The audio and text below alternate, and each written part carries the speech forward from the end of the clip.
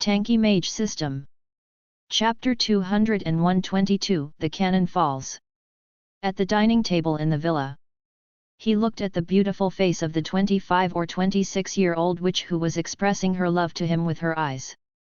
Edward the Feathered Serpent was already thinking about how he would ravage this young and enchanting extraordinary witch tonight. I'll also get some information about her rich husband's income. It's about time to close the net. With this sum of money, as well as the money from selling the ship, Dad's chances of winning will increase by another 5%. When Dad wins, I can do whatever I want on the sea. Although those mermaids aren't as mesmerizing as the witch, they're wild enough. Edward the Feathered Serpent thought to himself. Swish, a light sound. The sound of something being torn apart suddenly reverberated in his mind. What? Feathered Serpent Edward was shocked. With a flip of his hand, he was about to take out the easiest engraving grade shield scroll in his storage bracelet. However, he suddenly felt a sharp pain in his head, and his soul felt like it was being torn apart and falling into a dark abyss. Ping! There was a dull sound. Edward the Feathered Snake fell to the ground with his chair. A hole the size of a fist ran from the right side of his forehead to the left side of his head. His entire head had a huge bloody hole in it. Azure-colored blood gushed out. As a family blessed by the deep-sea behemoths, his extraordinary bloodline allowed him to have the body and soul of an elite creature. At the same time, this blue ocean blood also allowed them to swim in the ocean with ease. Save your life, save your life, save your life. As his consciousness sank into darkness, Edward the Feathered Serpent roared with all his might, but no one responded. At the very last moment when his consciousness died. Swish! Swish! Swish! The same piercing sound as before reverberated throughout the hall like raindrops. The sound of each hole being pierced contained a heart-palpitating destructive power. In the dark tower 200 meters away. At the same time as the arcane shot pierced through Edward the Feathered Serpent's head. Gunai said without hesitation. He instantly loaded a second bullet and fired again. The 12-syllable arcane bullet was instantly condensed in Gun's hand. If it wasn't for the fact that he could only fire one shot at a time, he wouldn't have minded maxing out his spell. Let this arcane shot become the arcane Gatling. However, as he continued to learn the incantation, it was possible that Gun would be able to develop the Arcana Gatling shooting incantation. The second shot was fired. Then, the third shot. The fourth shot. The fifth shot. 10 arcane bullets were fired in a row, and the cannon fell. The energy in the arcane passage was basically exhausted. If he wanted to shoot, he would have to replenish his energy. After 10 consecutive shots of arcane bullets, the battle results were also unusually rich. The first was Edward the Feathered Serpent, whose head had been pierced. Although it also had a shield that came with it, it was as fragile as paper in front of the basic runes and arcane spells. After that, Gunai aimed at the 2 Tier 5 guards. One of the guards rolled and disappeared the moment the attack was heard. The other guard tried to run to Edward the Feathered Serpent to save him. After his arm was broken by Gunai, he quickly hid behind a wall. If he could see it, he wouldn't mind continuing to fire. Unfortunately, Gunai's source power vision could only see the outer wall, and the second wall blocked his vision. The last few shots were all predicted by Gunai, but he wasn't sure if they hit him. The 10th bullet, which was also the last bullet. Gunai was aiming at the rank 1 witch. He wouldn't go back on his word. With one shot, the head of the class 1 witch hiding under the wooden table was smashed into pieces. After firing, Gun quickly manipulated the puppet thread. With the help of his ultra-long vision, the puppet thread quickly wrapped around Edward's head. Then, he pulled. Collect. Gunai thought. Buzz. The bloody body of Edward the Feathered Serpent on the ground disappeared in an instant. Edward the Feathered Snake had an extraordinary storage equipment on him, so he could not directly store it in other extraordinary storage equipment. However, the system space did not have such a restriction. Extraordinary storage equipment could be directly stored in the system space. Therefore, the dead Edward the Feathered Serpent was kept 200 meters away by Gunny under the puppet silk thread. Gunai waved his hand, and the puppet threads and the arcane passage disappeared. At the same time, he activated the teleportation scroll he had prepared. Since Edward the Feathered Serpent had been killed and his corpse was obtained, there was no need to fight the two extremely powerful Tier 5 extraordinaires to avoid unnecessary trouble. That Tier 5 extraordinary who can make himself invisible should be approaching this way. Gunai pondered, then his body disappeared with space power Upanishad. 7 or 8 seconds after Gunai disappeared, a figure as nimble as a cheetah nimbly flipped over to the tower where Gunny had been hiding. A pair of brown eyes quickly scanned the surroundings, and a faint murderous aura emerged. At this moment, the smell of origin power dissipating still lingered in the air. Looking around, he did not see anyone. He ran away. "You're lucky you ran fast, otherwise you'd be dead." The Tier 5 Shadow Mage, who failed to track down Gunai, growled. He quickly returned to the villa and went to the place where Edward the Feathered Snake had rolled to the ground to check on his injuries. There was no trace of Edward the Feathered Serpent, only a pool of blue blood. He knew that it was the blood of Edward the Feathered Serpent. The Tier 5 Shadow-type expert was stunned for a moment, before quickly looking around. "Captain?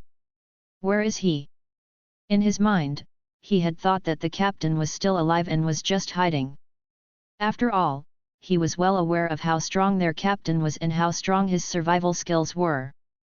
The Tier 5 Shadowman arrived behind the wall. What he saw was a burly man with a broken arm. At this moment, the brawny man had his arms tied and was pouring a potion into his mouth with an ashen face. "Where's the captain?" Shadowman asked. "He's right beside the chair," the burly man replied. "No one?" Shadowman said. "No one? How was that possible?" Even if it's death, the burly man realized that he had said the wrong thing and quickly corrected himself. Could he have hidden it? After all, the situation just now was rather chaotic. It's possible that he used a teleportation scroll to leave. The attack just now was extremely brutal. The Shadowman looked at the brawny man's broken arm. Then, he looked at the house again. The walls, the floor, and the table were all covered with fist-sized holes, which looked particularly shocking. This attack is abnormally fierce. It's possible that the captain teleported away to avoid the follow-up attacks. The Shadowman said to himself. There was no confirmed death, and Edward the Feathered Serpent had a teleportation scroll on him. The two of them didn't think that Edward the Feathered Serpent was dead. Instead, they would probably think that their captain had teleported away and hidden. After all, the method of collecting corpses from hundreds of meters away was unheard of in the history of the Oya continent. "I've already chased away the ambusher. You stay here and recuperate. I'll search the surroundings and see if there are any traces of the captain." "Okay, then be careful. The attacker might come back and kill you." "I know." Following that, the Tier 5 Shadowman disappeared once more. 202 Astonishing Wealth. Outside the wealthy neighborhood, Gunai was moving quickly through the dark and quiet alley. Gunai had teleported far away, and the Tier 5 Shadow Mage had no way of tracking him down. When they reached the end of the alley, Gunai stopped a carriage. "Go to the 7th Pier Street."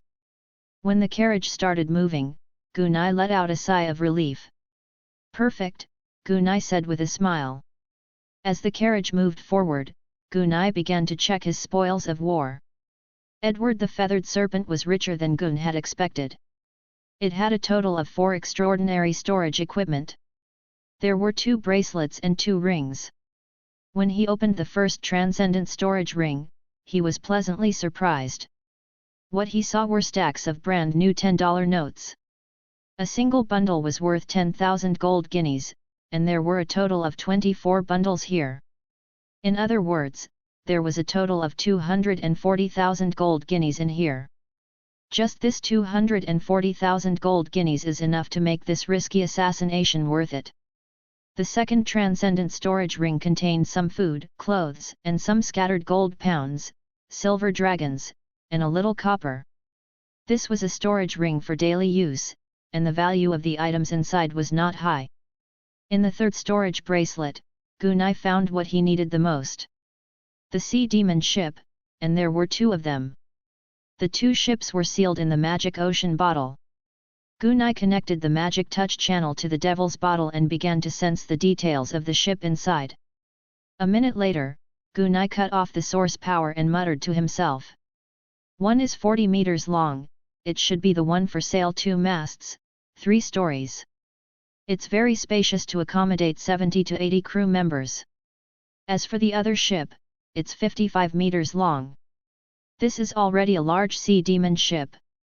It has 2 masts and 4 floors, enough to accommodate hundreds of crew members. However, I don't need too many extraordinary sailors.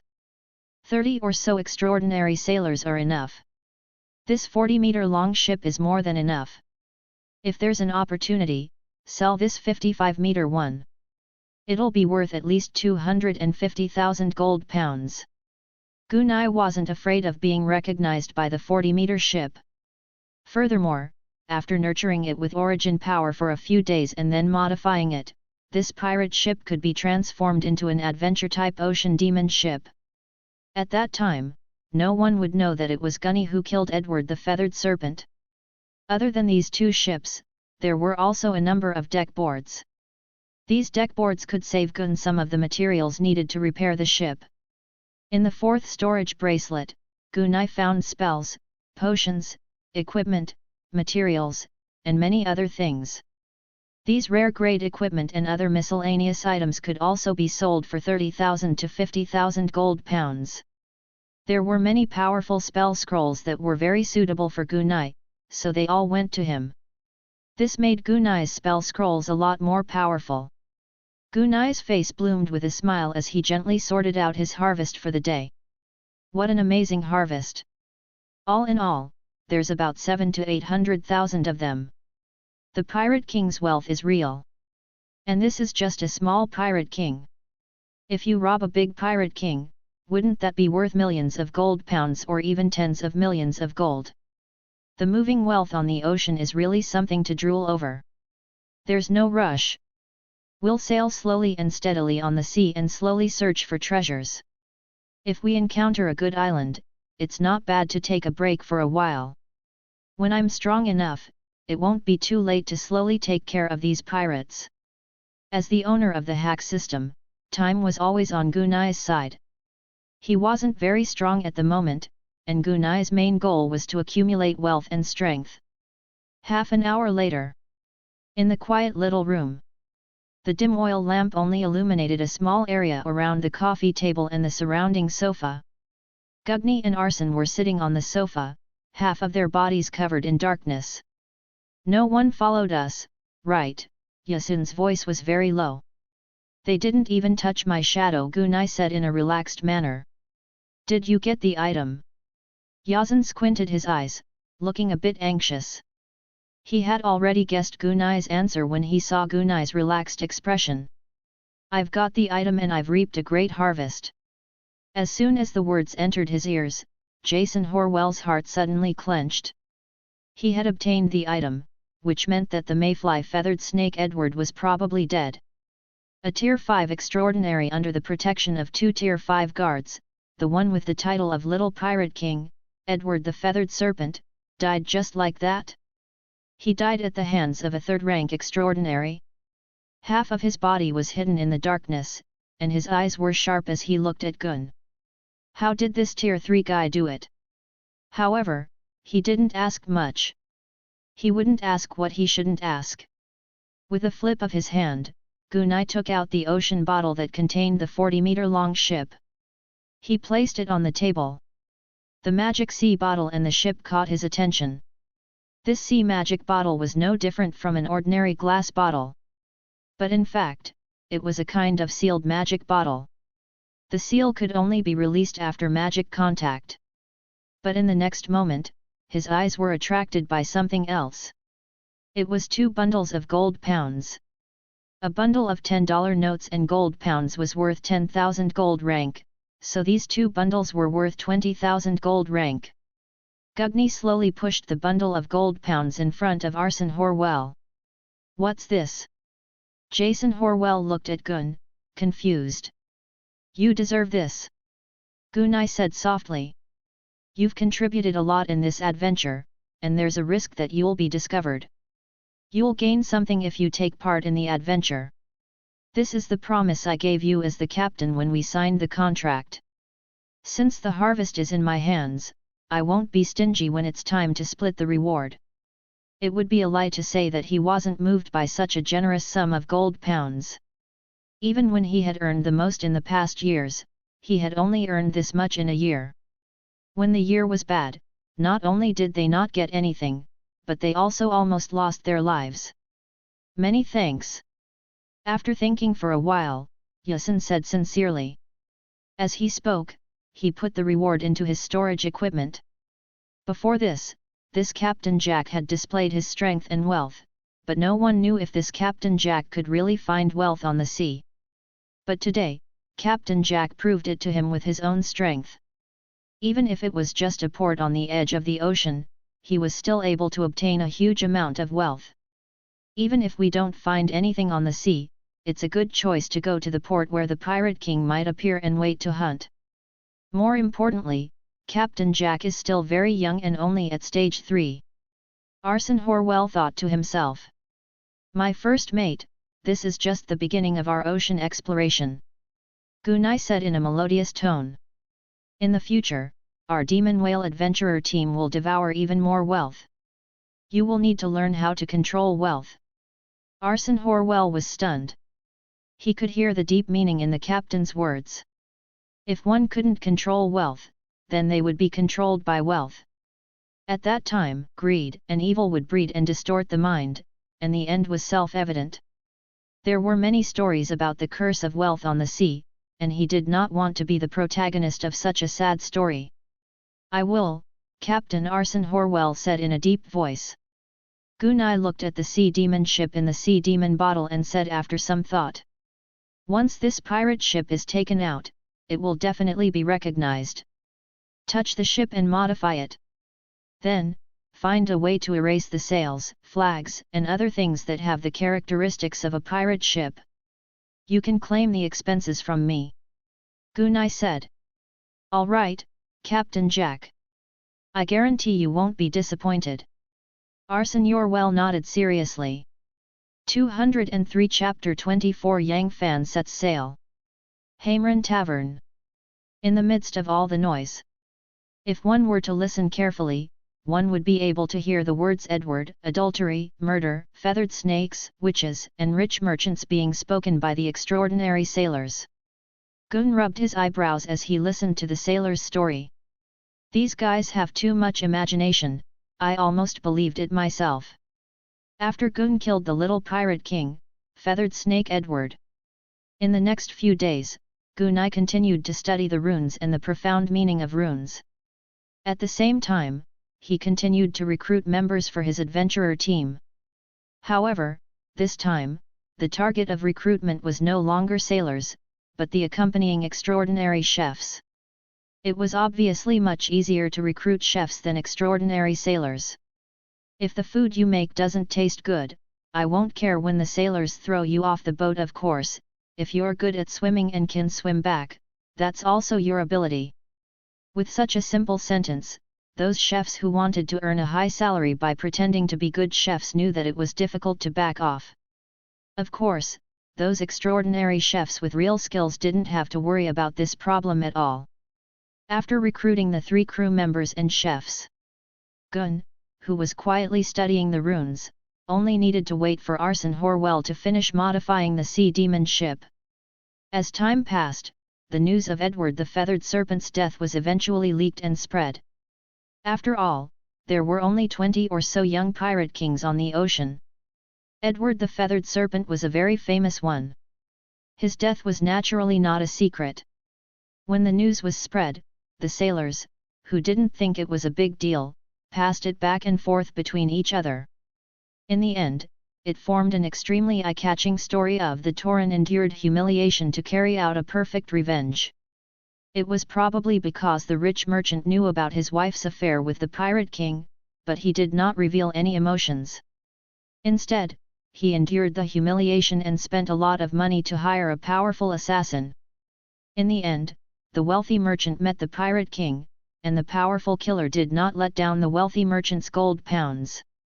He had used some powerful means to kill the Pirate King, Edward the Feathered Serpent.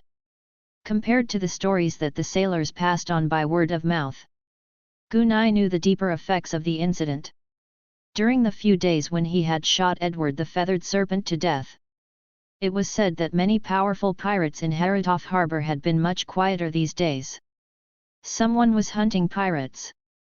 This was obviously an important piece of information that the pirates had understood when Edward the Feathered Serpent died. In fact, the number of robberies and fights in the past few nights had decreased significantly. Gugni never thought that he would actually contribute to the security of Haratoff Harbor. You seem to be very interested in this story. While Gunai was listening to the sailor's gossip, an old and steady voice came from his side. Gun turned around and saw the old sea chart in a leather coat and a triangular sailor hat. He didn't even remember the specific name of the old sea map. Everyone called him the old sea map. In his own words, it was like an old, yellowed, and damaged nautical chart. The grey-haired old nautical chart was a Tier 4 navier. Although his combat ability was not strong, he had unparalleled identification ability at sea. Through the compass, the sun, the stars, and the pocket watch, he could accurately determine the position of the ship. By feeling the sea breeze, he could determine if a storm was coming. By coming into contact with the sea demon ship and releasing origin power, he could sense if there were any submerged reefs ahead and if there were any sea beasts attacking. At the same time, he had a strong ocean vision, which allowed him to clearly see through the water from the side of the ship, and see the creatures swimming in the sea hundreds of meters deep. When they were diving in the deep sea, they could see further. If a group of deep-sea species came to attack in pairs, the old sea map would often be able to discover it immediately, giving everyone time to prepare. With such a voyager on board, Gun didn't have to worry about getting lost on the ocean. Gunai also gave the third officer generous treatment.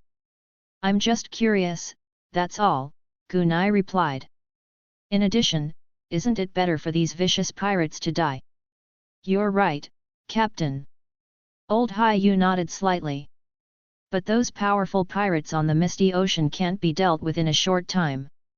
And the area we're going to adventure in is the deep sea region, which is the most dangerous area for pirates. That's why we have to avoid them as much as possible.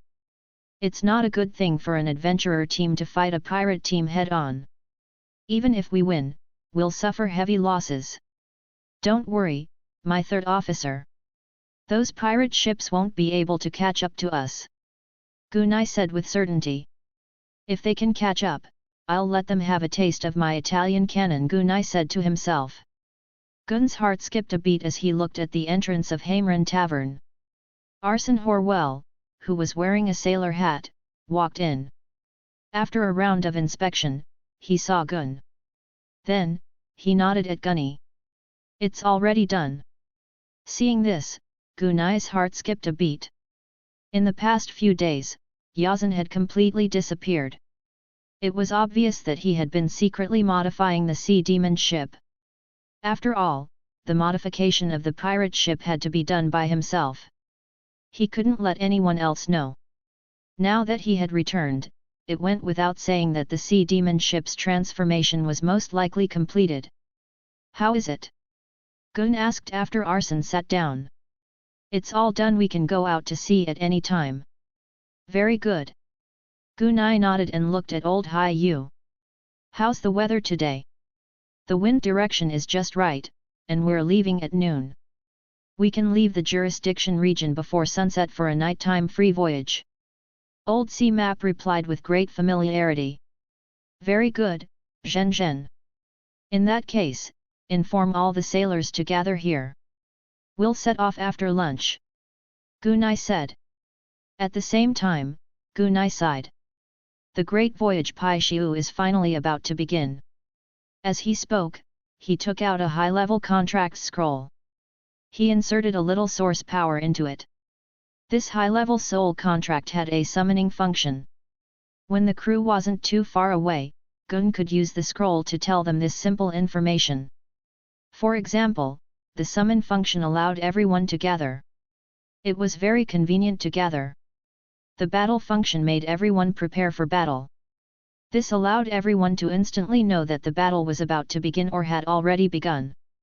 Even though it was just a simple transmission of information, it had great practical significance. When Gun activated his summoning ability, the man's face changed.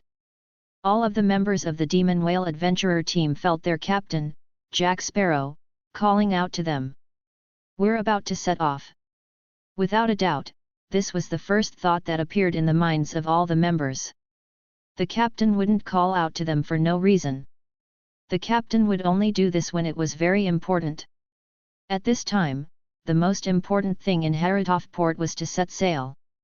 204 The sailor's ability. Bluefish Town, north of Haratv Harbor. This was a very suitable and hidden entrance to the sea. Under Arson's management, Gun's magic whale adventurers had all the documents and were not afraid of the official steamships on the ocean. However, something like the sea demon ship would always attract a lot of strange gazes. When others saw this, it was inevitable that some pirates who were disguised as sailors would have some strange thoughts. And in Bluefish Town, north of Haratv's port, it was obviously a good thing to avoid many eyes. At this moment, 3 small boats were floating on the surface of the ocean more than 1,000 meters away from Bluefish Town, rising and falling slightly with the slight waves. The Demonic Whale Adventurer team's 37 members were all on these 3 boats. First Mate Arson, the water is more than 50 meters deep.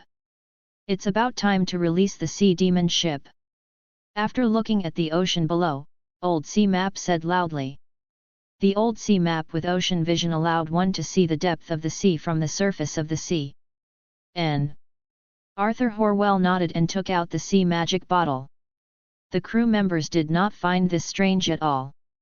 As a rich captain who wanted to explore the deep sea, if you didn't have a sea demon ship, you would be embarrassed to go out to sea. First Mate Arson, how long is our ship? A crew member asked loudly. You'll know later. Yes. Replied Yasin as he poured a large amount of source power into the magic sea bottle. After the source power was injected, he threw it with force. The sea magic bottle fell into the calm, shimmering ocean 100 meters away. Everyone looked over. At the spot where the sea magic bottle landed, the sea water seemed to be boiling. Gurgle, gurgle, gurgle. A large number of air bubbles surged out. Then, there was a crash. A huge sea demon ship, which was 40 meters long, 12 meters wide, 15 to 16 meters tall, and more than 30 meters tall, quickly floated up from the sea. It was majestic and magnificent in front of everyone's eyes. The moment this sea demon ship appeared, the many transcendent sailors immediately cheered. It's about 40 meters long. It's not a problem for such a ship to sail in the deep sea. Haha, I knew that our Captain Jack was very rich. I knew it. I can't wait to go up and take a look. After saying that, a sailor jumped into the sea. As soon as he entered the water, the extraordinary sailor quickly transformed. His lower body quickly turned into a fin, and his hands began to grow longer. Fins grew on the outside of his arms. At the same time, fins also grew on its back, head, and other parts of its body. As its body absorbed the seawater, scales quickly appeared. After that, he traveled at an extremely fast speed towards the sea demon ship. The extraordinary transformation of the half-merman was the form that most of these extraordinary sailors had. And this was also a very standard form of a one-star extraordinary sailor. Guni's blood curse Mancer had the ability to create a blood pool to control and strengthen blood. He could even absorb blood to recover himself. These marine half-mermen extraordinary sailors had the ability to breathe in the ocean and use the ocean to speed up source power, physical recovery, and other abilities. In addition, the effects of water-type and ocean-type martial arts and spells would be even more powerful when cast in the water. These abilities weren't considered powerful, but they had good adaptability. This allowed these extraordinary sailors to adapt to the ocean environment very easily. After all, it was only a one-star extraordinary profession, so there was no need to think about being too powerful. Compared to the one-star extraordinary sailors who were in the form of a half-mermaid, who were simple to use and had many forms, the extraordinary sailors were much more powerful. Those 2-star, 3-star, and even 4-star special ocean extraordinary professions could have different forms. For example, Arson Horwell had the 3-star Shadow Half-Mermaid form. As for the second mate, Bast Johnson, he was in the 4-star Blood Shark Half-Mermaid form. The higher the star rank of the extraordinary profession, the stronger the ability. Similarly, in the ocean, the recovery of source power and physical strength, as well as the increase in the power of the ocean system incantation, the extraordinary profession of a high-star class was obviously much more powerful than the one of a low-star class. Moreover, the stronger a transcendent class was, the more unique its corresponding abilities would be. For example, the shadow fishman Gunnu could allow him to enter the shadows of other creatures, enter a state of rest, and quietly follow the creature. At the same time, the shadow fishman would also enter a state of concealment in the sea, which was very suitable for assassination and deep-sea survival. The 4-star Blood Shark Half-Mermaid Bast Johnson was obviously even more powerful. It had an extraordinary sense of smell that was stronger and sharper than sharks. Once the enemy was injured and bled, he could sense the enemy's tracks even from a dozen kilometers away. He could also sense any slight rustling and abnormal movements in the water. At the same time, Blood Shark's strength and defense were very strong, and his killing power was even more powerful. Although they were both 4th rank, Blood Shark Half-Mermaid Baster Johnson was clearly much more powerful than Shadow Half-Mermaid Jason Holwell in a head-on battle in the sea. In terms of survival ability, Jason Horwell was 2 streets ahead of Baster Johnson. As a voyager, he didn't have a mermaid form. Therefore, when the sea demon ship was diving, he needed to use the 2 rare-grade equipment, deep sea gills and deep sea fins, to be able to enter the deep sea. For regular half-merfolk sailors, they could swim in the ocean like fish, so they were equipped with these 2 necessary equipment. As for Gun, not only did he have these 2 types of rare-grade equipment, but they were also top-notch. He had already nurtured most of them during this time. When the extraordinary sailor jumped into the sea and swam towards the sea demon ship, he was stunned. When the other sailors saw that Captain Jack had no intention of stopping them, they also jumped into the ocean and transformed. Then, they quickly swam towards the sea demon ship. For these sailors, sometimes they felt more comfortable in the ocean than on land. After a while, Gunai was the only one left on the boat. There weren't many people on the other ships either. "Board the ship," Gunai said. With that, Gunai stepped out of the boat and into the sea. Then, he stood firmly on the surface of the ocean, gently rising and falling with the waves. He pulled the boat and strolled toward the ship. Everyone's expressions changed slightly when they saw this scene. Even with a good pair of extraordinary battle boots, it wasn't easy to achieve this step. Yet, Captain Jack was still so relaxed. Clearly, this Captain Jack's control of source power wasn't ordinary. The afternoon sun was warm and pleasant, and the cold sea breeze was even more intoxicating. After everyone boarded the ship, the entire magic whale appeared lively and full of energy. Under First Mate Yasin's command, the sailors began to work in their respective positions. As everyone familiarized themselves with their respective positions, the magic whale's white sails were gradually pulled up. As the sea breeze blew, the magic whale gradually left the harbor and began its ocean journey. 205 Mystical Item. At dusk, Gunai, who was standing at the helm of the ship, slowly closed his hands. This time, the devil contact breeding had already ended. Gunai estimated that it would take about 10 days to reach the perfect breeding level. At that time, Gunai would be able to feel a lot of abnormal movements on the ship. For example, someone had attacked the sea demon ship, or some deep-sea alien race had secretly climbed onto the ship. As the captain, he naturally had to make contact with the entire sea demon ship. Only then could he perform the operation of the entire sea demon ship going down and coming up when needed. Of course, Gugni didn't have the knowledge and skills of a captain, so most of the operations were done by First Mate Arsene Horwell. After Gugni had learned enough seafaring knowledge from Arsene Horwell and the old chart, he could fulfill his responsibility and duty as the captain of the Magic Whale adventurers. Gunai stood at the bow of the ship and looked around. Compared to the extraordinary sailors who were able to adapt to the ship perfectly, Gun was also able to adapt to it. Gunai's physical talent was quite powerful. The Magic Whale ship was surrounded by endless seawater, and there were no islands or ships in sight. The coastline had also disappeared long ago.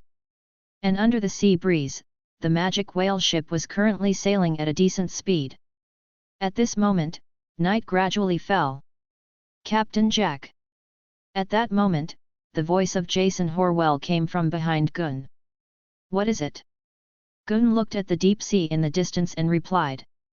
"After dinner, we need to have a discussion about the adventure." "Yes, I know." Gunai slightly nodded. The first dinner at sea was more sumptuous than Gun had expected. The main ingredient was a giant octopus that was 4 to 5 meters long. After all, it was considered half a transcendent creature, and the meat of this giant octopus was quite tough. Under the superb skills of the 3 extraordinary chefs, the whole octopus was made into dishes with various flavors. He couldn't feel the toughness of the octopus meat at all. He could only feel the rich and delicious taste. After dinner, night fell. Fortunately, the radiance of the moon and stars in the sky made the entire ocean less dark. Inside the captain's cabin, Gugni, First Mate Yasin, Second Mate Baster, and 3 old sea maps. The 4 of them gathered at the conference table in the captain's cabin. After that, Arsene slowly spread out the nautical chart on the conference table. "You all know that there's a lot of wealth in the ocean. The Demon Whale Adventurer team's goal is to search for the treasures in the ocean's depths. Compared to other adventurer teams who discover new islands, new mines, and hunt and capture some precious extraordinary creatures, there's one difference in searching for the pirates' treasure hideout. Our Magic Gold Adventurer team's main targets are places where a large number of sea demon ships, merchant ships, and pirates might have fallen. These are places that are dangerous for death." As soon as he finished speaking, Old Sea Chart and Baster's expressions changed. Old Sea Chart could still keep his calm, but Baster almost stood up on the spot. "Search for those death territories?" Baster said in a deep voice with a gloomy face. "Don't you guys know what's hidden in those places? Terrifying death curses, the leakage of some sealed indescribable power, some strange and deadly powers, and even some terrifying creatures that can easily kill extraordinary masters. These things may spread in those areas of death. Even the powerful Pirate King would stay away from these places. Do you know who the most powerful Pirate King on the ocean was 120 years ago? It's a guy called Sabalan. He has more than 50 sea demon ships and more than 5 master-level experts under him. He is the #1 overlord of the sea. Even those powerful members of the sea race don't dare to provoke him. However, this Sabalan wants more power and a longer life. Therefore, he led all his crew members to attack Sea God's Island, which had the Eternal Spring. You should know the result. Sabalan and his transcendent master subordinates, as well as thousands of transcendent sailors, all lost their lives on Sea God's Island. In fact, no one knows how they died. There have always been similar warnings at sea. That's why I strongly object to exploring these dangerous places." Baster's tone was filled with power. "Dear Mr. Bast Johnson." After Bast finished his story, Gun slowly opened his mouth. Our group is called the Demon Whale Adventurer Team, not the Demon Whale Death Squad. Do you think we don't know what you know? Gunai gently tapped the table as he spoke. I have a very powerful mystical item. I can't tell you the details yet. This treasure can lead you to a safe place in a dangerous area. And this will be the most powerful guarantee for us when we explore those dangers. It was a good idea for Gun to use a mystical item as a cover for the miracle function. However, it was impossible to hide this mystical item. Instead of hiding it in secret, it was better to say it out loud. After all, who didn't have mystical items as a powerhouse? Even Edward the feathered serpent that Gun had killed. Gunai also found a good mystical item in his bracelet. The mystical item's specific manifestation was that it needed to regularly devour large amounts of seawater before spitting out a certain amount of salt balls. After eating this salt ball, it will make people enter an extremely excited state and reduce the pain. Having one before a battle could make the extraordinary sailors exceptionally brave. Of course, he couldn't take out the salt ball for the time being, or else it would be easy for people to find out that it was Captain Jack who killed the winged serpent Edward. Therefore, having a mystical item above the ocean wasn't a big deal. As long as one was powerful enough, it would not be a problem to own a powerful mystical item. Gunai said. Baster's originally resistant expression gradually disappeared. Old Nautical Chart, on the other hand, was a little happy. Originally, he didn't have much hope for this adventure, but now that Captain Jack had taken out this powerful extraordinary item, it was obviously different. As for Yusin, he already knew that Gun had this mystical item, so he wasn't surprised. Gunai continued. With this treasure, we'll arrive at these dangerous areas. I'll take the mystical item with me and gradually explore the specific and detailed passages. After confirming that there are reliable methods and paths to enter, I'll lead you in. And not like what my dear second mate has just expected. Rushing forward recklessly is not taking a risk, but sending yourself to your death. Of course, this treasure only points to a safe place. When a treasure island is completely surrounded by the danger of death, there's obviously no way to enter. I won't go there to die. And when a group of islands is extremely huge and complicated, with dangers intercrossing each other. At that time, we'll have to be careful when exploring it. We might fall into some dangerous area. Even though I have mystical items, you should know that the dangers of those islands of death are often not something we can compete with. We are only qualified to explore these mysterious islands now. And not pick up money without any worries. I hope everyone can keep up their spirits and face this adventure. Let's not talk about the various treasure islands in the depths of the deep fog sea. Just the ocean undead at the intersection of the shallow and deep sea, as well as more ocean undead and powerful devils in the deep sea, as well as the deep sea races and pirates, are enough to make us suffer. Obviously, this adventure was not safe. Instead, it was full of turbulence and danger. The three deputies were all experienced at sea. They knew how dangerous Jack was talking about. They were all more careful than Gunai. They were all under the same captain, so no one would try to cause trouble. My captain, you should at least tell us where our first target is. After a moment of silence, Bast Johnson said. 206, the Trace of Mysa. Our target is the Misty Shadow Islands in the deep sea Misty Sea. The one who spoke was Arson Horwell. As Arson Horwell spoke, the few of them looked at the huge and detailed nautical chart on the table. The area 2,000 to 3,000 nautical miles away from the Oya continent's coastline and towards the ocean was the offshore area. The average depth of the ocean was about 1,000 meters. After passing through the vast offshore area and extending into the depths of the ocean, the framework of the ocean suddenly dropped sharply. From a depth of more than 1,000 meters to more than 5,000 meters, it became a bottomless deep sea area. Moreover, the deeper one went into the deep sea, the deeper the sea water became. There were even huge trenches that were 10,000 meters deep. In the deep sea region, the forces of the sea race were complicated. There were a large number of powerful deep-sea races living here. For example, the mermaids, sea snakes, and oceanic trenches. There were also other smaller but equally strong deep-sea races, such as the sea shark race, sea crab race, electric eel race, and so on. At the same time, it was also a disaster area where pirates wreaked havoc. A while ago, due to earthquakes and other reasons, a large number of sea undead and powerful devils were released. Now, a large part of them were wreaking havoc on the surface of the sea in the deep sea. The deep sea region was roughly divided into 4 large areas from north to south. The northernmost part was the Sea of Giant Whales. The Sea of Giant Whales had a cold and wide surface, which was the most suitable place for giant whales to live. Almost 1/3 of the deep-sea giant whales lived here. Therefore, this place was also called the Sea of Giant Whales.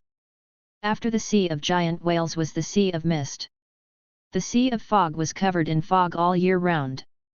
During the night, it was impossible to see the positions of the stars. Even during the day, it was difficult to see the sun. The sea demon ship was still fine, as it could still concentrate on the ocean and not hit a reef. On the other hand, if ordinary merchant ships fell into the Sea of Fog, they could still leave after seeing the sun or the stars if they were lucky.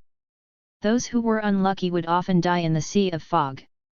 It could be a submerged reef, or it could be a deep-sea race or a sea beast.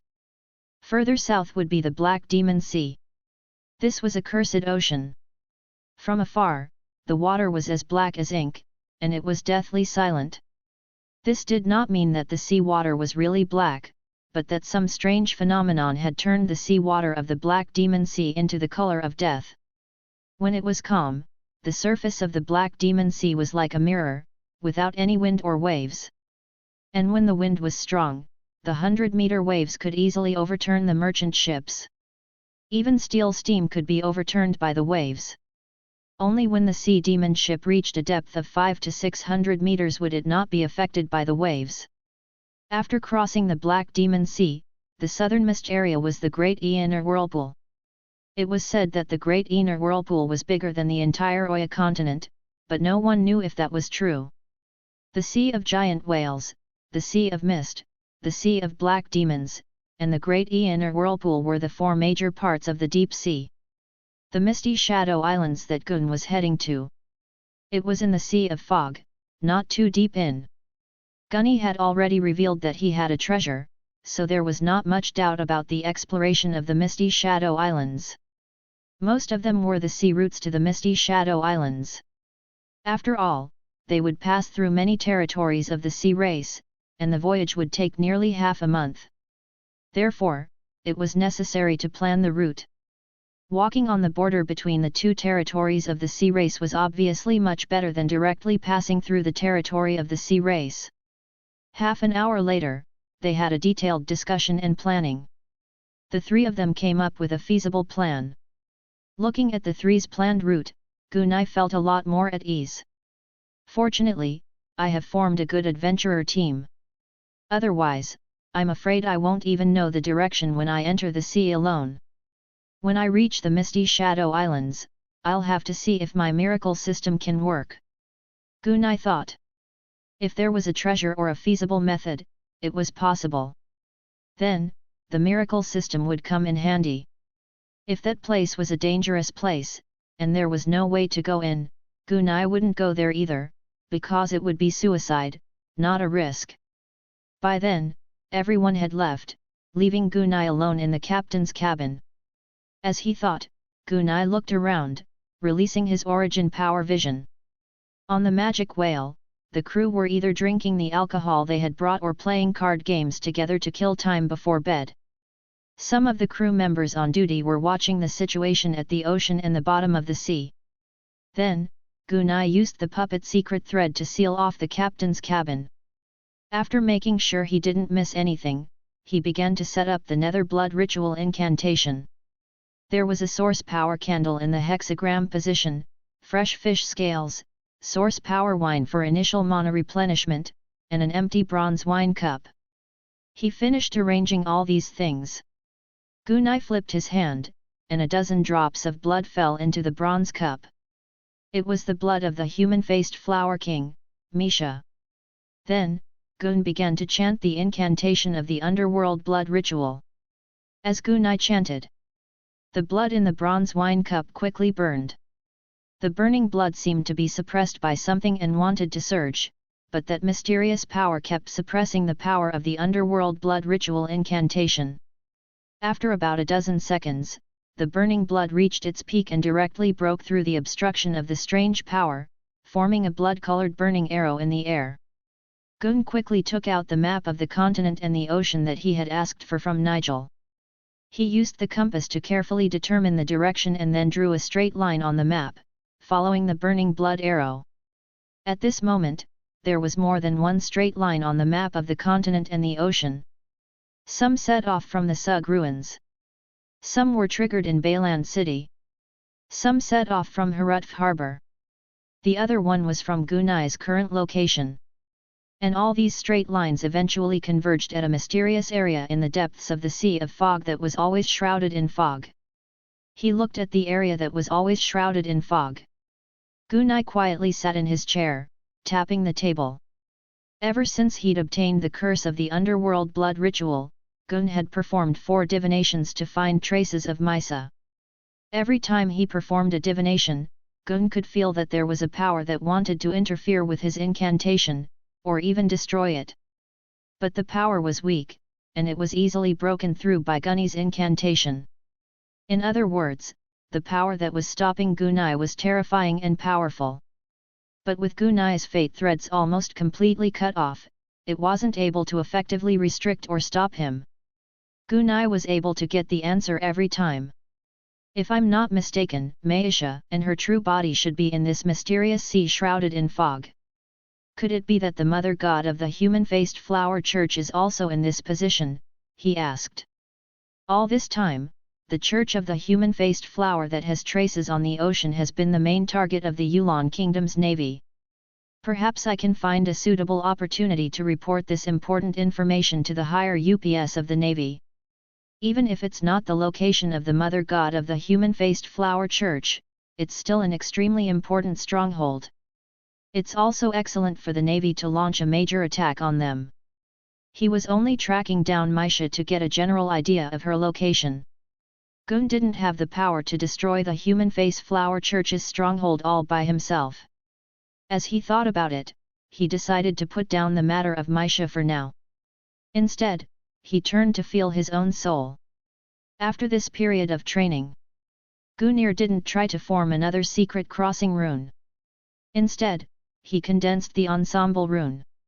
As of now, Gunai had 8 ensemble runes. With 2 more ensemble runes, Gunai would be able to condense his CO soul. The first choice for Gunai's CO soul was the devil that had been wreaking havoc on the ocean during this time. 207 Chapter 28. Huge wave strikes. The devil. A species that was born with a spirit body crown. It could easily give birth to powerful existences at the Lord level. If the others dared to capture devils and extract their souls to build their CO soul, they would be killed instantly. Then, what awaited him would be the devil's soul devouring his soul and occupying his body. Gun's soul wasn't enough to fight the devil. He would still die if he had to. However, it would be a completely different story if he borrowed the reincarnation function. Gunai first sealed the devil's broken soul to create a CO soul. Before the devil's soul could recover, he sealed it. Gunyele reincarnated. The system's unique power would then completely erase the devil's will in the soul. The devil's soul would also become Gunai's CO soul. It wouldn't have any devil's will. At that time, Gunai's CO soul would truly become a powerful devil, a commander-level existence that could easily devour any soul. At that time, the host soul and the CO soul would be one body with 2 souls, and Gunai would be able to transfer all the pressure on the host soul to the CO soul. A devil's soul was very strong against soul attacks. When Gunai's soul was strong enough, his CO soul and main soul could complement each other. Even if Gunai's host soul was severely injured or even broken, the CO soul could quickly heal the host soul and help Gunai's host soul recover. At this time, Gunai could do a lot of things. Using the power of the devil's CO soul, Gunai's main soul should be able to leave his body and let Gunai become a domain spell caster. The CO soul could easily leave the main body and fly freely on the sea, but it could not be too far away from the main body. By using the devouring and soul-searching abilities of the devil, Gun could devour the souls of his enemies and obtain important information from the spiritual fragments of their souls. At the same time, Gunai would also have some of the devil's soul attacks. Of course, all of this could only be executed after the devil leader captured them. And hunting a powerful devil leader was obviously not that easy.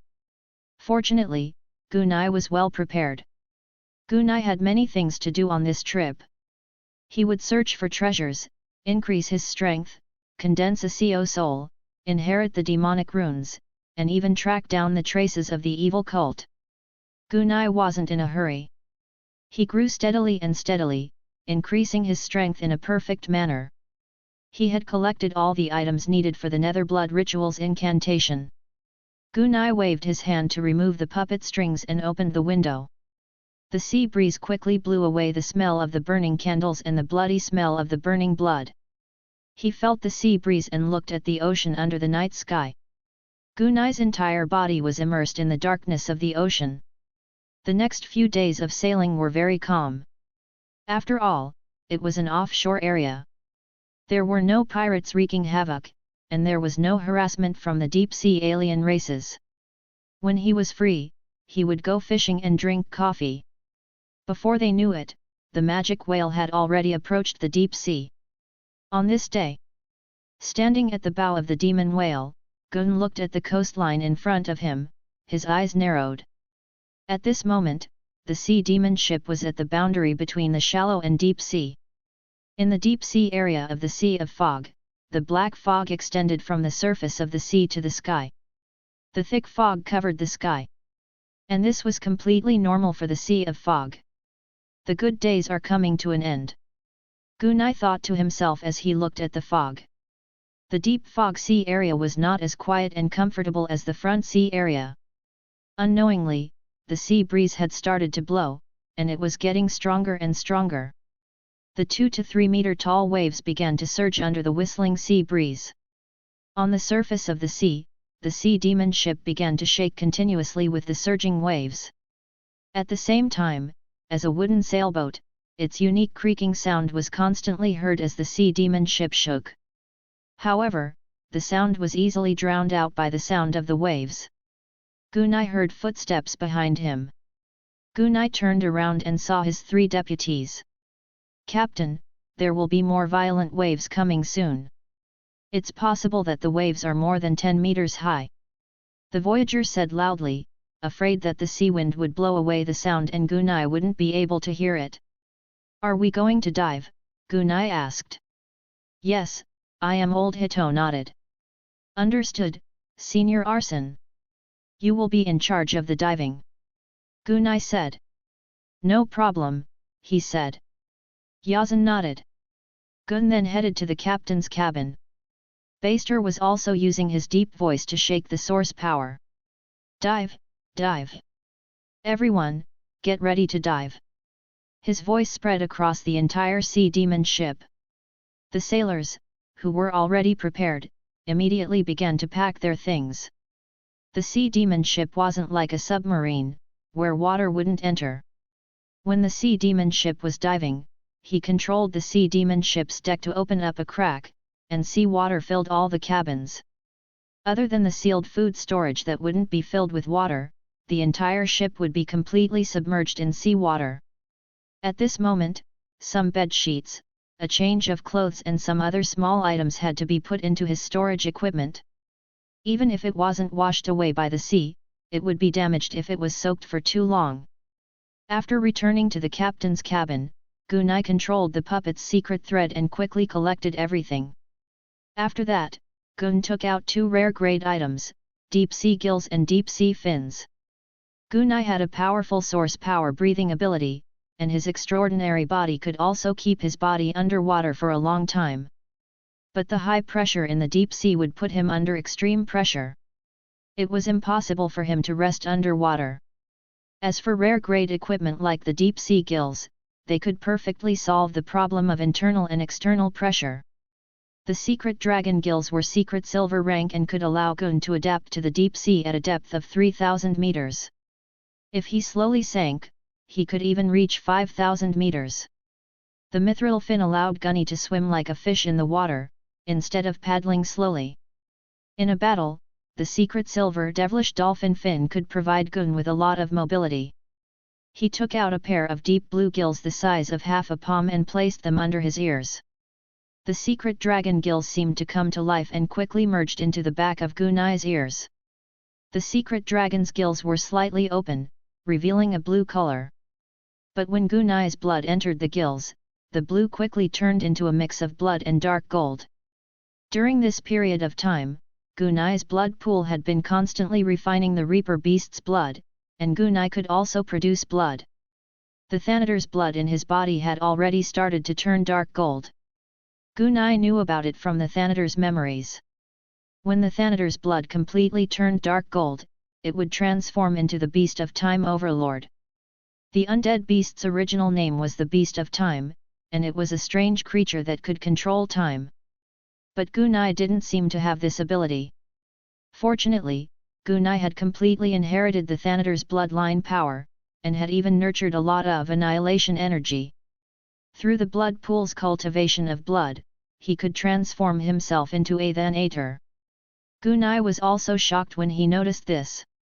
The Blood Cursemancer's inheritance information only mentioned blood reformation. Consuming the flesh and blood of powerful creatures could strengthen one's body, and one could even become in existence on the same level as the powerful creatures. However, there was no mention of the fact that he could still cultivate the blood of such extraordinary creatures after devouring and transforming them, thus increasing his level. However, Gunai guessed that the pool of blood itself couldn't be used for cultivation. However, after he reincarnated, he had completely transformed the things that he had devoured and absorbed into his own. Only then would he be able to cultivate and grow. Gunai was naturally very satisfied with this situation. Who would be willing to take the risk of provoking a terrifying creature like a giant dragon lord? After equipping the secret dragon's gills, he went on to equip the secret silver-ranked demonic dolphin's fin. 208 Deep Sea Undead. Whoosh! Whoosh! Whoosh! The sea breeze and waves were getting more and more turbulent, and from time to time, the sea water would hit the glass of the captain's cabin. As someone who had been in contact with the ship multiple times, Gun could clearly feel the cabin under the ship being opened under the control of Arson Horwell. A large amount of seawater started pouring in, and the sea demon ship was sinking. "We have to hurry, the sea is going to flood in a while." Gunai took off all his clothes, including the engraved hauberk. Then, Gunny put on a black deep-sea dolphin's leather jacket that looked like a sailor's jacket. It was the fin of the dolphin. With the influx of origin power, the devilish dolphin's fins seemed to come to life, quickly extending to the lower half of Gunai's body and perfectly fusing with his skin. A row of fins half a meter long grew out of Gun's legs. With a thought from Gunai, the fins began to move. "It looks a little strange," Gunai thought. At the same time, two strong, wing-like fins grew out of his back. The two fleshy fins were each 1.5 meters long, strong, and powerful. After some observation, Gunai gave up on wearing the purple-scaled chainmail. With fins all over his body, the purple chainmail completely limited Gunny's swimming speed. Fortunately, Gunai's current defensive ability was quite strong. After absorbing the squirming flesh for a long time, Gunai's body was stronger than ordinary black iron equipment. In addition, Gun also had a magic gold photon shield arm, so he wasn't afraid of the enemy's concentrated fire. By the time he was ready, the waves were already hitting the window of the captain's cabin. The seawater had also begun to spread into the captain's cabin. The sea demon ship was about to reach the bottom of the water. Gunai's eyes flickered, and then his eyes entered the blood eye state. Night vision and source power vision were fully activated. After a short while, gurgle, gurgle, gurgle. Sea water poured into the captain's cabin.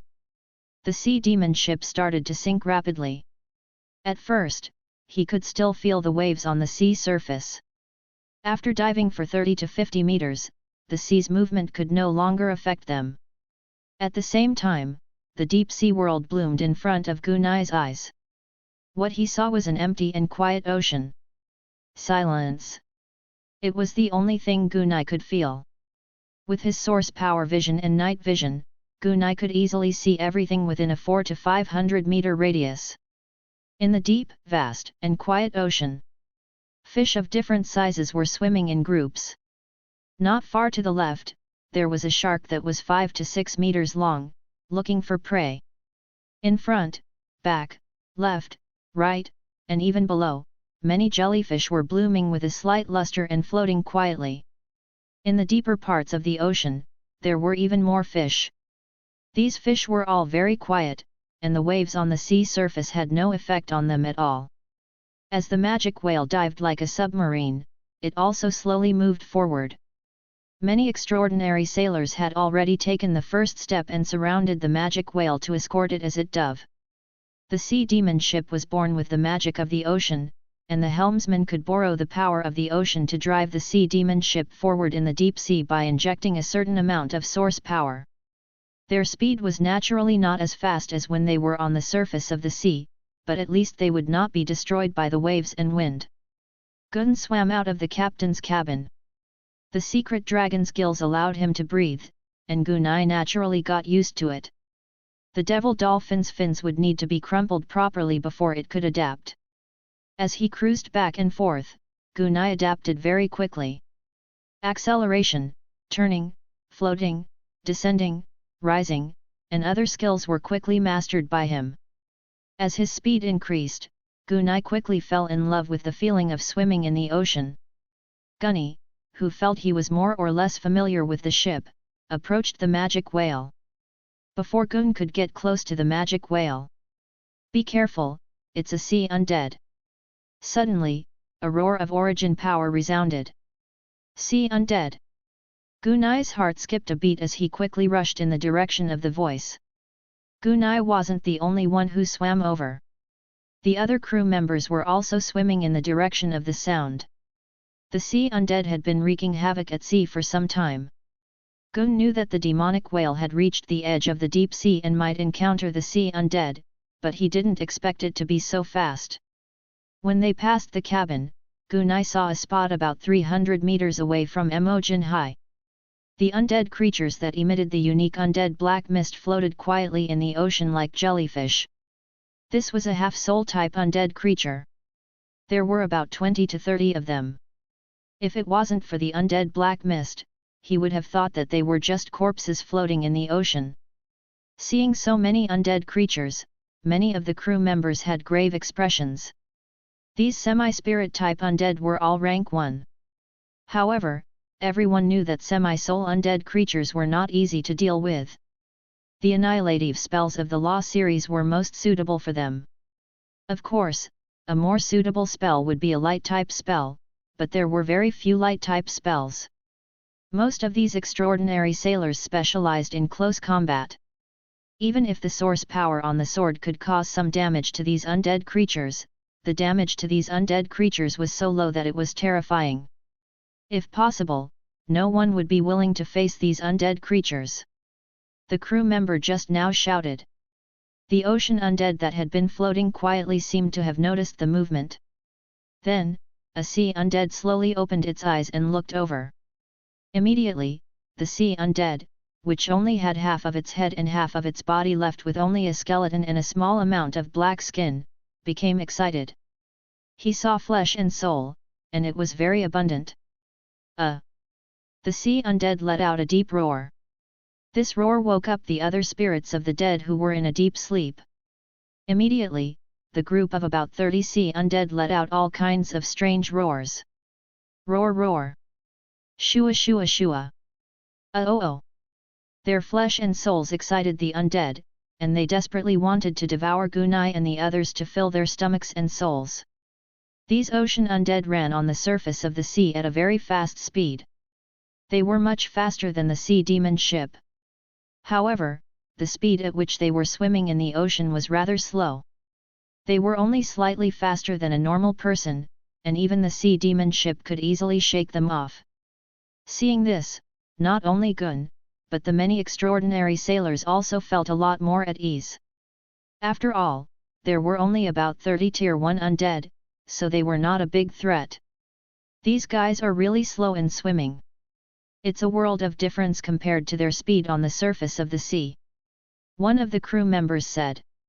Even if we're slow, it's not easy for us to kill them. These guys are especially hard to kill, much harder than the merman and the sea serpent. The damage a mage can do to them is extremely high. Are there any law mages among us? Have you forgotten about our captain? At the mention of the captain, everyone's eyes were on Gunai. You can't expect me to do everything. These sea undead are very weak and slow. Don't you think this is a good chance for you to practice with them? Gunai said, shrugging his shoulders. After Gunai spoke, second mate Bast Johnson immediately shouted without hesitation. All crew members, listen to my command. Let's work together to kill these deep-sea undead. Otherwise, they might attract more deep-sea undead if they follow us. If you can't even kill these slow Tier 1 undead, are you going to be treated like your ancestors? Chiang, Baster Johnson pulled out his short knife. Even though he was in the sea, Bast Johnson's movements were still fast. Follow me. Following Baster Johnson's charge, the other crew members also quickly took out their weapons and charged forward. 209 Underwater Adventure. Even the weakest of these extraordinary sailors were at the second rank, so they were quite fast in the water. Furthermore, there were a few third-rank experts, as well as the fourth-rank baster. The speed of these ordinary first-rank undead in the ocean was far inferior to their speed. When the two sides were engaged in a chaotic battle, it was obvious that the second-rank sailors had the upper hand. Moreover, among the sailors, there were some who had martial arts that could cause quite a bit of damage to the undead. As he watched the battle, Gunai's eyes scanned the depths of the ocean. In the deep sea, there were no other undead creatures except this group of deep-sea undead. As he thought about it, he opened the system. It was one of his daily activities to check the miracle system when he was free. Gunai's heart skipped a beat when he saw it. Gunai's mouth curled into a smile. A fortuitous encounter. It had come out. At this moment, on the side adventure page, a very simplified miracle adventure had appeared. Miracle Encounter, Chain of the Altar. Adventure content, deep in the sea, an ancient seal has been broken. You can get the altar chain when you reach there. Note, there are a large number of undead creatures at the location of the chain. A broken altar, the chains of the altar. Gunai turned off the system and looked down. However, he could only see 300 to 400 meters with his source power vision. Any further and it would be dark. He didn't see any undead, either. He then entered the spectating state again, opened his system, and began to think. First of all, this ceiling altar is already broken, so it shouldn't be a threat. Second, the target this time is the chains of the altar. Gin opened the system page. The system also gave me a very long and complicated incantation. This incantation has a sense of precipitation of time. The meaningless lingering syllables at the end of these incantations seemed to only exist in the ancient history of 20,000 years. This altar still has some history. In general, the altar itself and the chain are not dangerous. The only danger is these marked undead. There's a large number of undead creatures near the chains. Gunai mulled over the meaning of the words. The system's words often require careful consideration. I'm afraid that the number of undead here is quite high. Of course, as for the exact number, we still need to investigate the area. However, before that, we need to get the sea demon ship out of this area. They wouldn't have been able to tear the sea demon ship to pieces. While watching the battle, Gunai was already planning what to do next. The group of first-rank undead creatures was completely annihilated in less than 2 minutes by the sailors, who had the corresponding destructive power but were extremely fast. Undead creatures were roughly divided into 3 types. The soul system, the physical system, and the current half-soul system. The real system consisted of skeletons, zombies, walking corpses, and so on, which were relatively easy to deal with. Soul-type undead, on the other hand, did not have a physical body. Even ordinary extraordinaries would not be able to see such undead creatures. This type of undead creature would be very difficult to deal with if one did not have special means. The one in front of them, on the other hand, was a semi-soul type. They had some of the characteristics of physical undead and some of the characteristics of soul-type undead. Although they were difficult to deal with, ordinary attacks would still have a certain effect. If he had the corresponding means, it would be much easier to deal with. Senior Old Sea Chart, ask Baster to come to the helm. I have something to tell you. Gun looked at the old map and said, Baster, you're back. The old sea map looked over and nodded slightly, I'll inform him to come over. Soon, the 4 of them gathered at the bow of the sea demon ship, which had sunk about 300 meters. I can sense a large number of undead gathering below. Gunai didn't beat around the bush. What? The few of them were shocked when they heard this. Undead creatures like to gather in groups. They gather together and the undead fog is everywhere, making every undead feel very comfortable. It wouldn't be strange if there were a large number of undead below. Old Haiyu nodded slightly. Gunai continued. The undead up there are weak rank 1 undead, but the undead down there are different. There are even rank 5 and rank 6 undead. You guys don't have a good way to deal with these undead, but I can easily deal with them. So, you guys drive the sea demon ship forward. I'll go down and take a look at the situation later. The few of them nodded in agreement. They might be able to defeat a powerful mid-grade undead, but it would not be easy to win. However, it would be difficult for them to deal with high-level undead. The speed of a grade 1 undead in the water was no different from a dog paddling. A grade 2 undead was slightly faster, but not by much. Tier 3 and Tier 4 intermediate undead were different.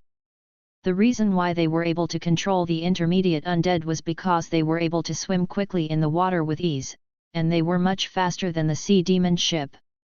Although he couldn't catch up with the extraordinary sailors, it was still easy to catch up with the sea demon ship. The high-level undead had decent intelligence, and their speed in the water was even faster than a Tier 3 or Tier 4 extraordinary sailor. It would be difficult for them to escape now that they were entangled by the high-level undead. As such, if they were to face a high-level undead, they would not dare to participate.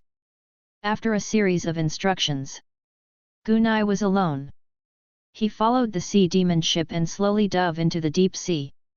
As for the problem of the ship losing its vision, Gunai wasn't worried at all. Gunai had already completed the formation of the ship, so he could sense its general location even from a dozen nautical miles away. After the ship left his sight, Gunai began to sink faster.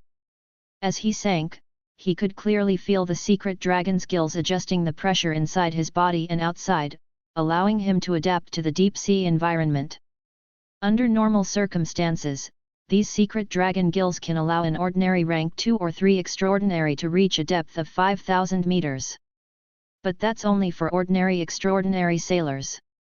To me, my physical body's current defense is comparable to a black iron steel armor.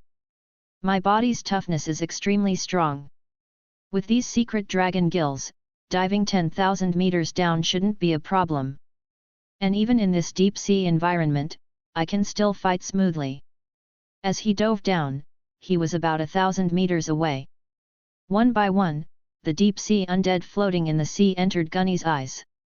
There were more than a dozen of them, and they were all stage 1 undead. Similar to the undead from before, these undead were also in a state of deep sleep. Gunai immediately followed his dark power Upanishad and entered the state of absolute restraint. His origin power, aura of his body, and even his soul aura were all wrapped by the Dark Power Upanishad. The rotating station was built according to the Dark Power Upanishad, so even if the undead accidentally saw Gunai, they wouldn't be able to sense his soul or flesh. They would only think that they were looking at a sinking piece of wood or a sinking rock. As he continued to dive, it didn't take long for Gun to see a large number of ocean undead floating in the deep sea. At the same time, some of the floating undead started to appear. A thought suddenly appeared in Gunai's mind. Are those strange chains really that attractive to the undead? Or are these chains some kind of strange and powerful treasure? However, since the system has recognized it as a fortuitous encounter, it can't be too bad. When Gun was 2,000 meters deep, he looked around and saw an undead floating and sleeping every 10 or 20 meters. The deep sea had become a sea of undead. 210 killing the undead. The undead that were emitting cold and eerie undead mist floated silently, looking strange and weird. The fear of the deep sea gradually spread. Gunai was immersed in the Dark Power Upanishad, quietly sensing everything. Elite +3 soul, and a strong commander-level body. It made Gunai's ability to withstand pressure very strong. After another 500 meters, he was already more than 1,500 meters deep. Gun saw the slope of the sea. At the same time, he saw the dilapidated abandoned altar that the system had pointed to.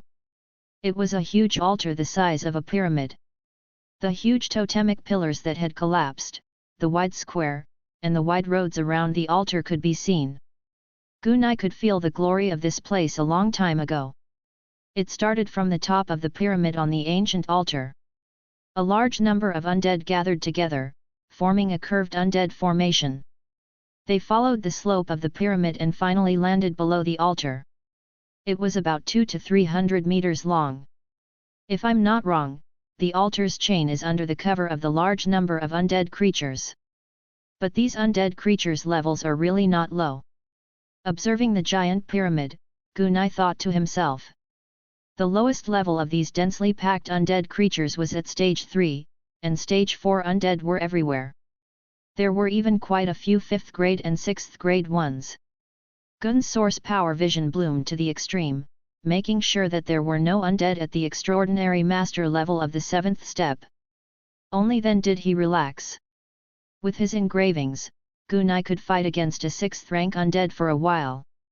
He might even be able to use the terrain to kill them. If there was a rank 7 master undead here, Gunai would just turn around and leave. Rank 7, that was not something Gunai could fight against. Other than the large number of undead surrounding the chains of the altar, there were also many other undead. A large number of stage 2 and stage 3 undead were floating around the altar near the chains, as well as in the sea. Gunai estimated that they had encountered at least 3,000 to 4,000 undead. Even if Gunai used up a lot of his source power, he might not be able to kill all of them in a short time. Moreover, once that powerful law incantation was cast, the fluctuations of origin power would definitely attract the attention of those powerful undead. Undead creatures of the 5th and 6th step with a certain level of intelligence had strong perception. It's definitely not desirable to fight head-on. Furthermore, the power of many of my spells will be greatly weakened in the water. These half-soul undead have a strong desire to devour flesh and souls. I could tell from the stage 1 undead up there. Maybe I can help you. As he thought about it, a very bold and radical idea bloomed in his mind. After some careful thought, Gunny felt that the plan was very feasible. If it was really executed, the half-soul undead would madly kill themselves. First, I need to find a suitable place to hide. Gunai's eyes fell on the broken altar. The pyramid altar was not complete. Near the top of the slope, a large number of giant stones that built the pyramid had collapsed, and there were many gaps suitable for hiding. Gunai leapt forward and quietly headed toward the pyramid. It didn't take long for Gunai to find a good hiding spot. Gunai could see a large number of undead outside. As for those who hid behind, they used the giant rocks as cover.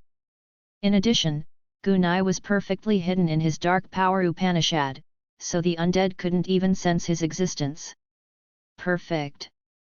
Gunai thought. After hiding, Gunai looked at the chain for his target. Soon, a powerful rank 4 undead appeared in front of the chains. Compared to the other undead, this tier 4 undead had condensed undead black armor. As an undead creature, it had to devour and absorb enough souls to form such a undead black armor. This guy was obviously not weak, and it would be better to use him as an experimental target. After casting the soul-stabilizing spell, Gunai followed the profound rhythm of the world and threw it at the rank 4 black-armored undead.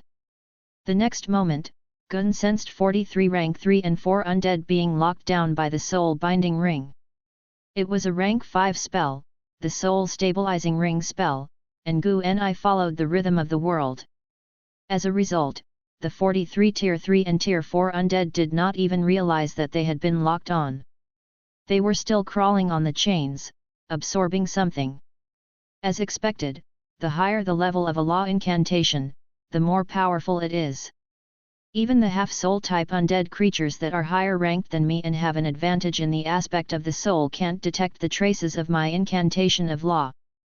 The advantage of a level 5 law incantation was fully displayed at this moment. Gunai thought about it and followed the soul-fixing divine ring. An extremely compressed version of Blood Shield was cast. In an instant, a blood shield the size of a fist was formed in the chest of the stage 4 black-armored undead creature. Gunai's plan was simple. That was to make use of the blood shield, which contained a rich and abundant smell of blood, to make the entire group of undead enter a bloodthirsty and crazy mode of killing each other. The compressed version of the blood shield was condensed within the body of the stage 4 undead. It would definitely attract the spirits of the dead in the surroundings to attack, and that was enough. Sure enough, the moment the blood shield formed, hundreds of undead creatures within 100 meters slowly woke up from their sleep. They had smelled a very rich and strange blood that they desired. Their gazes fell on the Tier 4 black-armored undead that had formed a blood shield. Meanwhile, the Tier 4 black-armored undead had also woken up. The black-armored undead was also looking at himself in confusion. He had actually developed a bloodthirsty desire for his own body. Had she been hungry for too long? A burly undead that was roaring attacked the black-armored undead with its claws. This kind of attack made the black-armored undead very wary.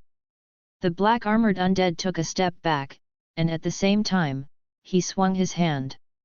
Whoosh! The black mist swirled around and gathered into a blade of the dead. As soon as he retreated, 5 or 6 claws came at him again.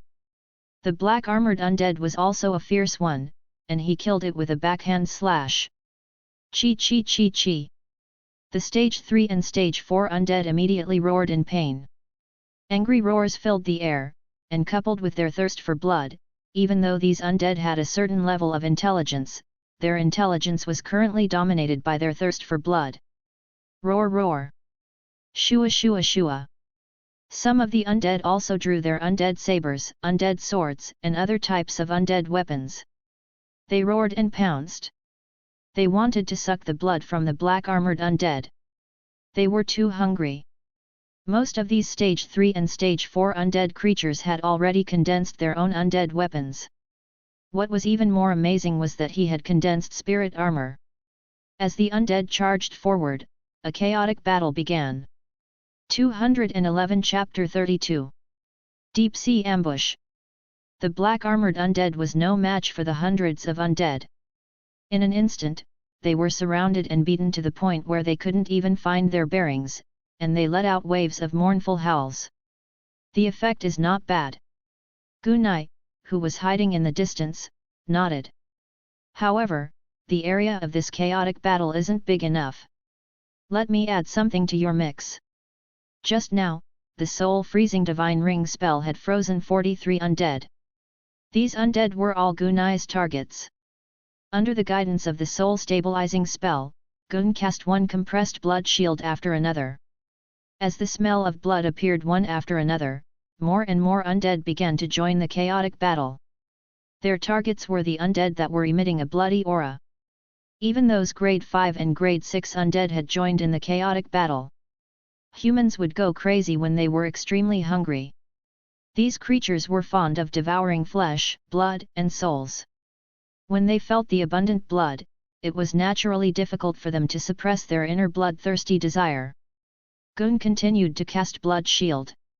More and more spirits of the dead began to join the battle. After more than 40 blood shields were cast, Gunai didn't mind the drama. Once again, he cast a soul-stabilizing divine ring spell. This time, Gunai had locked onto another 50 undead. Gun cast the second wave of Blood Shield. As the battle went on, Gun saw the remains of some undead falling. Some of the undead were already dying. After the second wave of Blood Shield was cast, the players in the area were all stunned. The commotion was getting bigger and bigger. Even the Stage 1 and Stage 2 undead that were thousands of meters above the sea could sense the rich and abundant smell of blood. The weaker undead were more easily attracted to the smell of blood. Soon, the Tier 1 and Tier 2 undead descending from above also began to join the battle. Meanwhile, Gun had secretly cast the third wave of Blood Shield. Gunai didn't expect the undead to be so easily attracted to his blood. Maybe it's because of the unique smell of my blood. As more and more undead fell to the ground, Gun began to think. Not only does my blood contain a strong and rich blood aura, but it also has a strong life aura that makes people drool. At the same time, it also has the essence of a commander's blood. No wonder so many undead would go crazy over this. Gunai thought. The crazier you guys are, the better. That way, I won't have to waste my energy to destroy you. Gunai's fourth and fifth wave of attacks continued to add fuel to the fire. The undead battle royale was getting more and more intense. The corpses of the undead fell to the bottom of the sea like raindrops in large numbers. About 20 minutes later, the original 4,000 to 5,000 undead were now only slightly over 1,000. In the following battle, Gunai specifically chose the rank 5 and rank 6 undead as his targets. This way, the Tier 5 and Tier 6 undead would not only be killed quickly, but they would also be injured quickly. At this time, the Tier 5 and Tier 6 undead were either dead or heavily injured, and under the siege of the following undead, there was basically no chance of survival. It could be said that none of the thousands of undead could pose a threat to Gunai. I feel like Ying Ying can release a great thunder flame curse to close the net. Seeing that there weren't many of them left, and that most of the rank 5 and rank 6 undead were either dead or injured, Gunai began to think. Gunai had tried to cast both the big and small thunder flame curses in the water. In general, the conductivity of water easily prevented a spell like lightning from exerting its power. However, the major and minor thunder flame curses were not pure lightning. They were penetrating spells that contained destructive power. Even in the sea, they could still play their role. In fact, the conduction speed in water was slightly faster than in air. With the area of effect of the Thunderfire curse, it should be able to cover about a quarter of the sea undead. The Thunderfire spell has 24 syllables. I currently have 18 secret crossing runes. I only need to chant 6 syllables, which means I can cast the Thunderfire spell in 1.5 seconds. Cast a few more great Thunderfire curses. It will be easy to cover all these sea undead. With this in mind, Gunai no longer waited. He was prepared to destroy all the sea undead behind him in one go. It would probably take a long time for the undead to slowly kill each other and die. Then, Gunai began to chant the incantation of the Thunderflame incantation. The Great Thunderfire curse was a low-rank mystical runic magic curse. Syllables of incantation, 24. Law Jo consumption, 10. It had 2 casting forms. One was the single target conducting form, which was also a single target attack.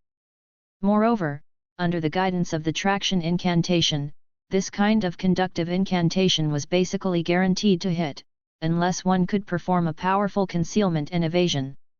To Gunai, if he wanted to avoid the attraction of a rank 5 soul stabilizing spell, he would need at least a rank 5 or rank 6 concealment spell. It was not impossible, but it was almost impossible. Even if I'm only a 3rd step law incantation master, and you're a 5th step or 6th step expert in the shadow element. However, my law incantations level is higher than yours. I've locked onto you, but you just can't avoid it. This was the advantage of a high-level spell. The other form that was different from single-target attacks was naturally a group attack. This was Gunai's current form of attack, an area of effect attack. Within a certain range, dense thunder flames and lightning crisscrossed. Although the power of each thunder flame spell was weak, it could still cause considerable damage to high-level undead. On the other hand, it could easily cause fatal damage to intermediate and low-level undead. Less than a second had passed since Gun started chanting the spell. A sudden change occurred. Whoosh! Whoosh! A powerful stream of water suddenly bloomed on Gunai's body, wrapping around his limbs like a dragon. Gunai couldn't move at all. Gunai's heart sank. There's a sneak attack. The moment the water wrapped around Gunai's body, a sharp blade easily cut through the 3,000 meters of high-pressure water and headed straight for Gunai's head. The danger of death bloomed in Gunai's mind. Gun was in the middle of casting a spell. It had to be said that the enemy's timing was just right. Whether it was to escape with a law incantation or to take out a defensive scroll, they would need to interrupt the casting of the Thunderfire curse. As for the backlash from a low-rank secret engrave level incantation, one could imagine how terrifying it was. Even if Gunai did, he would still have to pay a heavy price. The backlash on his body was fine, but it was mainly on his soul. It could make it difficult for him to cast a spell for a few seconds, or even more. Fortunately, Gunai wasn't completely unprepared. Gunai had been prepared for a sneak attack while he was casting. The most perfect preparation was naturally the CO Soul. The CO Soul gave Gunai the ability to cast spells twice, so it was impossible for the enemy to interrupt him. But now, he didn't have a CO Soul, so Gunai could only use the second strategy. Phaeton's ultimate technique resistance. His thoughts surged. In an instant, the spirit helmet bloomed like a space helmet and perfectly wrapped around Gunai's head. As the crystal light bloomed, a sharp blade came at him. 212 Evil Gods Believer. Ka. On the artifact spirit's helmet, visible cracks appeared on the back of Gunai's head. However, the sharp power of the dagger didn't manage to penetrate his skull. Even the dagger's power was unable to completely break through the helmet. Although the Tier 4 elite weapon spirit's helmet was cracked in one strike, it would still require a second or even a third strike to completely break it. At this moment, Baran, who had ambushed Gunai, was also stunned by the glass helmet that had suddenly appeared on Gunai's head. He had been secretly observing this Tier 3 mage for a long time. The concealment ability of this Law Magus was even more powerful than that of a third-rank Shadowman. If it wasn't for the fact that this rank 3 mage didn't have any invisibility-type abilities, he might not have been able to find this guy. And the methods of this Law Incantation Master made him even more amazed. It actually had some kind of method to make a large number of undead kill each other. Moreover, it was an instant cast. Even the slight fluctuations of law incantations and origin power were perfectly concealed. The foolish undead whose brains had been invaded by the mist were easily toyed with by this little trick, and they began to fight among themselves. This infuriated Baran, and even his killing intent rose slightly. This time, their team had come to the deep sea world under the orders of the organization to deliberately attract a group of deep sea undead. Then, they let these deep sea undead absorb the power of the altar's chains. Their goal was to slowly pull out something deeper in the chains. That thing was related to the great plan of the giant god, and it had been planned for a year. There can't be the slightest mistake. This plan that had been planned for a long time was not only participated by the giant god. The hero barbarian saint who had been defeated on the continent a while ago, as well as a few foreign powerhouses who were said to have the starry sky profession, had also participated. Mother God and soul herder of the human-faced flower church, whose core power was above the sea, were naturally not excluded. They were all involved in the deep sea plan. This time, the goal of the plan was not to kill, blood sacrifice, or summon like before. Instead, it was a more hidden and deeper strange plan. The blood sacrifice on Barker Island had merely been a diversion. He also heard that the blood sacrifice in the Sug Ruins city seemed to be related to this plan. It was just that the plan for the Sug Ruins had failed. The plan was so well hidden that every expert who knew about it had to sign a confidentiality agreement with the evil god. Under such a high level of secrecy, the plan had been carried out smoothly so far. Baron did not know what the plan was, but he knew that the chains of the altar were very important. This was because there was a seventh step Transcendent Grand Master following them. The Transcendent Master had followed the team to ensure the smooth progress of this plan. It could be seen how important this plan and the chain were. After guarding this place for a period of time, he didn't know how that extraordinary master did it, but he actually found a relatively complete altar in an ancient ruin in the deep sea more than 10 kilometers away. And that place was a good place to forge MO weapons. In addition, they had been in the deep sea environment for several months, and they had not even seen a single human hair. Besides, so what if someone came? Can you take away these chains? In an extremely safe situation, the few of them discussed and started to take turns. One person would be on duty here while the others would go to the altar to forge MO weapons. After all, the effects of the Titan demonic weapon created by the altar were truly astonishing. This week, he would be on duty. It was only the second day and something had happened. This unknown Tier 3 mage had actually managed to kill all of the undead with just a few moves. Some of these spirits were caught from afar, while some were attracted by the tide of the dead some time ago.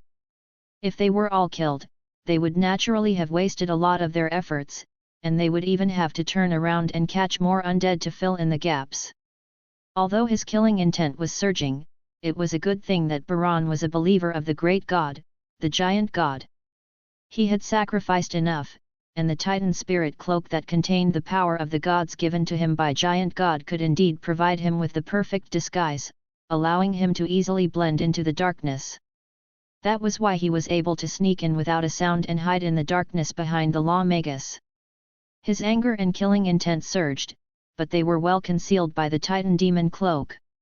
It would not be discovered by the mage who was a dozen meters away. Through his observation, he was very clear that although the rank 3 mage in front of him was not high, he was definitely very powerful. His methods were actually undetectable to the undead of the 5th and 6th step. He had even been played by him. It was extremely difficult to deal with a law incantation master who had such extraordinary means. Even if he launched a sneak attack, the other party might have a powerful shield scroll or something. Thus, Baran waited patiently. He was waiting for his opponent to cast a spell before launching a sneak attack. When a Law Magus cast a spell, they would be at their weakest. He had once used a dagger to pierce through or cut off the heads of at least 5 Law Mages during this wonderful period of time. Baran had finally waited for this third-rank spellcaster to start casting. As such, while a water element imprisonment scroll was used to freeze the other party, Baran used the shadow element skill Shadow Travel and appeared behind the other party. He wanted to end this powerful Tier 3 mage's sinful life with a single strike. However, no matter how much he calculated, Baran had never expected that this fellow would actually have a strange fish tank-like thing on his head. He could vaguely tell that this was a weapon spirit helmet, and the defensive power of this weapon spirit helmet was terrifying. The attack had caused the weapon spirit's helmet to crack, but it had not been able to kill the stage 3 mage. It had not even interrupted the other party's casting. A charged attack can only crack the helmet. The second or even third attack can break the helmet. By then, this guy might have finished casting. He'd rather take it head-on to complete the casting rather than interrupt it. This guy is clearly trying to kill me instead. In the time it took for a spark to fly off a flint, Baran had already accurately judged the current situation. The attack had just ended when Baran, without any hesitation, took advantage of the situation and attacked again. The speed of his hand movements was in line with the speed of his thoughts, and it was astonishingly fast. Baron's attack was aimed at Gun's back, which was close to his heart. The dagger was a secret silver rank, and he often used the weapon forging manual given to him by Giant God to forge it. As a result, the secret silver dagger had reached the level of secret silver or devil gold, and it was extremely powerful. Furthermore, after being forged by the weapon forging manual, it had a certain powerful sharpness property. Even if it only pierced through the back, the sharp light would be able to cause devastating damage to the body part that was pierced through. It was enough to kill the law incantation master. The second strike landed on Gunai's back. On Gunai's back. Swish! A dark red tentacle suddenly burst forth and pounced towards Baron's face. When the enemy attacked his head, Gunai's first reaction was to use his helmet to block the attack. If Gunai had allowed the bloody touch to move first, his opponent might have been injured. But at the same time, it would also kill Gunai's head. If Gunai died and the other party was injured, Gunai would be at a disadvantage. Gunai released the spirit helmet to block the first attack. Then, he would activate the touch of blood, which would give the enemy the most effective counterattack. The moment the touch of blood appeared, it's dangerous. Baron's keen sense of smell instantly sensed that he couldn't resist the blood tentacle. If he tried to resist, he might die. Baron sneered as he dodged to the side, his dagger slowly retreating to defend himself. He then used shadow travel to disappear. As an assassin, he naturally needed to have a variety of assassination methods. One of Baron's unique assassination techniques was the flying blade. After the power of a hand gesture exploded, he could pour all the power into the dagger. Even if he no longer controlled the dagger could still follow its original trajectory to complete the assassination action with great force. Using flying daggers, the daggers would attack while he himself retreated. This was also a method that Baron often used. The bloody touch suddenly flicked its body, but it missed the Tier 5 Baron's shadow travel. Shadow-type experts would become very agile and difficult to deal with after they had this kind of movement technique. However, the advantage was that it could force the other party to retreat, at least preventing the other party from launching another attack. Swish! The dagger stabbed into Gunai's back. Half of the dagger was directly inserted into it. However, that was all. There was no blood, and the dagger didn't even hurt Gunai's heart. The mithril and magic gold shadow-type daggers had the powerful sharpness characteristic. When used on ordinary Tier 3 and Tier 4 superhumans, they could have a very strong tearing effect. They could even penetrate and tear the heart, causing fatal damage. However, it was unable to cause any damage to Gunai. Gunai's body wasn't ordinary. It was 5 or 6 times harder than steel, comparable to black iron extraordinary steel armor. How is this Yingluo possible? Baron, who had retreated 15 to 16 meters, was dumbstruck when he saw this scene.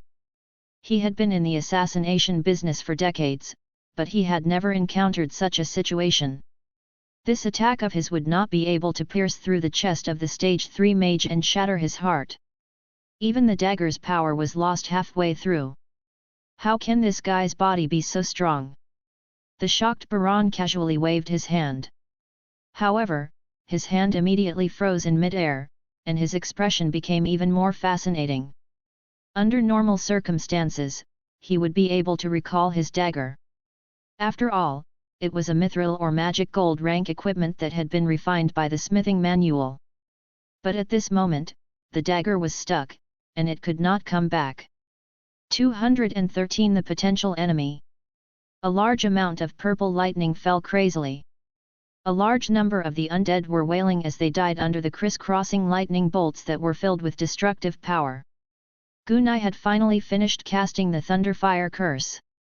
As expected, I was right to walk the path of a Phaeton and instant cast spell. Otherwise, I'll die easily if I'm ambushed during the weak period of my casting. The large number of secret runes allows me to cast secret engravings and spells extremely quickly. And the touch of blood also helped a lot. Feeling the dagger in his back, Gun wasn't in a hurry to pull it out. A real Phaeton could still cast spells and fight even if it was covered in weapons. Moreover, Gunai could feel that the other party seemed to have some kind of method to communicate with the weapon. Just now, he wanted to pull it back, but Gunai's body was so tough that it was stuck, making it impossible for him to pull it back. The spell ended. Gunai didn't want to waste any more time. He raised his hand and took out the wriggling flesh. Anyway, there was no one nearby. This wriggling flesh and blood should be used when needed. The moment Gunai made his move, the Type 5 Shadow Type expert reacted quickly, using a powerful stealth skill and disappearing into the water. No source power or aura could be felt. The next moment, ah! Incomparably shrill howls and screams bloomed in the depths of the ocean. Then, he saw two balls of blood explode at the bottom of the sea. You can be invisible, but this wriggling flesh doesn't care. As long as you dared to look at it, it would dare to make you bear the price of looking at it. As he took out the wriggling flesh, Gunai also finished casting the soul-setting ring. He hadn't immediately cast it because he knew the Tier 5 assassin had the shadow walk ability. He might have dodged it. The moment the eyeball exploded, Gunai cast a soul-stabilizing spell.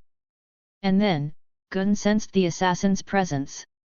At the same time, the assassin could clearly sense that Gunai's soul-stabilizing ring had locked onto him. Swish! As the assassin of the fifth step shuttled back and forth, his body suddenly burst forth with a milky white light. This was some kind of dispel-type origin power skill, which could dispel the effects of magic spells such as lock-on, manifestation, positioning, and so on. A Tier 5 expert is still a Tier 5 expert after all. His foundation is so solid that he even has a dispel-type source power skill. It's a pity that you can't dispel this level 5 high-level incantation of mine. After the white light bloomed, Gun's soul-stabilizing spell was still locked onto the assassin. The dispel effect was useless. At this moment, Baron's heart sank. He couldn't figure out why the level 2 high-grade dispel origin power skill that he had painstakingly cultivated, which had worked time and time again in the past, had no effect today. It didn't even feel like it could slightly shake the locking type incantation. Some kind of powerful locking skill scroll? Baron, who couldn't see the situation, could only guess. Being locked on like this, he felt the danger of death. Losing one's sight basically meant losing 90% of one's combat power. Furthermore, the other party had locked onto him. He had no chance of turning the tables. He couldn't even escape. However, he wouldn't just sit and wait for death. With a leap, Baron quickly used his shadow travel ability and extreme source power to swim above the sea. However, he had just used shadow travel. Hiss! A strong electric current instantly enveloped his body, and even his body was slightly paralyzed. A high-level spell, and an extremely powerful high-level spell at that. It has a powerful penetrating paralyzing effect. Damn it, I can't even control my body anymore. How can this Tier 3 fellow cast a high-level spell so quickly? Even a high-level law incantation master can't cast a high-level law incantation so quickly. To be able to cast a high-level incantation so quickly, is this guy a high-level incantation master, or are you using a scroll again? At this moment, Baron's heart turned cold. He could only hope that the numbing effect of the spell would disappear as soon as possible, allowing him to escape. Immediately after. Hiss! Another powerful electric current ran through his body, and the strong numbing effect made him unable to feel any pain at all. However, the 2 consecutive strikes of a high-level law incantation had already weakened his soul. The penetrating power directly attacked his soul. Is Yingluo going to die? As the third high-level incantation was cast, the last of Baron's soul consciousness shattered. The shattering of one's soul and consciousness also meant complete death. At the bottom of the sea, where the altar had shattered, he looked at the corpse of the assassin of the fifth step. His defense is quite strong. He only died after being hit by 3 level 4 high-rank annihilative spells, the Little Thunder Flame spell. If you had encountered any third-rank law incantation master, the one who would have died today would have been a third-rank law incantation master. It's a pity that the person you encountered was me. A high-level spell was cast instantly. Gunai now had the power of a high-level law incantation master. He was even more powerful than some high-level law incantations. A puppet thread pulled the Tier 5 Shadowman over. The bloody touch immediately pounced on him impatiently. Gurgle, gurgle, gurgle. A large amount of blood was quickly drawn into the blood pool by the tentacles of blood. After 4 seconds, the touch of blood had drained the Tier 5 Shadow Assassin of all its HP. After a few months of hacking, Gunai's blood pool, under the effect of the Rank 6 Blood Pool Codex, could now hold more than 8,000 milliliters of blood. It was more than enough to hold the blood of a person. With the touch of fresh blood as a blood pump, Gunai didn't have to worry about the blood he needed. It's a good thing I have you today, otherwise, I would have been stabbed in the back 5 or 6 times, or even 7 or 8 times. Gunir said as he gently touched the bloody touch. The Shadow Assassin's attack speed was extremely fast. In 1 second, the other party could launch 7 or 8 full power attacks. The touch of blood was a very good counter to assassins who were close to them. Of course, the prerequisite was that Gunai had to be able to stand. If he was killed in 1 hit, then no matter how powerful he was, he couldn't use it. Fortunately, Gunai's body was strong enough, and it would only get stronger in the future. After storing the squirming flesh and the Type 5 expert's corpse into the system space, he pulled out the dagger from his back. After fiddling with it for a while, Gunai could tell that the dagger was mithril or magic gold. It also had a sharp tearing property, which increased its value by a lot. It was worth at least 6,000 or 7,000 pounds. Not a bad dagger, I'm just missing a fruit knife, you'll do. After keeping the items, Gunai looked around. The area of effect Thunderfire Curse had killed many undead. The rest were scattered. Some of the scattered undead were still attacking the Stage 5 and Stage 6 undead. A portion of them swam over. After all, blood had also bloomed here. Some of the undead also noticed that Gunai was also a living piece of flesh. These scattered undead were no longer a cause for concern. Gugni kept an eye on his surroundings as he cast a level 4 spell, Little Thunder Flame spell, to clear the undead. Just now, the level 4 Little Thunder Flame spell, which consumed 14 syllables and 4 source power, had taken care of the Tier 5 Shadow Assassin in 3 shots. Its power was evident. It was naturally more effective against the undead that were restrained by lightning-type spells. Someone's in the deep sea. If it's not a coincidence, then it's probably Wufu. The next moment, Gunai's body shook. This is a Kazaya. 214 Deep Sea Anchor. Gunai immediately checked his own blood pool. As the blood pool digested the Tier 5 Shadowman's blood, a majestic and strange power gently bloomed in the blood pool. Gunai had felt it when he was digesting the human-faced Flower King's blood. This guy is a believer of the evil god of Paishu. The aura in this blood is grand and vast, with the meaning of devout faith, and there is a slight smell of furnace fire. It is a believer of the evil god Giant God. Evil god's believer, deep sea altar, undead, altar chain. Gunai quickly analyzed the information. It's very likely that this guy has a group. I've killed this Tier 5 guy. It's possible that their group has already sensed it and is on their way here. Guniao's heart throbbed. I need to speed up. Gunai quickly swam toward the chains. The Little Thunder Flame spell had also reached its maximum casting time. At a speed of 25 shots per second, it was cast madly at the surrounding undead. Each Little Thunder Flame spell could destroy 1 undead. The 2 unlucky ones were standing in the same line, and if the Thunder Flame curse was transmitted, both of them would die. In less than half a minute, Gunai had cleared out most of the undead. Then, he went to the altar chain, which was the core of the adventure. The chains were as thick as an arm. The body was dark, like volcanic rock. At present, the exposed length was about 240 to 250 meters. But through the system's information, Gunai knew that there was still a lot of space left in the portal.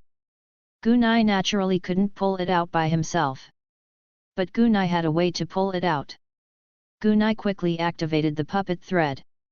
In a second, 25 puppet threads had already wrapped around the entrance of the chain. Then, Gunai placed one hand on the chain. Then, he followed the system's ancient incantation to activate the altar's chain. Gunai began to chant in a low voice. Gun chanted an ancient spell. The fluctuation of the spell bloomed gently on the entire altar. The fluctuation of the spell was amplified by the altar and permeated the entire altar. Half a minute later, Gugni finished chanting the 80 syllables, which were repeated in many places.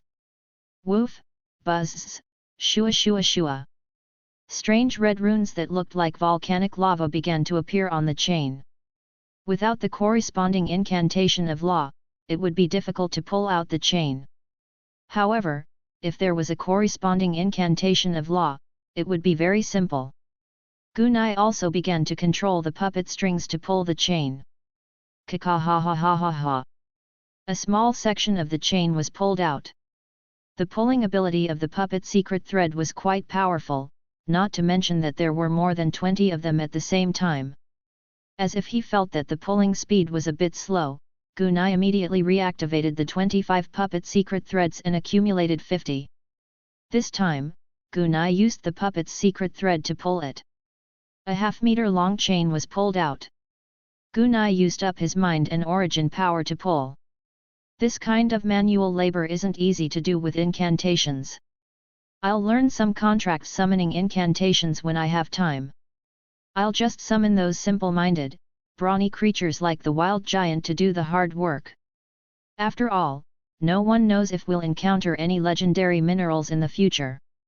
Strong, hard-working, and able to execute my orders. Ying Ying needs one. About 2 minutes later.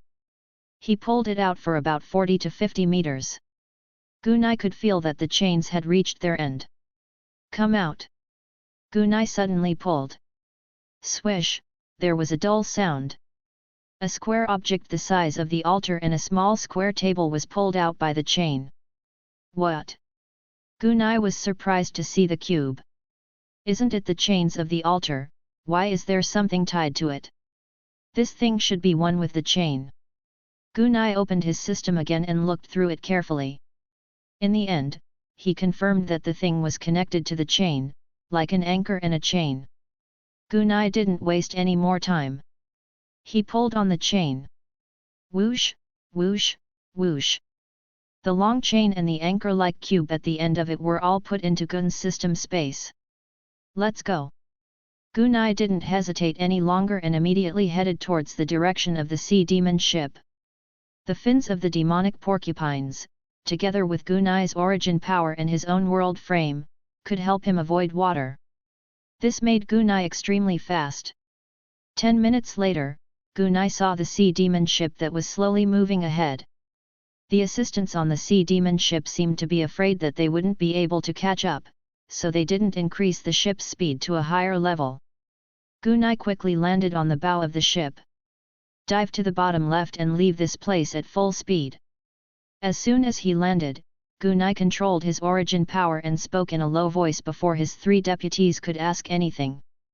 The 3 people's expressions changed when they saw this. Gugni took the rudder from Arson and quickly accelerated to the left. At the same time, a large amount of source power was being supplied to the sea demon ship. The magic whale's speed became faster and faster, and it soon left the original route. About 10 minutes after Gun and the others had left their original course. Several powerhouses of the 5th and 6th step with powerful auras, under the lead of a transcendent master, quickly explored the direction of the deep sea. If Gun and the others had maintained their original course, they would have been caught on the spot. As they sailed, Gunai and his 3 deputies took turns controlling the rudder. Everyone was pouring in their source power with all their might to maintain the sea demon ship's highest speed. When one of them started to channel their source power, the other 3 quickly recovered their source power. In terms of origin power supply, Gunai clearly had the advantage as a law incantation master. A Voyager's map also had a certain advantage. Baster and Yazan didn't have much of an advantage in terms of their source power. The origin pools of their battle element and shadow element were very small, so they obviously couldn't compare to Gunai and Old Sea map in terms of continuous consumption. They continued to move forward at such a high speed for more than 3 hours. The Sea Demon ship had also completely entered the deep sea region, at a depth of 4 to 5,000 meters.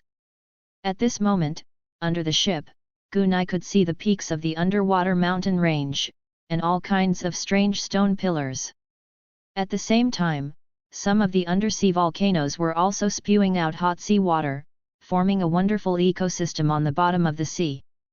Gunai then looked behind him. They haven't caught up to us for more than 3 hours. They should have escaped from danger for now. Gunai thought. We should be out of danger, but we still need to continue at full speed for a while and completely leave this area. Gunai said to the three. The three of them heaved a sigh of relief at the same time. What's the specific situation? The first mate, Arsene Horwell, asked as he steered the ship at full speed. A believer of an evil god, an extraordinary master who is highly likely to exist. Gunai said in a low voice. 215 Thulhu's mysterious power. Doomsday believer? A transcendent master? The three of them trembled when they heard that. If they were caught at the bottom of the sea, they would basically die. They had all heard of the wicked god's believers' cruel methods. The bloody incidents that occurred on the continent and the ocean were almost all done by the believers of these evil gods. This was especially true for the fanatical believers. They tortured and killed, devoured hearts, sacrificed heads, and used corpses and living people to refine some kind of evil spell. It was completely inhumane. These fanatical believers could not be called human at all. It could be said that they had been completely reduced to puppets of faith, tools of bloodthirst. As for the believers of the wicked god who looked normal, their blood and souls were filled with a fanatical belief in the wicked god. Gun was deeply aware of this point. The blood of that Tier 5 assassin contained the power of the devout faith of the giant gods. Fortunately, Gunai didn't absorb and digest the energy. After Gunai converted it, he would feed it to the blood tentacles. In other words, even if Gunai digested it, the power might not affect Gunai. Even if there was a small impact, it would gradually dissipate as time passed. After all, Gunai didn't believe in evil gods. These believers of the heretic god had committed many bloody crimes in the areas controlled by the mainland's forces. On the ocean, there were no restrictions. The evil god's believers were even more unbridled in their unbridled venting of the evil and cruelty in their hearts. Especially in some remote places and some indigenous islands. The believers of the evil god saw the natives as resources. They captured a large number of indigenous humans and built altars on the spot. Then, they sacrificed all these indigenous people, regardless of whether they were men, women, old, or young, to obtain the power given by the gods. What are the believers of the evil god doing in the deep sea? Baster asked in a low voice. They must be after the ancient altar in the deep sea. Gunai didn't try to hide this. The ancient altar. The three of them mulled over the meaning of this thing. This mysterious and ancient object, which was buried in the deep sea, had extraordinary significance. I met a believer of death at the edge of the ancient altar. He sneaked an attack on me, but he still died in my hands. Gunai didn't say that the enemy was at the fifth step. After all, he had also used a treasure in this battle. Otherwise, he would not have been able to kill his opponent so quickly and smoothly. Otherwise, if the other party used some method to break his artifact spirit helmet, Gunai would be the one to die. A Tier 5 assassin still had some strength. Under Gunai's control, the damaged artifact spirit helmet had turned into a necklace and was in the process of being repaired. The dragon necklace, which was also used as a head protection, was not activated. After activation, the pressure of the high-pressure seawater would directly trigger the energy shield of the dragon necklace, and the high-pressure state would continue to consume the necklace's energy. Since it would consume energy and expose his location, Gunai was temporarily useless. Fortunately, he had the spirit helmeted. Even if the dragon necklace wasn't activated, Gunai's head would still be protected. With the 2 layers of protection above the sea, it would be very difficult to attack Gunai's head. After I killed that wicked god's believer, I felt some movement and many powerful auras were released, so I quickly ran away. Gunai roughly explained the situation, which was 70% fake and 30% true. Believers of the wicked god, seabed altars, powerful beings, and many of them. Old Hato said softly as he pondered. I'm afraid that this time, there will be another storm on the sea. Last year's blood sacrifice on Barker Island, and the terrifying descent of the Sug ruins on the night of Winter's death. There's also the shocking skeleton undead incident that broke out on the north and south battlefields a while ago. The skeletons are still wreaking havoc. They don't seem to be stopping anytime soon. All this time, it's all the Doomsday Believers doing. He'd heard about the undead skeleton incident on the northern and southern battlefields. It was said that a few powerful spirit-type contestants had joined forces and used some strange extraordinary treasures to construct a powerful spirit gate. A wave-like undead mist surged out, and a large number of undead from the other world came to the battlefield. This was not the important part. The most important thing was that the summoning ritual through the undead gate and the undead mist that permeated the air turned a large number of corpses buried on the battlefield into skeleton soldiers, and they stood up from the soil that they had rested in. The northern and southern battlefields had been fighting for 100 to 200 years. It was said that there were dozens of 10,000-man pits. One could only imagine how many corpses there were on the battlefield. As the mist of the dead spread, millions of undead skeleton soldiers appeared on the battlefield overnight. Right now, the sea of undead skeleton soldiers on the battlefield was at its most brutal. Those evil gods won't stop until they turn our world upside down.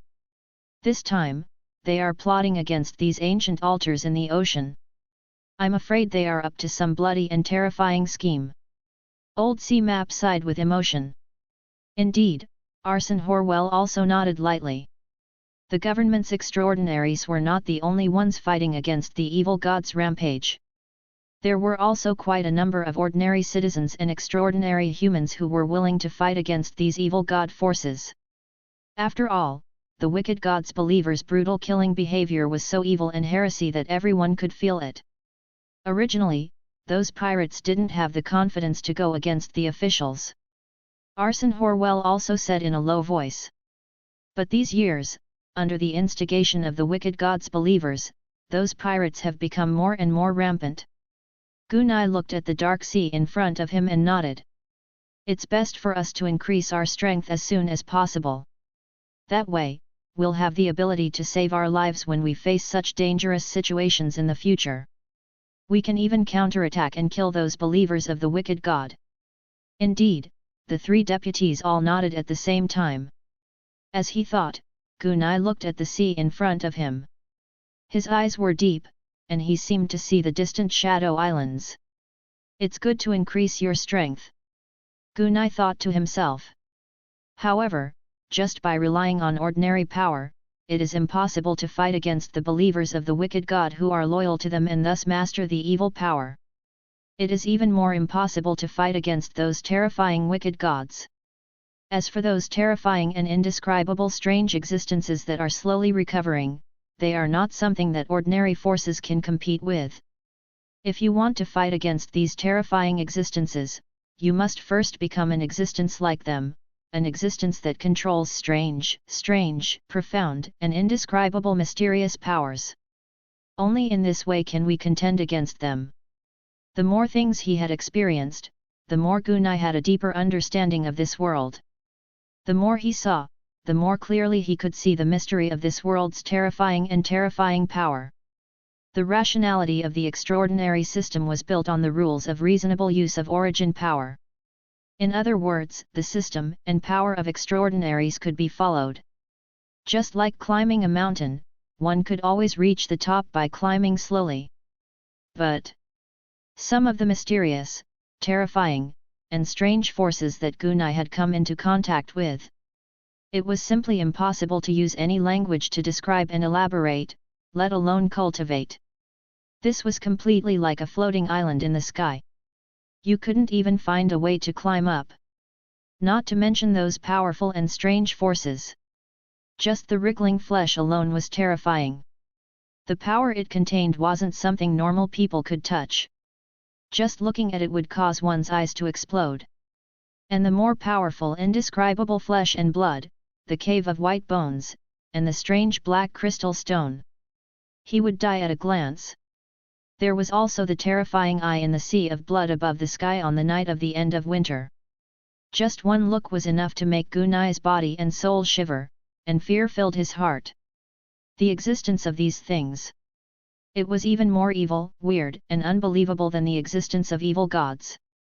This was a power that could not be understood with normal thinking. This was an indescribable, and strange power. Gugni roughly categorized them as Thulhu's mysterious power. 216 Thulhu Plan. In the face of Thulhu's mysterious power, the information he had obtained from Senior Nigel was: we can't resist this terrifying power. We can only get rid of the person who summoned it.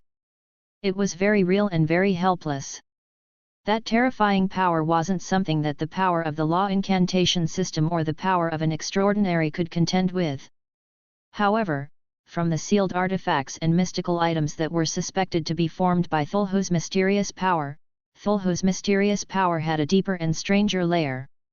For example, the strange coin of destiny that could cut the string of fate. For example, the pocket watch that allowed extraordinary people to sleep easily. For example, the unique bracelet that allowed the arm to be flexible. For example, the touch of fresh blood, which had been sealed for decades and could still move freely after being fed some blood. For example, eating seawater could produce a stimulant like saltbox. Could these things be explained by the power of incantations? He could not explain it. Objectively speaking, this was neither science nor transcendent science. It was completely an incredible mysticism. This might not even be a unique power at the transcendent level. Gun, who had gradually come into contact with the mysterious power of Thulhu. Naturally, such a thought emerged in his mind. Can I also control this strange and indescribable power? Even if he couldn't fully control it and only had a little bit of power, it was still a qualitative change for Gunai. For example, the power of wriggling flesh and blood causing the eyeball to explode. After Gunai obtained it, he put it into his flash bomb. A normal flash grenade could only temporarily blind the enemy. A flash bomb with Thulhu's mysterious power could directly blind all the enemy's eyes. The effect could not be described as outstanding, it was simply the rhythm of the heavens. Or perhaps Gunai's defense was as strong as his squirming flesh. Just standing there, he was like a shield that no one could cross. Or, the eyes of Thulhu's mysterious power could make the enemy feel fear and even kneel down to beg for mercy, even if the enemy was much stronger than Gun. If Gunai was just a normal mage, he would have thought this way. Without a doubt, Gunai had fallen into a state of worship for this great power. The desire for power would eventually evolve into a tool dominated by terrifying power, and the final outcome would be extraordinary loss of control. It was clear that Gunai wasn't a normal mage. He even had the ability to resist or even touch the terrifying and indescribable Thulhu mysterious power. In fact, when Gun had this idea, he went to look up related information. The description of Thulhu's mysterious power in the data was vague. The records also stated that Gunai wasn't the first person to have such an idea. The consequences of falling into the worship of Thulhu's terrifying power were bizarre and varied, and the consequences were also different degrees of extraordinary loss of control. However, Gugni had a technique that was even more amazing than Thulhu's mysterious power. This was Gunai's system. In the battle against the mysterious Thulhu members' rulers' remains and flesh, that was, the indescribable flesh and blood. The system clearly had the absolute advantage. Regardless of whether it was the system's fortuitous encounter or the method to obtain the indescribable flesh and blood, it had completely outlined it. Or was it the perfect transformation of the curse in Thulhu's mysterious power or other aspects of power by the reincarnation system? Or the absolute storage of Thulhu's remains in the system space? This was where Gunai's confidence came from. That was one of the reasons why Gun dared to touch Thulhu's mysterious power. Above the ocean, in those mysterious and strange sea areas, islands, and other places. Do you have some kind of powerful sealed item? Did it contain the remnants of some Thulhu's mysterious power? Or they had something related to Thulhu's power, such as the occultic runes. These things were the real purpose of Gun as the explorer of Thulhu's mysterious power. That was why Gun had come to the ocean. To explore Thulhu's mysterious power and obtain it. This was Gunai's plan for his growth. Wealth and treasures were just supplementary. The digestion of the squirming flesh and blood, the corresponding mysterious resistance he gained after enduring the powerful reincarnation, and the digestion of the indescribable flesh and blood in the future. Gunai believed that as he continued to explore, he would eventually find a suitable dark and mysterious power. In his pursuit of power, Gun kept learning more about this mysterious extraordinary world and the mysterious powers. He now had a higher level of pursuit on top of the original Phaetons. A Thulhu mage who had killed a group of rulers with a spell. Have you seen it before? Now that they were sailing in the deep sea, it would be the beginning of Gun's search for Thulhu's mysterious power. Deep in the sea, there were many islands with strange powers. In front of the system, it might be a gold mine. With the help of the miracle system, Gunai would explore the mysterious areas. If it was dangerous, he would definitely not go. The miracle system had indicated that he could safely obtain treasures from the mysterious areas, so Gunai naturally wouldn't let them go. This time, the first mysterious island that Gunai had chosen was the Misty Shadow Islands. One of them was an island with a strange and terrifying power. That mysterious power was one of Gunai's goals. After he smoothed out his Thulhu plan, Gun calmed down. Although my plan is wonderful, it looks like they want to stir up trouble above the ocean by instigating those evil gods and their believers. It seems that I'll have to find a time to hand over the suspected location of Deva to the Yulan Navy. This way, we can also interrupt or even delay the plans of those guys. Gunai then looked at the chain in his system space. What are the believers of the evil god doing with this thing?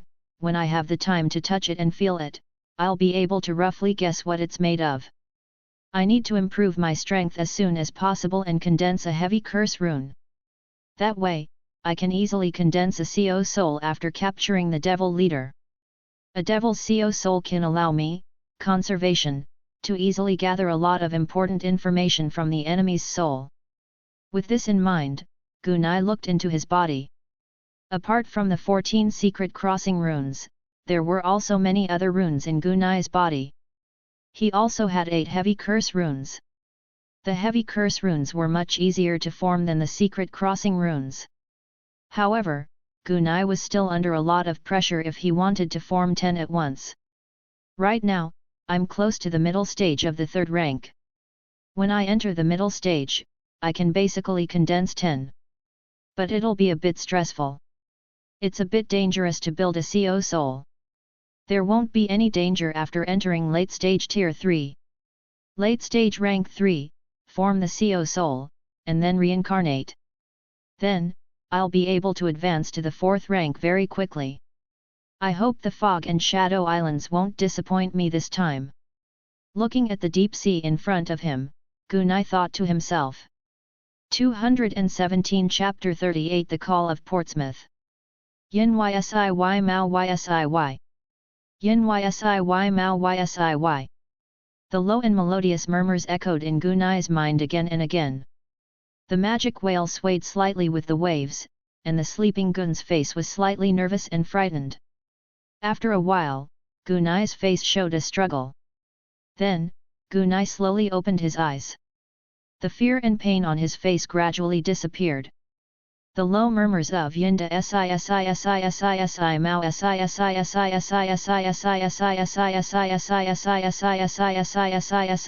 also gradually faded away. Hu. Gunai let out a deep breath, as if he had been relieved of a heavy burden. Gun got out of bed, put on some clothes, and opened the window. What entered his eyes was the deep fog surging under the sea breeze. Gun looked at the time. It should be 5 in the morning. There was no trace of the morning light under the cover of the fog. The sea was a strange world of eternal darkness under the cover of the night. Amidst the soft sound of waves, blood-curdling roars could be heard from time to time. It wasn't the hatred and greed in the eyes of the sea demon ship that would appear in the sea. Among them, there were many strange creatures that had sneaked over. In the past few days, several crew members had been injured. There was also one who was almost dragged into the ocean by a 4th-rank tentacle octopus. Fortunately, they had discovered it in time. Otherwise, the sea demon ship would have lost a lot of people. The window opened. The cool but slightly oppressive sea breeze entered the house, soothing Gun's nerves. For about 10 days, the magic whale had been heading toward the Shadow Islands. Along the way, they encountered 7 to 8 battles of all sizes. Each time, it was a small-scale attack by the Murloc and Sea Snake tribes. Fortunately, Gunai was there, so the battle was not dangerous. After 10 days of deep-sea travel, they were very close to the Shadow Islands.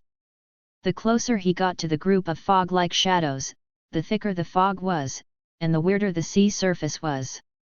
They could often hear the unusual sound of water flowing, but they could not see what was around the ship. He looked at the deep, oppressive, and dark sea.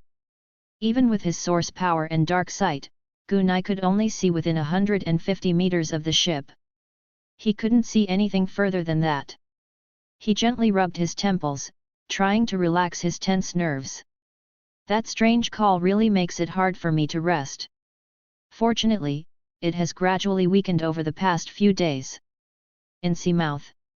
The Thulhu creature's name popped up in Gun's mind. The thing that made Gun's in Seamouth call was the treasure that Gun had obtained, an altar chain similar to the deep-sea anchor. The second day after he got the altar chain, Gun was in the process of making contact with the altar and nurturing the chain, hoping to get more information. Gunai did receive some scattered information. However, that night, when Gunai was resting, he fell into a deep sleep without any warning. Normally, Gunai wouldn't fall asleep unless he entered a state of sleep. However, something strange happened. After falling asleep, Gunai had a dream. The dream was very real, as if Gunai had experienced it himself. In the dream, Gunai was on a terrifyingly large ship. He looked down at the endless ocean. In the ocean, groups of Murlocs, whose faces could not be seen clearly, were swimming slowly. Their destination was an ancient, magnificent temple deep in the ocean, which could not be described with words. There was a temple there that was calling out to Gunai. Again and again. In the end, Gunai could feel that this was the final destination of his life. Then, he jumped off the ship. Gunai suddenly woke up. Then, to his horror, he found himself standing on the edge of the magic whale, trying to jump into the sea. At this moment, Gunai finally understood. He had touched and deeply felt the strange power in the chains of the altar. He had been infected by some strange power. He didn't know what level the Thulhu creature named in Seamouth was at. Perhaps it was at the ruler level, or an even higher old god level, and it was calling out to him. This situation would be a devastating blow to anyone else. If it were anyone else who had come into contact with the call of this terrifying Thulhu creature, the Paishiu would probably start to mutate from its body, growing fins, gills, and tails. Then, in the depths of its soul, it would respond to the call of Seamouth, breeding the most fanatical faith from the depths of its soul, and finally jump into the sea and return to its embrace. It was a good thing that the Red Mist ancient Nirvana had reincarnated under this power of the same level but in a different form, so it had a certain resistance to this strange power. On the first day, Gunai almost jumped into the sea. The next day, Gunai locked all the doors and windows. When he woke up, Gunai found that he was sleepwalking, looking for a way out. On the third day, Gunai found himself lying on the floor. On the fourth day, Gunai didn't even get out of bed. Today was the 11th day. The call was so weak that it could only give Gunai nightmares. It was impossible to make Gunai do anything by calling him. The mysterious power of Thulhu creatures is getting more and more mysterious and terrifying. I wonder when I'll be able to master this indescribable power. Looking at the dark mist of the ocean, Gun began to think. The calls are getting weaker and weaker. There should be no problem in another 7 or 8 days. It's good for me to get rid of this strange and mysterious call as soon as possible. It's not a good thing to sleep every day, especially in this misty ocean. Captain. While Gu and I was thinking, a figure quickly passed through the fog on the ship. It was Martyr Cole, the energetic young man. Martyr's figure didn't seem to have changed much as he stood before Gun's window. However, the strength of his body and his chi and blood were growing stronger by the day. It was still a bit weaker than Gunai, but it was still terrifying for a normal person. In fact, none of the third-rank sailors could compete with Martyr in terms of strength. During the voyage, with Gugni's instructions and Martyr's help in catching fish, the 3 chefs grilled all kinds of fish for Martyr. Martyr's gluttony talent was not picky at all. Taste was important for ordinary food. As for the fish in the ocean, they were all meat-based food that contained source power. Martyr didn't reject any of them. Whether it was raw fish slices, soup, barbecue, marinating, greasing, or sun-dried salted fish, they were all different. As long as he could eat, Martyr could stuff them all into his stomach. And the effect was surprisingly good. Martyr was only at the 2nd rank. However, he could vaguely tell that he already possessed the battle prowess of a 3rd rank. He couldn't help but re-examine Martyr's gluttony. Had it mutated? What is it? He looked at Martyr Gun and said softly. The first mate wants you to have breakfast now, he has something to tell you. Oh. Gunai's eyebrows twitched, and he nodded. I know.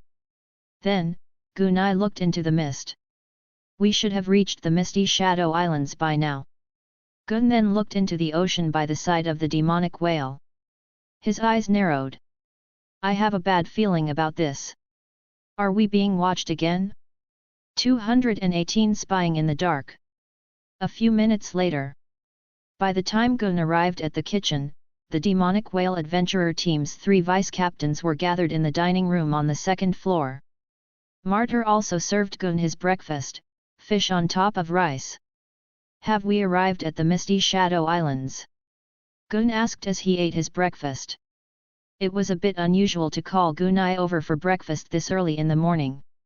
We're almost there.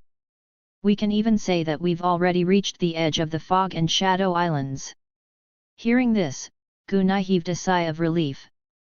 They've finally arrived. The first mate, Arson Horwell, replied quickly while eating breakfast. The reason why I called you here so early today and so urgently. It's mainly because of Ying Luo. Jason lowered his voice. There are already members of the Sea Tribe who have their eyes on us. Ever since we entered the Foggy Sea, haven't the Sea Tribes been paying attention to us? Gunai asked after some thought. But it's different this time. In the past, they were a deep-sea race. They may hate us for sailing on the sea, but it's not to the point where they would risk their lives to fight us. And in those few battles, you also know that those guys fled after suffering. And this time, it's the Yaksha fishmen who have their eyes on us. These guys have always regarded the misty shadow islands as the holy land of their clan. No one is allowed to touch or even land. If more than a dozen sea demon ships come over, those Yaksha mermen might not dare to come and watch us. But we only have 1 sea demon ship, and we don't have any high-level extraordinaires to keep watch. The Yaksha fishmen will definitely test us. These Yaksha mermen are very cautious. According to past information, they will have an observation period of half a day to a day before they launch an attack. Therefore, we should take advantage of the half-day to one-day gap before they launch an attack. Captain, you'll first need to borrow a mystical item to conduct an exploration of the foggy Shadow Islands. If I can enter to search for treasures and gain wealth, then needless to say, this battle must be fought, and it must be fought beautifully. I must beat them until they feel the pain and make them keep a respectful distance from me. This way, we can safely search for treasures. If we can't get into the Fog and Shadow Islands, there's no need to fight to the death with these Yaksha mermen. After all, there are a few powerful high-level mermen in their group. However, the misty Shadow Islands cover a large area, and there are many submerged reefs on the surrounding coastline. The source power near the misty Shadow Islands is very strange, and there are several places where strange vortexes appear. In addition, the core of the archipelago, the Shadow Island, has a mysterious deadly force that will spread and kill people from time to time. The sea demon ship can't get too close. Our plan is to let the sea demon ship anchor here and have a large number of crew members guard it. And I'll bring you, Captain. The two of us will quietly enter the position at the edge of the misty Shadow Islands. I can make you invisible. Besides, it's early in the morning. There are no powerful Yaksha fishmen nearby. They won't be able to find us. It's a good time to explore the misty Shadow Islands. This is also the reason why we woke up so early. After discovering that the Yaksha fishmen were stalking them near the Fog Shadow Islands, they had no choice but to leave. The tactical quality and caution that Jason Horwell had displayed were far more reliable than Gunny's captain. You don't need to go over, I can go over by myself. Gunai said after some thought. What? The few of them looked over in surprise. Gunai said this because he had opened the system just now. A strange encounter event appeared on the strange encounter page. Even though he had only skimmed through it. But Gunny was sure that the misty Shadow Islands only had one treasure trove. The past few encounters had made it clear to Gunai that this one could be another opportunity to change him. In fact, every member of the demonic whale adventurer team would benefit from this. Facing the gazes of the others, Gunai explained in a soft voice. I have an invisibility scroll, and I can easily walk on the surface of the sea without causing any abnormal movements. It's much more convenient for me to move on the sea than the two of us. Very soon, I will be able to circle around the misty Shadow Islands. And if anything happens to you, I'll have to take care of you. So, I'll go alone. Gugni's words were reasonable, and after he finished, Yazan couldn't even find a rebuttal. Just let Captain go alone, Old Sea Map said at this time. The captain came as quickly as he left. Moreover, as a fourth-rank expert, you are the core strength of the magic whale. If those Yaksha fishmen launch an attack, the more you are here, the stronger our defense will be. Good, I'll guard the magic whale, Yazan nodded. Captain, you must be careful when you're alone. I know, just wait for my good news, Gunai nodded. About a kilometer away from the magic whale and the sea demon ship. In the dark and silent depths of the fog. On the surface of the sea. There were more than 50 Yaksha fishmen here. These Yaksha fishmen had horn fins on their heads, long and strong arms, and slender bodies. They had a fierce and brutal aura, full of the fierceness and killing intent unique to deep-sea tribes. There were more than 50 Yaksha fishmen, and each of them was holding an icy blue trident, which was glowing with a cold light. These tridents were also the origin of the Yaksha Fishman tribe's name. There were more than 50 Yaksha fishmen with fierce auras. Most of them were level 2, a few were level 3, and the two leading them were level 4. Among the 50-odd Yaksha fishmen, there were 2 Type 4 humans. At this time, in front of the 2 Tier 4 humans, a water magic mirror with a diameter of about 1 meter for long-distance surveillance appeared. At this moment, the magic whale appeared in the water mirror.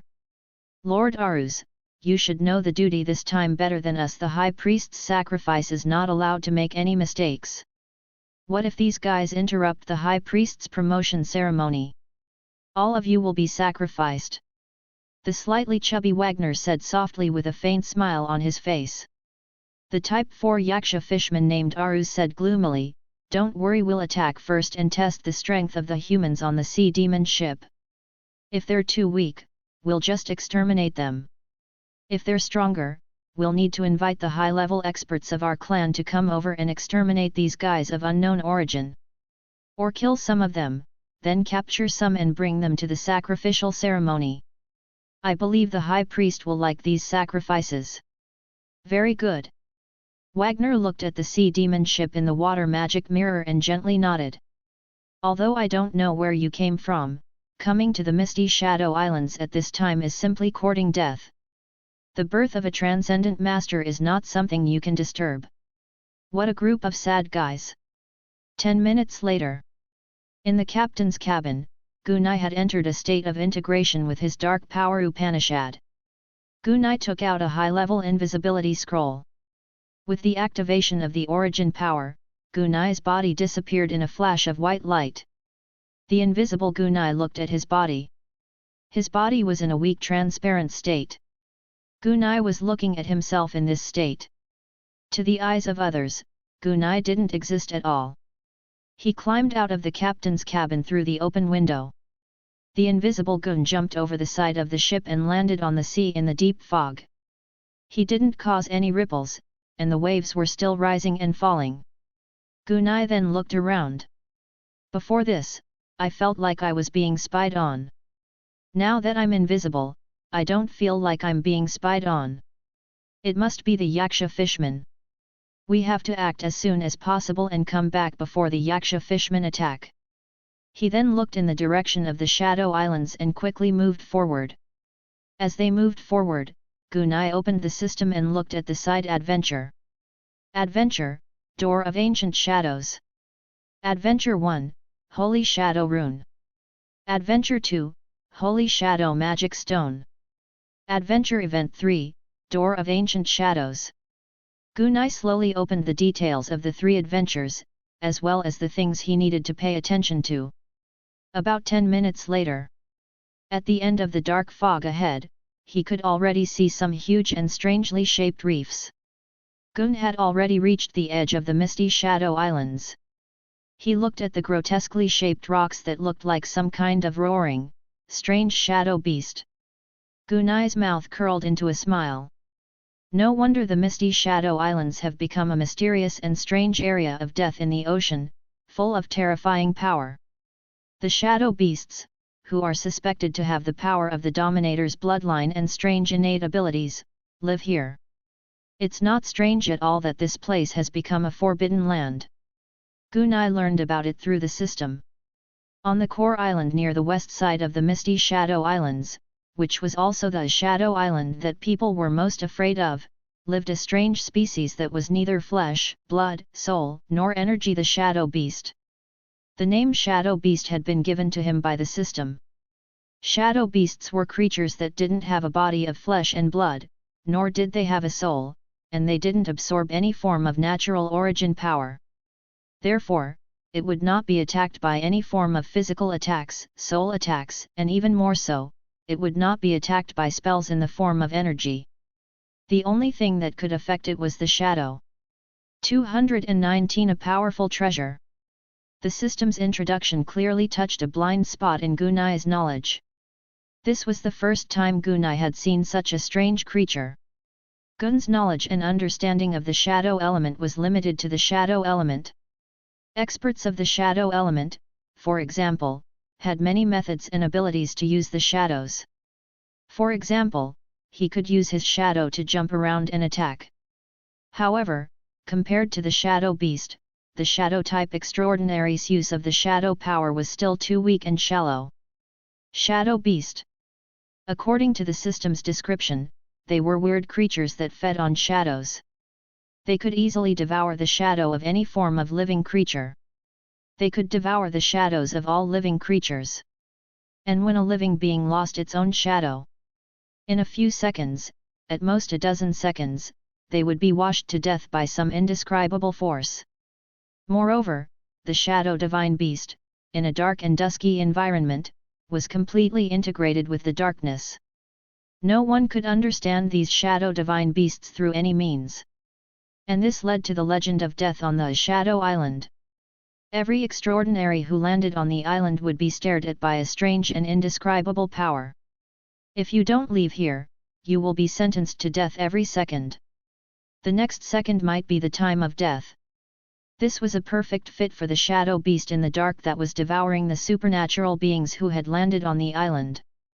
In addition, the various attacks of extraordinaries would not have any effect on these shadow beasts. That would truly be a case of death for all who came. It was no wonder. For so many years, even the slightly more powerful extraordinary fish and sea beasts didn't dare to approach the entire Shadow Island, which was more than a dozen nautical miles in radius, let alone extraordinary people.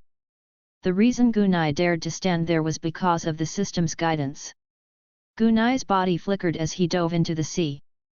He soon saw an arch-shaped gate 20 meters under the sea. It was 5 meters tall. In addition to the sea reef stone gate, the various reefs around were under the influence of a strange power. They looked like strange beasts that were either crawling, sleeping, fighting, or roaring. The sea reef gate and these strange-shaped sea reefs. They were all formed under the effect of the ancient Shadow Gate. Especially since this sea reef stone gate contained the key power to land on Shadow Island and not be attacked by the shadow beasts. There wasn't only one ocean reef gate, and this was the safest one according to the system's guidance. He stood in front of the door on the reef. According to the system's instructions, Gunai had the door absorb his shadow. This way, Gunai wouldn't become a target for the shadow beasts. That way, Gunai would be able to land on the island. Following the system's guidance and a special incantation, Gun followed the channel of magic and sent his source power into the reef gate 40 to 50 times. Under the system's prompt, Gunai completed the process of letting the door absorb his shadow. If not for the system's guidance, this method and that special incantation would probably never have been known. Gunai thought. After doing all this, Gunai examined his body and found nothing out of the ordinary. It's obvious that the shadow's strange power is not within the range of my perception. After all, it's the power of a strange creature with the Dominator's bloodline. It's normal that I can't sense it. This shadow will be absorbed and stored for about 3 hours. I have to act quickly. After returning to the surface of the ocean, Gunai looked at the island of shadows, which was shrouded in darkness and fog. After taking a deep breath, Gunai calmed his mind and quickly moved forward. A few minutes later, after crossing the complex reef area, Gun stepped onto the shadow beach in the dark.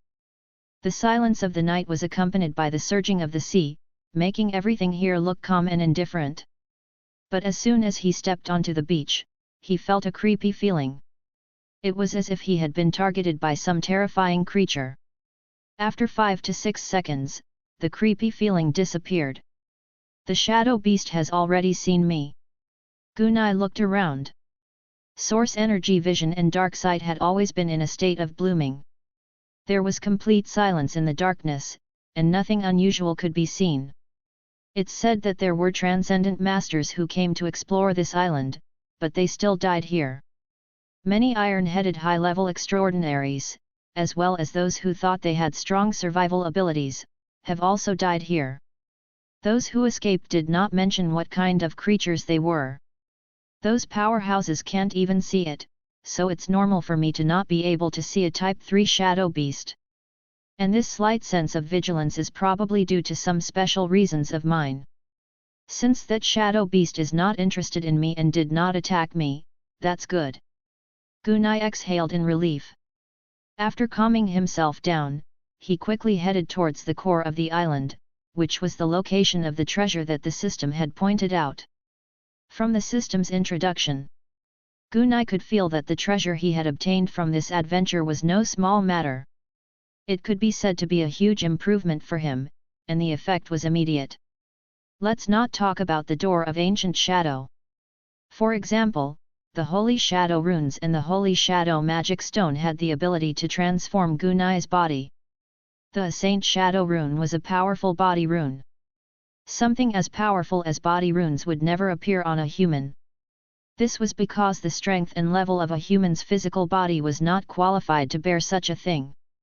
The body runes could only appear on overlords and powerful leaders who had a high chance of becoming overlords. In addition, not all leaders and overlords had body runes. Only those powerful creatures with unique bloodlines could have these body runes. For example, the leader Tirthanator had defensive runes on its body, which could easily block Gunai's spells. Gunai could clearly feel it as he digested its flesh, bones, and scales. At the same time, it was said that powerful angels, demons, dragons, and so on would also have their own unique body runes. The Holy Shadow rune was one of those mysterious runes that could only appear on powerful leaders and overlords. As for the specific effects, he would have to wait until after the ancient Nirvana inheritance was over to carefully experience and discover them. But from the name and introduction, Gunai could tell that it was a rune that focused on agility and speed. More importantly, the Saint Shadow runes could be stacked like the runes of soul arts. The stronger his body was, the more Saint Shadow runes he could condense, and the more powerful they would be. Moreover, the system had clearly stated that the death rate of absorbing the Holy Shadow rune inheritance was extremely high. Gunai estimated that under normal circumstances, he would most likely not be able to accept the inheritance. He could only rely on the power of reincarnation. And the Holy Shadow Magic Stone was even more extraordinary. The system introduced it as a transcendent treasure. Gun knew better than the system that this thing was not only a rare treasure, but a legendary treasure. In the history of the Oya continent, there had been 2 Holy Shadow Magic Stones. And this had successfully created 2 supreme existences that surpassed the 9th rank, with the title of half shadow half god. These 2 powerhouses were the top powerhouses of that era. Their success obviously couldn't have been achieved without the powerful effect of the Holy Shadow Magic Stone. The effect of the Holy Shadow Magic Stone was to allow the body to complete a transformation in the space realm, and the higher the extraordinary talent, the better the effect after the transformation. In other words, after using the Holy Shadow Magic Stone, one's movement speed and vitality would double. To an expert of the shadow element, this was a complete qualitative change. For Gunai, this meant that his ability to survive would greatly increase. The increase in speed and spirit activity gave Gunai more options when he was avoiding danger. After all, a tank mage didn't necessarily have to take the enemy's spell head-on. If one could easily avoid an attack, who would be willing to stand there and be beaten? In fact, there were many spellcasters who were not slow. For example, the speed of the wind element's Magus was not any slower than the shadow elements, and they were the best at escaping. Another example would be the rare magical incantation masters who had spatial talents that were heavily cultivated once they appeared. They could easily travel through the spatial realm. It wasn't easy to kill a law incantation master like this. Gunai's speed wasn't slow. After all, Gunai's body wasn't weak, and his physical strength was extremely strong. But if you say that Gunai is fast, that's not true. Gun's speed was considered outstanding among magi. However, compared to the power of his spells and his calmness, speed wasn't one of his core abilities. But now, with this fortuitous encounter, it was completely different. Gunai's strange speed and incredible flexibility would become one of his advantages. 220 The terrifying creation in the fog. The Holy Shadow Magic Stone could double Gunai's speed. Gunai's extraordinary talent was extremely rich, and it was possible that his talent would double. It was combined with the Saint Shadow rune that could be continuously condensed. With the 2 added together, Gunai's speed and agility would be greatly improved. In addition, the Saint Shadow rune was a body rune, and its effects were far more than that. Once he got his hands on these things, he would be able to increase his strength.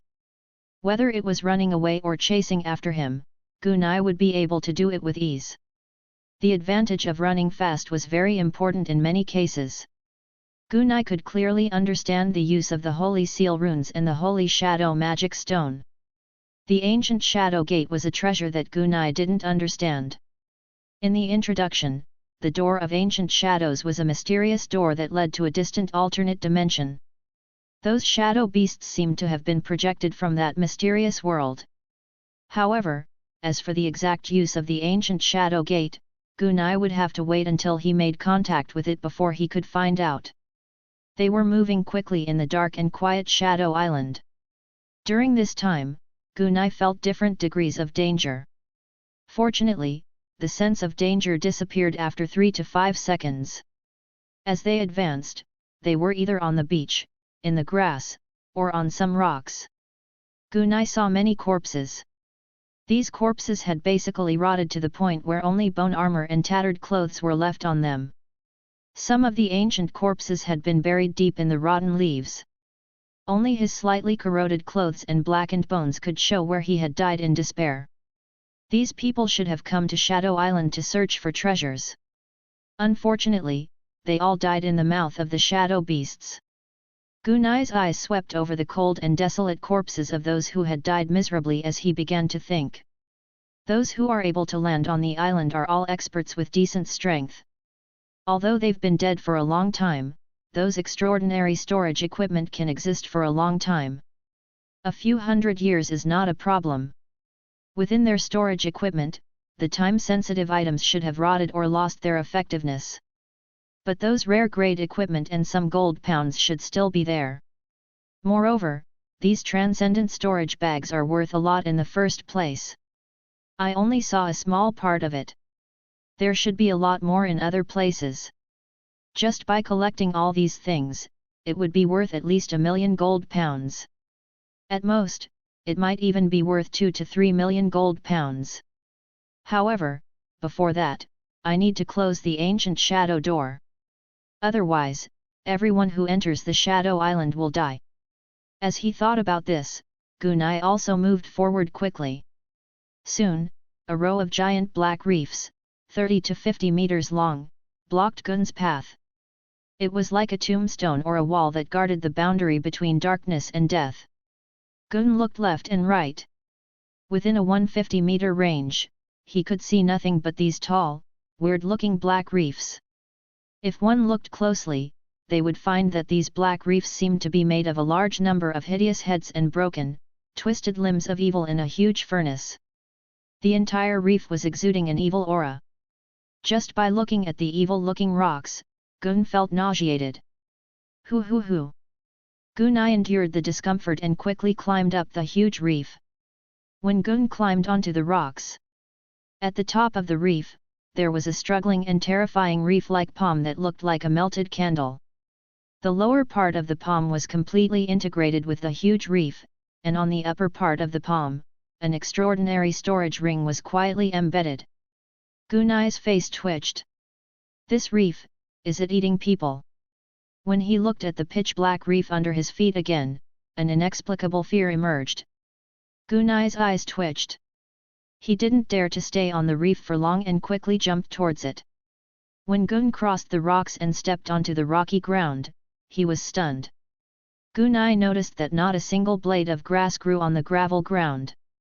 He slowly raised his head and looked forward. An indescribable scene bloomed in Gunai's mind. In the deep and oppressive dark mist, the tip of the iceberg was revealed before Gunai's eyes. The corpses of some kind of deep-sea octopus with many tentacles, some kind of giant sea monster sleeping at the bottom of the sea, some kind of giant beast hunting in the sky, flying beast swan and other creatures that Gunai recognized or didn't recognize were all gently gathered together to form a wall, or a huge mountain that reached the sky.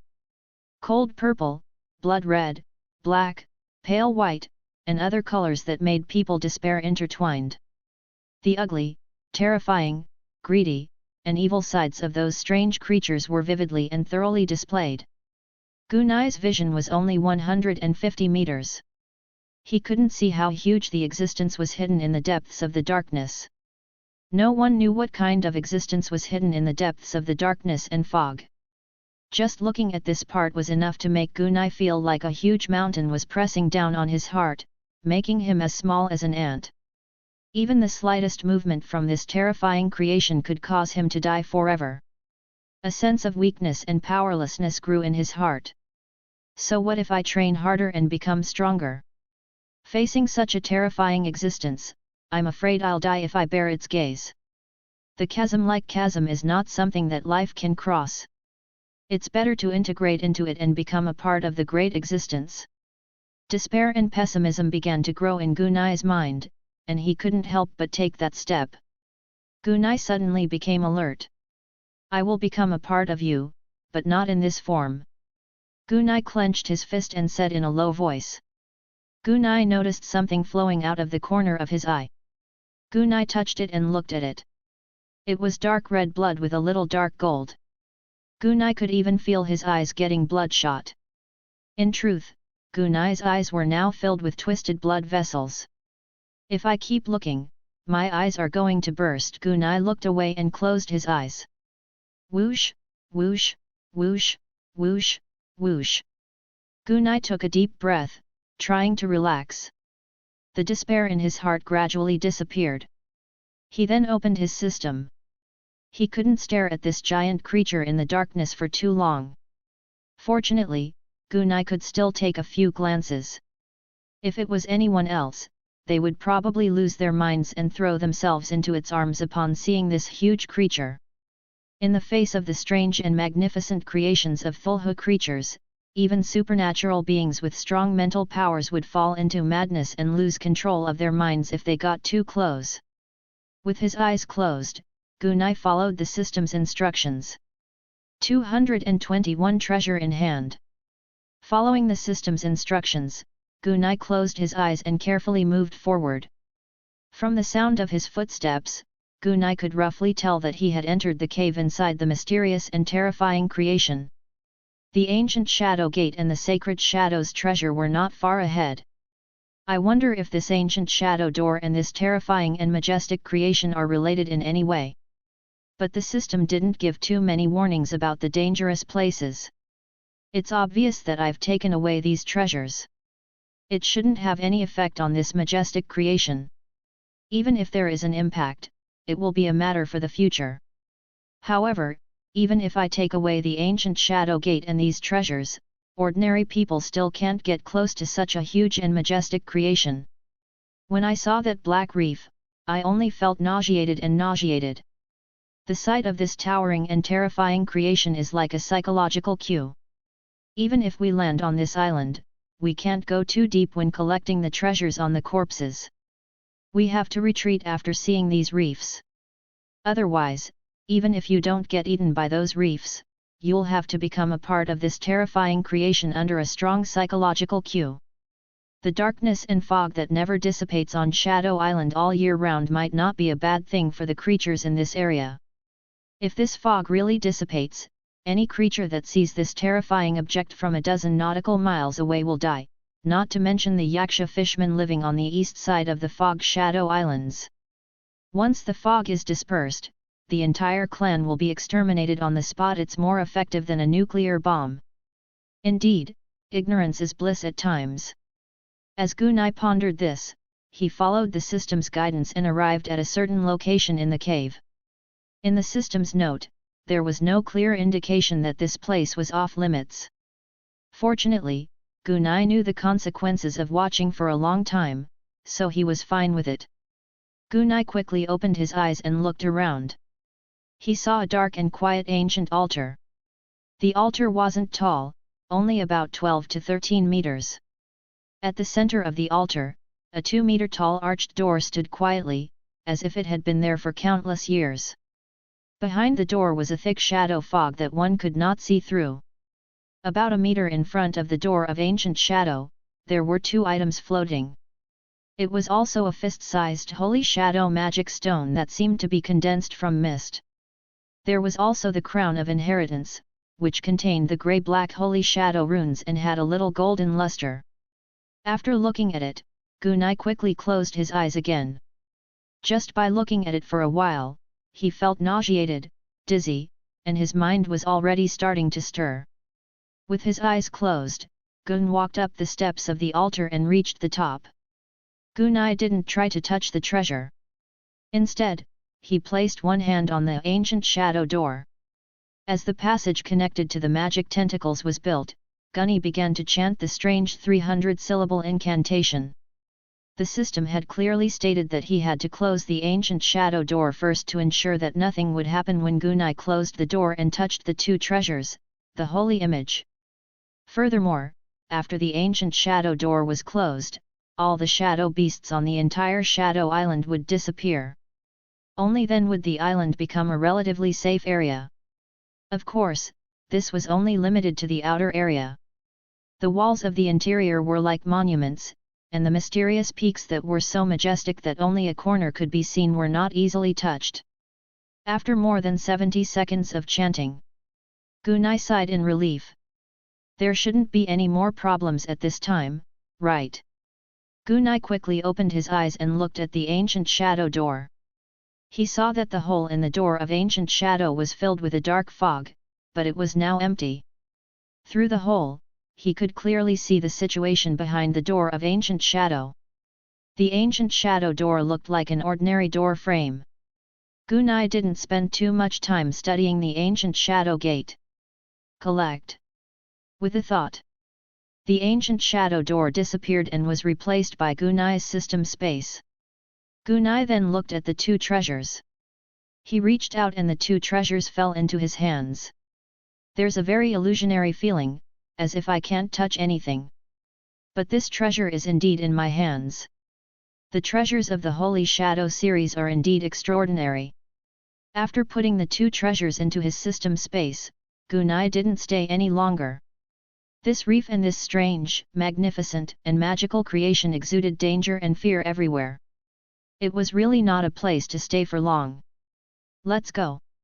With his eyes closed, Gun followed the system's guidance and went out. The miracle system could complete a miracle event, and as long as it didn't go beyond the scope of a miracle event, the miracle event would give Gunai guidance for a long time. For example, where was dangerous and where he couldn't go. If he followed that direction, he would be able to reach a safe place. A few minutes later, Gunai had already crossed the huge rock. When he turned back to look at the dark mountain, he was stunned. The fog covered everything, and no one could see anything unusual. Even though Gunai had taken away some of the treasures, Shadow Island was still in its original state. No one had shown any signs of abnormality. The only difference was that the shadow beasts had already disappeared. Other people wouldn't die for no reason when they landed on the island, but if they got too close and saw something they shouldn't see, it would be hard to say. Now that he'd acquired the treasure, Gunai was completely at ease. As the reef disappeared from his sight, Gun felt the strange threat to his life gradually disappear. The system is still the most reliable. Gunai muttered to himself as he slowly withdrew his gaze from the giant creature. As he walked towards his shadow, Gunai took out two treasures. The Holy Shadow Magic Stone that Gunai had taken out first. The magic contact channel was quickly built, and the information about the Holy Shadow Magic Stone entered Gunai's mind. After a while, Yi! Gun was shocked. I can just absorb it directly. And you can complete the transformation in just a few minutes? Gunai immediately began to think. I've been out for less than an hour. It's still too early for the Yaksha fishmen to attack. Well, let's absorb it first and see the effect. After all, it'll take more than 10 minutes to get back by sea. After I double my speed, I might be able to get back faster than if I just run back. After walking forward for another 1 or 2 minutes, they passed by a beach bush full of grass and coconut trees. The peaceful beach came into Gunai's sight, and he could hear the sound of waves. He even saw the footprints he'd left on the beach. Before this place was filled with the danger of death. And now, it could be said that this was the safest place in this sea. After looking around, Gunai sat down on a dry beach. He looked at the fist-sized magic stone in his hand. It seemed to be condensed by black mist, and he couldn't feel its existence at all. I hope your effects are as powerful as the rumors say. After he finished speaking, Gunai calmed down and began to connect to the channel. 222 An astonishing transformation. As he absorbed the holy shadow magic stone. Gurgle gurgle gurgle. Gunai could clearly feel a strange energy entering his body. Gunai was even able to sense their movements. The energy of the holy shadow magic stone quickly entered every corner of Gunai's body. Gunai's muscles, cells, bones, skin, and organs were all absorbing this strange energy. As his body absorbed and fused with the energy of the holy shadow magic stone, Gunai could clearly feel his body becoming lighter and more agile. But Gun was certain that this wasn't a result of his weight loss. It was as if he had directly increased his speed and agility on some strange level. As he absorbed the energy, Gunai could clearly feel his body becoming lighter and more agile. Even the muscles in his arms and legs were rapidly growing stronger. Gunai's body couldn't help but be immersed in this comfortable feeling. About 5 or 6 minutes later, Gunai was sitting on the beach, and the holy shadow magic stone in his hand was gone. Slowly opening his eyes, Gunai's eyes were filled with joy. With a slight push of his hand, Gunai's right foot lashed out with incredible flexibility and angle, as fast as lightning.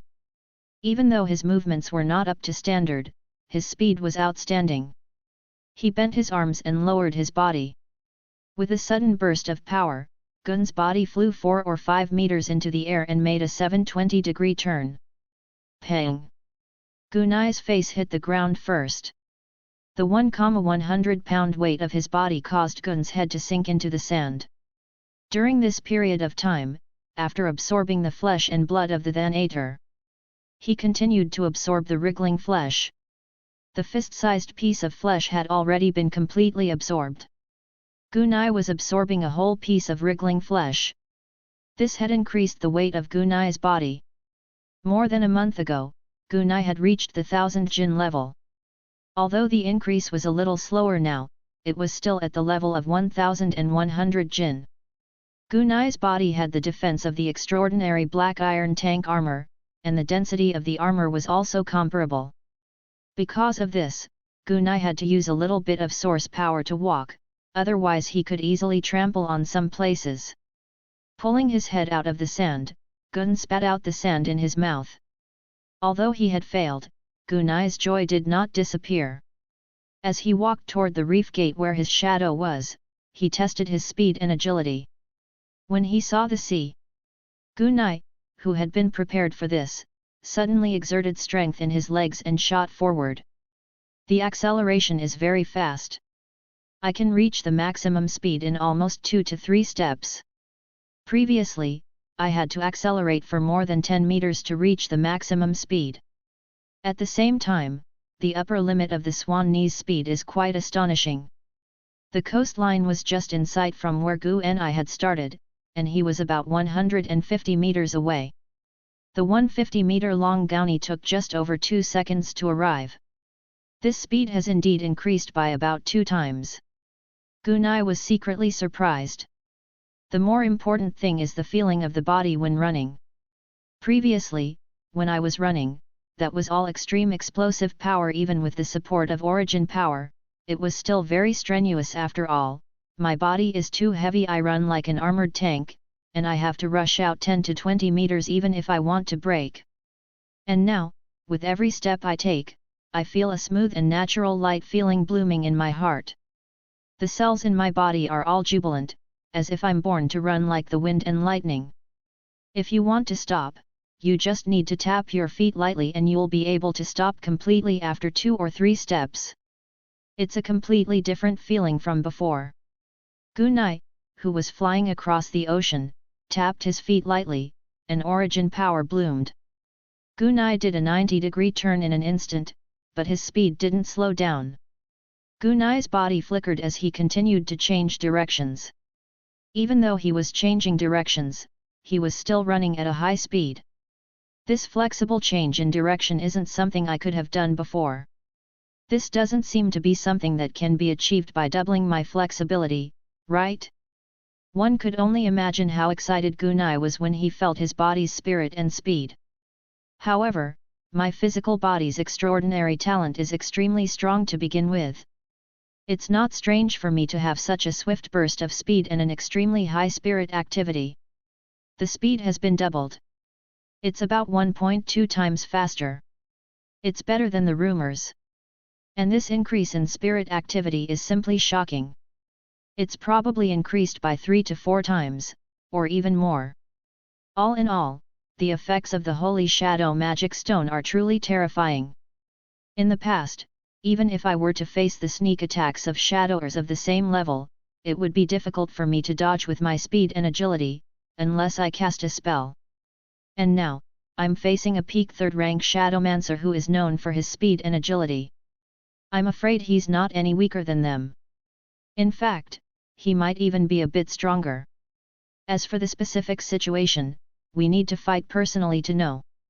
But no matter what, against a Type 3 or even Type 4 Shadow Element expert, I can rely on my speed to deal with them. When your speed reaches its peak and you exhaust all your means to get close to me and give me a fatal blow, you will find that the dagger attack can only break my physical defense. I think you will be in despair at that time. Gunai's mouth curled into a smile. All this while, my body's extraordinary talent has not been able to display its potential except in the aspect of resistance.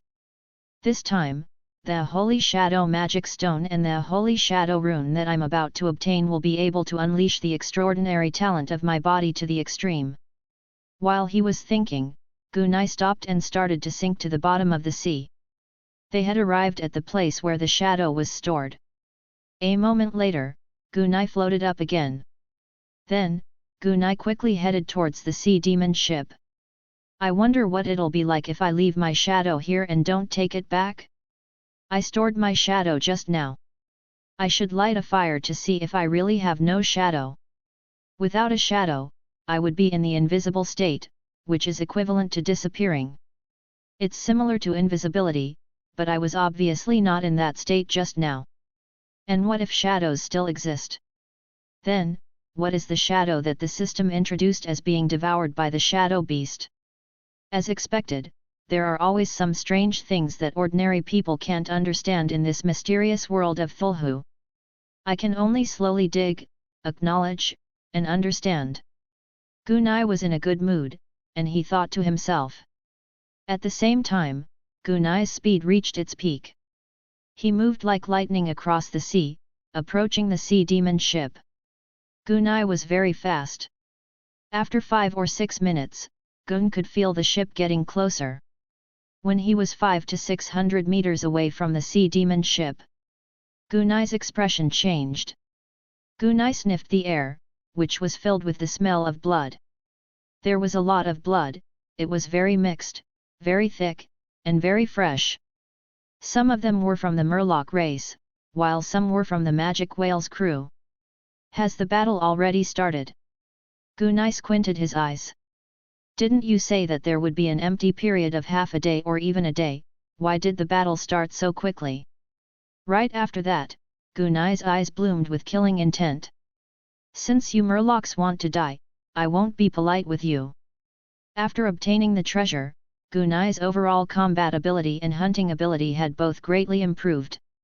He wouldn't show mercy to the Yaksha fishmen that came to him. 223 The sneak attack on the sea demon ship. Soon, the sea demon ship entered Gunai's sight. With a leap, Gunai quickly jumped 20 to 30 meters away and landed on the bow of the ship. Gunai landed. Captain, the captain is back. A cry of surprise was heard, mixed with some pleasant surprise. Immediately, the magic whale was in an uproar, and the heads of the people on it shook. Captain! Captain, you're finally back! Captain, those damn Murlocs ambushed us. There are also other humans. Captain, 2 of our men have been taken away by them. When they arrived at the wide deck in the center of the sea demon ship, many of the crew members immediately gathered around and began to talk. Gunai looked around. It was obvious that the magic whale had just gone through a bloody battle. There were traces of blood everywhere on the deck. The side of the ship was broken in many places, and the deck was cracked in many places. Even the submast had been broken and fell into the water. Not only that, the two sides of the ship were already cracked in many places, and sea water kept pouring in. The sea demon ship was currently sinking. "First mate, you can tell me the exact situation." Gunai's deep and majestic voice resounded. His voice contained the overbearing aura of a leader creature like the Thanator. Everyone who felt the might and pressure immediately shut up and became quiet. Arthur Horwell, who was still stained with blood, walked forward and calmly explained. "Half an hour ago, about 40 minutes after you left, about 50 to 60 Yaksha fishmen attacked us. The weakest of these 50 to 60 Yaksha fishmen are at the second rank. There are also a few at the third rank and 2 at the fourth rank. Other than these Yaksha fishmen, there are 2 other humans. These 2 humans are very powerful. Baster Johnson almost died at their hands. It's a good thing we're not weak. And those Yaksha fishmen are not as strong as us on the sea demon ship." After a series of battles, they left behind some corpses and quickly retreated. About 17 or 18 of them died. And we also lost some of our men. "How many casualties?" Gunai asked with a gloomy face. 4 are dead, and 2 were caught in the sea. I don't think they can survive. Those Yaksha fishmen feed on people. In a situation where the enemy was stronger than the sea demon ship, this loss ratio was already very valuable. It's a pity that I wasn't here. Otherwise, Ying Luo wouldn't have lost so many crew members. Gunai sighed in his heart. The others are all injured, but they've all used potions. Those with minor injuries have mostly recovered. The 5 who are seriously injured are still recovering in the captain's room. At present, the most important problem is Wufu. Arson lowered his voice so that only Gun could hear him. This wave of attack is most likely to test us. After knowing our strength, those Yaksha fishmen will make a comeback soon. I'm afraid by then. Yazan didn't say much, but Gun knew what he meant. A larger scale attack. Gunai's eyes were bloodshot as he clenched his fists. Just in time, I was afraid they wouldn't come over. Don't worry, with me here, no matter how many of them come, they will all die, Gunai said in a calm voice. Gunianzi said this not only because his speed had increased. This was also because he had been cultivating the Gunirvana hack for the past month, which had greatly increased his strength. Moreover, Gunai had many treasures. Gunai had never been afraid of 1 versus many. I'm not afraid of your numbers, but I'm afraid that your eyes aren't bright enough. Gunai turned to the captain's cabin. How are the few who are seriously injured? Gun asked as they walked. The situation is a little too critical. Baster Johnson is being targeted. They should know that Baster is the strongest combat force on the ship. The 2 human experts are targeting Baster. One of them is a water elementalist, and the other is a combat swordsman. Baster's heart was crushed. I wonder how he survived. And Martyr, that young man. He's very desperate. His physical defense and strength are quite amazing, and his vitality is frighteningly strong. His body was almost turned into a plug by the Yaksha fishman's trident. His broken internal organs were flowing out, but this guy is still fighting crazily with his black iron short knife. Martyr's left arm was broken at the end of the battle. I wanted to find his arm and reattach it, but I don't know if it was picked up by the Yaksha fishman or if it fell into the sea and sank to the bottom in the chaos. It's a miracle that this guy survived. I hope this guy can find a strong potion to recover his arm. Gun's heart sank as he listened to Yazan's story. Some of his crew members might have had some unusual thoughts and schemes when they boarded the ship. But at this moment, they were all brave warriors of the magic whale. Gunai naturally wouldn't mistreat them. Squeak! Gun pushed the door open. 5 people were lying on the bedding on the floor. Old C-Map and 2 other crew members were taking care of the 5 seriously injured crew members. Captain! He seemed to have seen Gunai enter. Martyr struggled to get up. I didn't embarrass you, I killed 3 scumbag murlocs. Martyr laughed, but his face was a little pale. Your wound has just stopped bleeding, don't move. The old sea map hurriedly pressed Martyr, who was so seriously injured but still full of energy, back down. You did very well. Gugni walked over and patted Martyr on the shoulder. He's still so energetic even after being so heavily injured. Perhaps this gluttony talent doesn't just increase strength and defense. It might also increase life force, or something like a health bar. Gunai thought. Gunai looked at the 5 of them. They were all recovering from their serious injuries. Other than Martyr, the rest of the team had weak life auras. If they had high-grade potions, they would be able to get rid of their weakened state and recover faster.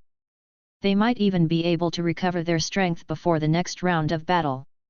However, after interacting with the crew, he knew that they weren't as rich as he was. There was no need to talk about a dozen gold pounds of potions with outstanding effects. Even if it was a high-grade healing potion that cost 5 gold pounds a bottle. For these crew members, no one would reserve any. They were more willing to store up intermediate healing potions that were only 1/10 the price of advanced healing potions, which were 5 silver dragon per bottle. The cheaper ones were low-level healing potions that could be bought for a few dozen copper coins.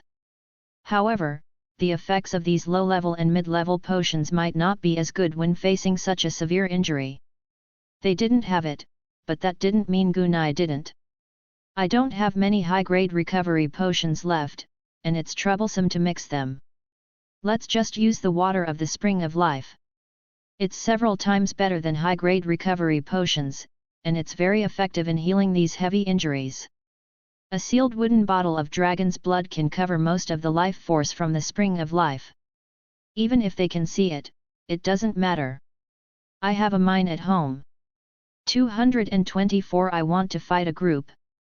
With a flip of his hand, Gunai took out a wooden bottle of dragon blood, which contained about 300 milliliters of liquid. Drink this. It will help you recover. He said that Gun had helped Martyr up. Captain, what's this? An information potion, why is there such a big bottle? Martyr, who was being helped up, seemed to have pulled on his wound and asked in pain. I told you to drink with me, so why are you talking so much nonsense? Just drink your fill and finish it. If Martyr was allowed to drink to his heart's content, he would probably have to drain all the water from the Spring of Life to be able to barely keep up. Martyr's appetite was not something that an ordinary person could compare to.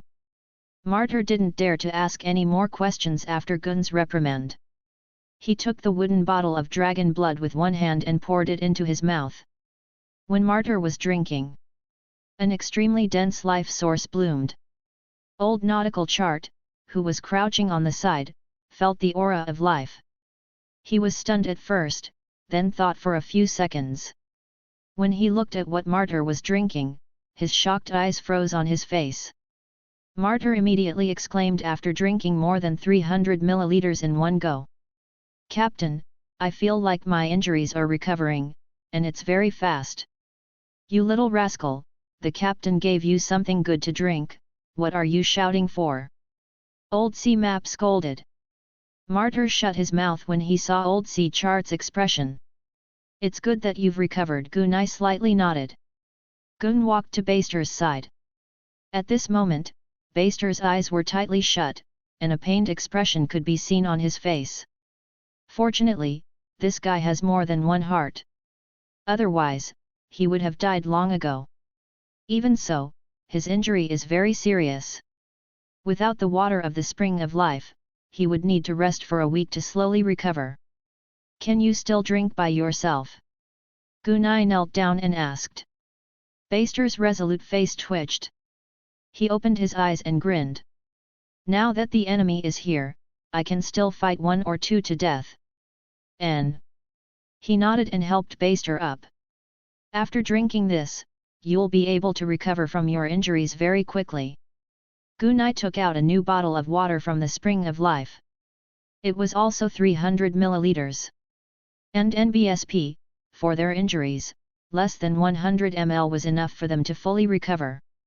However, the miraculous thing about the Spring of Life was that not only could it heal their injuries, but it could also fuse with their bones, allowing their bodies to quickly produce blood, replenishing the blood they had lost and restoring their combat strength.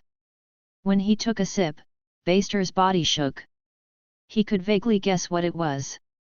Immediately, Baster gulped it down, afraid that Gunny would take it away.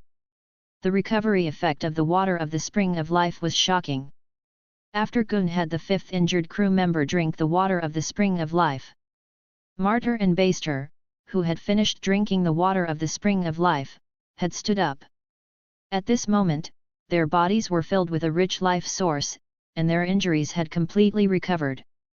Even their mental state was constantly warming up. Martyr's broken arm had even begun to grow back slowly. It would only take 5 or 6 minutes for it to fully grow back. Baster's severely injured heart had also completely recovered.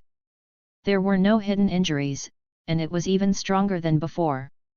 In just a minute or two, Martyr's injuries had recovered, and his broken limbs had regrown.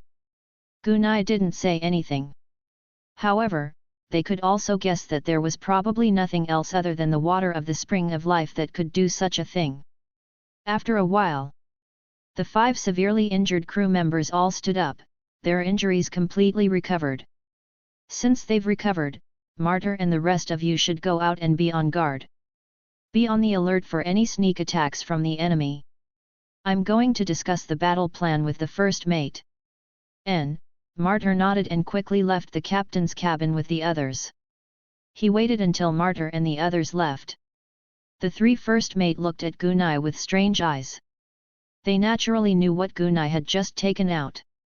Since Gunai didn't want to say, they naturally wouldn't expose him. Our captain is not simple to have such a big hand. The few of them secretly sighed. He looked around the captain's cabin and saw that it was also broken. The glass window, wooden door, and one side of the wooden wall had a big hole. The puppet thread probably wouldn't be able to seal this place. Looking out of the window, Gunai felt like someone was peeking. It was obvious that the enemies had been monitoring the entire ship in the dark. Retracting his gaze, Gunai flipped his hand and took out a scroll. As the source power was channeled into the scroll, an extremely powerful aqua blue energy restriction bloomed. It enveloped the entire captain's cabin.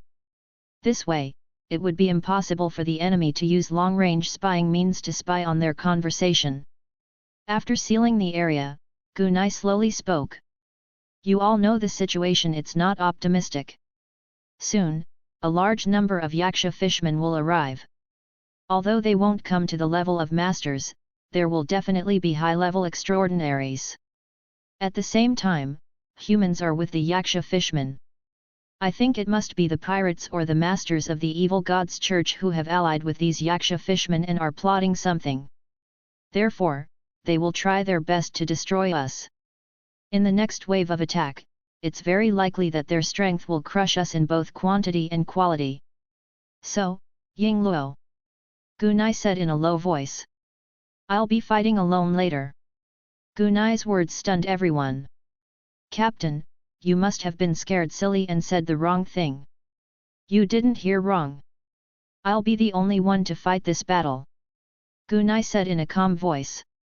Captain, I'm afraid you won't be able to fight against so many enemies alone. We're all tier 4 existences. No matter how bad we are, we can share some of your pressure. Arson Horwell said in a deep voice. Through their recent battle performances, they knew that Gunai was at the mid-3rd rank. However, Gun's strength was no weaker than a rank 5 mage. In fact, he was even more powerful than a tier 5 mage. After all, they had seen the frequency of Gunai overlapping in 1 second. One person was like a group of law incantations. The bombardment of law incantations was simply amazing. That's right, Captain. Although we're not as strong as you, we can at least hold off some enemies. Moreover, those guys shattered my heart. I must take revenge, or else I won't be able to swallow this anger. Baster Johnson, who had a fierce aura, waved his fist and said fiercely. Looking at the 3, Gunai let out a sigh. I'm not letting you participate in the battle not because of your strength, but because I'm preparing to take out a strange sealed artifact. This sealed artifact has a large area of effect. If you guys were to fight on the deck, you would probably die on the spot if you were affected. Besides, it's not like I really won't let you guys participate in the battle. You guys hide on the second deck. Wait until the critical moment, when I take out the treasure and launch a destructive attack on the enemy. When all the enemies are seriously injured, I will call you out. At that time, you can come out and fight, harvest, and capture the enemies. This is much better than all of you squeezing on the deck, making me unable to use my means and strength. After Gunai's persuasion, the three deputies all nodded. Those sealed artifacts that ignored large-scale attacks from both friend and foe would indeed hurt their own people if they were all squeezed on the deck. Also, one more thing. While you're waiting below the deck, you can look at the sea on both sides through the broken hole. But you must remember, never, ever look up. If you see something you shouldn't see, you'll die. Gunai warned. 225 Chapter 46 Territory Caster. In the depths of the silent and dark fog, the smell of blood slowly filled the air. A few bloodthirsty transcendent sharks were swimming in this sea. They were attracted by the blood that contained powerful energy. If they could eat the corpses of some extraordinary humans, their transcendent level would be promoted faster than eating ordinary deep-sea octopuses, squids, or other sea fish with transcendent level. The sea water surged gently. The magic whale and the sea demon ship were quietly sitting in the sea. At the same time, about 1,000 meters away from the magic whale, there were about 220 to 30 yaksha fishmen and human extraordinaries gathered here. After the initial probing and understanding of the sea demon ship's strength, this time, the sea race and the humans had gathered a force that was several times stronger than before. There were 2 Type 5 humans. There were 2 5th-rank yaksha fishmen. There were 2 4th-rank humans. There were 8 4th-rank yaksha fishmen. At the same time, most of the 220 to 30 yaksha fishmen were at stage 2, and a few were at stage 3. This force was much, much stronger than before. His goal was to kill all the extraordinary humans on the sea demon ship and even capture a portion of them. At the same time, he would bring the sea demon ship back. They were not allowed to make any mistakes when the sacrificial ceremony for the promotion of the yaksha fishman's great elder was about to begin. At this moment, a water magic mirror with a diameter of about 3 meters, constructed by the Tier 5 water-type magic curse mancer, Surya Vadar. The situation on the magic whale and the sea demon ship was displayed extremely clearly. At this moment, the sea demon ship that was quietly floating on the sea gave off a very strange feeling. Everyone on the sea demon ship was hiding in the cabin. There was only one person sitting cross-legged on the roof of the captain's cabin. This person was sitting cross-legged with his eyes closed, not even looking at the situation around him. It was as if the sea demon ship had already given up on resisting. Is this a mayfly waiting for death? Looking at the situation in the water mirror, Gazar Carson, who was also a Tier 5 shadow-type master, chuckled. He might not be waiting for death. Maybe this guy is a powerful character. As he spoke, the Tier 5 water elementalist, Surya, zoomed in on Gunny. When Surya wanted to investigate the young man further, suddenly, the black-haired young man in the mirror raised his head and looked in the direction of the mirror. The black-haired young man's eyes were very strange, and they were a pair of particularly deep and cold blood-red eyes. The pair of blood-red eyes seemed to be able to see through the water mirror and see Surya. Surya's heart skipped a beat. Bang! The mirror exploded. Oh, you're right, this guy's soul-sensing ability is really powerful. When Geze saw this, he laughed. He does have some tricks. Surya nodded slightly. He did not show any emotional fluctuations despite the fact that the other party had used some sort of method to destroy his own water magic mirror. After all, the water magic mirror was not a spell with high concealment. Then, Surya looked at the battle commander of the Yaksha merfolk this time. The two Yaksha fisherman brothers, Lezias and Hakaz, who were also rank 5. This human isn't simple. He has some tricks up his sleeve. It's best to get someone to test his level and strength first. That way, it'll be easier for us to make a move. He was more than happy to send someone to their death to find out the enemy's methods, especially since the ones who died were the greedy Yaksha fishmen that he hated very much. The leader of the pack, Lysias, glared at the rank 4 Yaksha fishman, Arus, with a vicious look. Alas, you have combat experience with them. Take your men and go to the front. Anyway, there's only one person so far. You'll be the hero today if you catch this human. After listening to Lysias's words, Alice immediately started to curse Lysias's entire family in his heart. His team had already suffered heavy losses in the previous battle. The human on the top of the ship was obviously not simple. It would be strange if a guy who could break the tier 5 elemental cursemancer's water magic mirror was simple. At this moment, asking him to bring his subordinates over was completely putting his life on the line to test the waters. However, he did not dare to refuse. Lysias's tone was very unfriendly and full of killing intent. If he dared to say no, he would probably be sacrificed on the spot. Alice could only bite the bullet and say in a low voice, "Follow me." The Yaksha fishman soldiers followed him to the bottom of the sea and groped toward the sea demon ship. At the same time, Surya constructed another water mirror. This time, the water mirror was located further away from the magic whale. Not only could it not be broken by the opponent, but it could also serve as a spectator. After the little lightning fire curse destroyed the spying water magic mirror, Gunai looked away. A high-level elemental spell, water magic mirror. He should be a high-level water elementalist. There might be more than one high-level master. I'm afraid today's battle is going to be exciting. Gunai's mouth curled into a smile. Gun now had a full set of rank 5 and rank 6 spells. His overall strength was no weaker than a high-ranked incantation master. More importantly, Gunai had many treasures. Gugni didn't mind sparring with high-level spellcasters and other high-level extraordinaries. Then, Gunai closed his eyes again and began to secretly release his puppet strings. The appearance of a powerful prying meant that the enemy was about to arrive. It was necessary to plan ahead. In addition, Gunai had already prepared many methods before releasing the puppet strings. With his origin power and mind power, Gunai could do things that he couldn't do before. It was enough to make the enemy suffer or even kill him when they came over. Yes, Gun had spent a long time training his soul, and his soul was at Elite +3. About a week ago, Gunai was finally able to leave his body and form mental tentacles. Although the mental tentacles were only a meter long and relatively weak, it didn't affect the fact that Gun was a domain spellcaster. After becoming a domain spellcaster, Gunai's Gu-Ni techniques would be even more powerful than before. As he released the strings, he spread them 2 or 3 meters below the surface of the ship. This was where most water-type creatures would float to. In particular, the area near the magic whale was densely packed with them.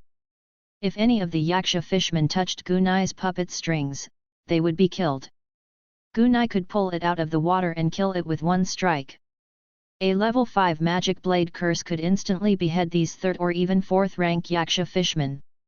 After finishing the setup, Gunai opened his system. The various spells of the hack system had all been slightly improved. Among them, the highest level was the Soul Seal Codex. He wondered if it was because of the curse buff it carried.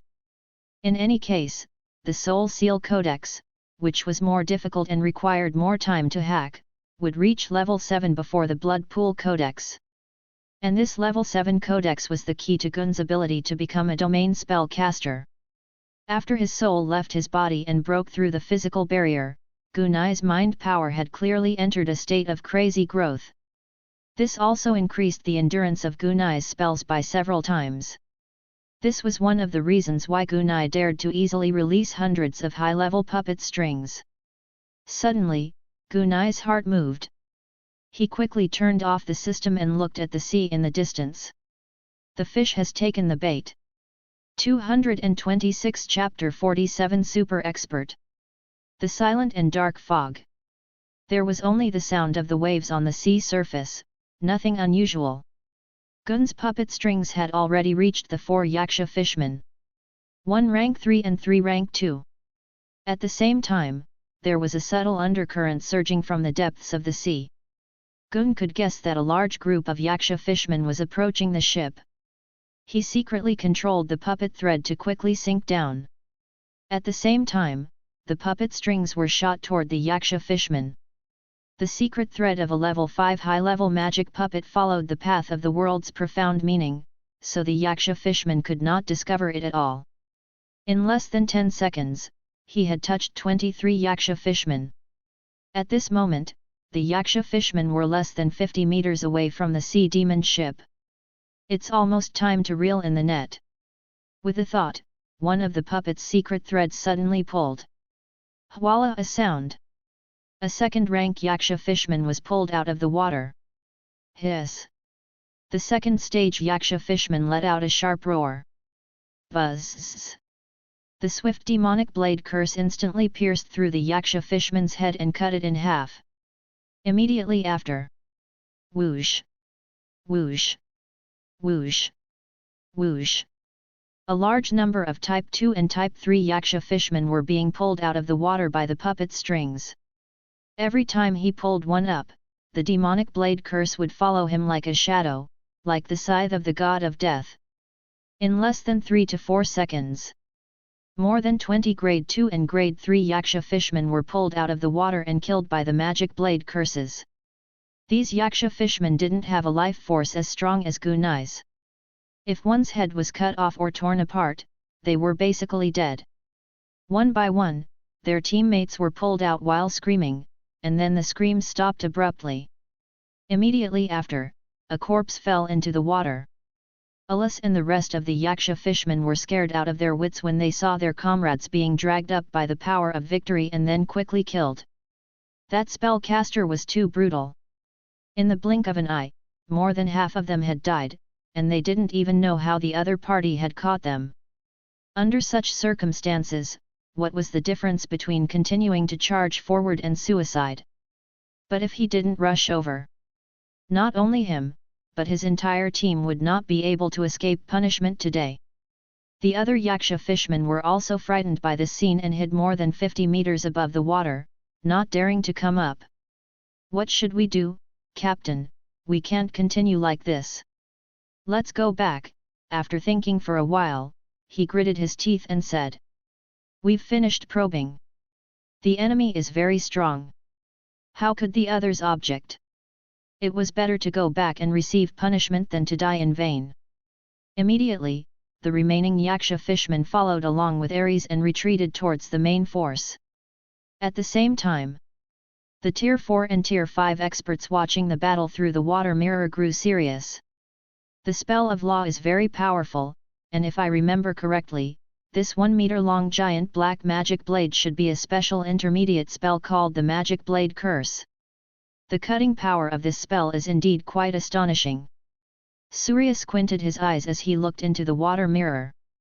He recalled the scene of the black-haired young man casting the spell and began to describe it in a soft voice. The main point doesn't seem to be this, Gazar said softly as he played with the dagger in his hand.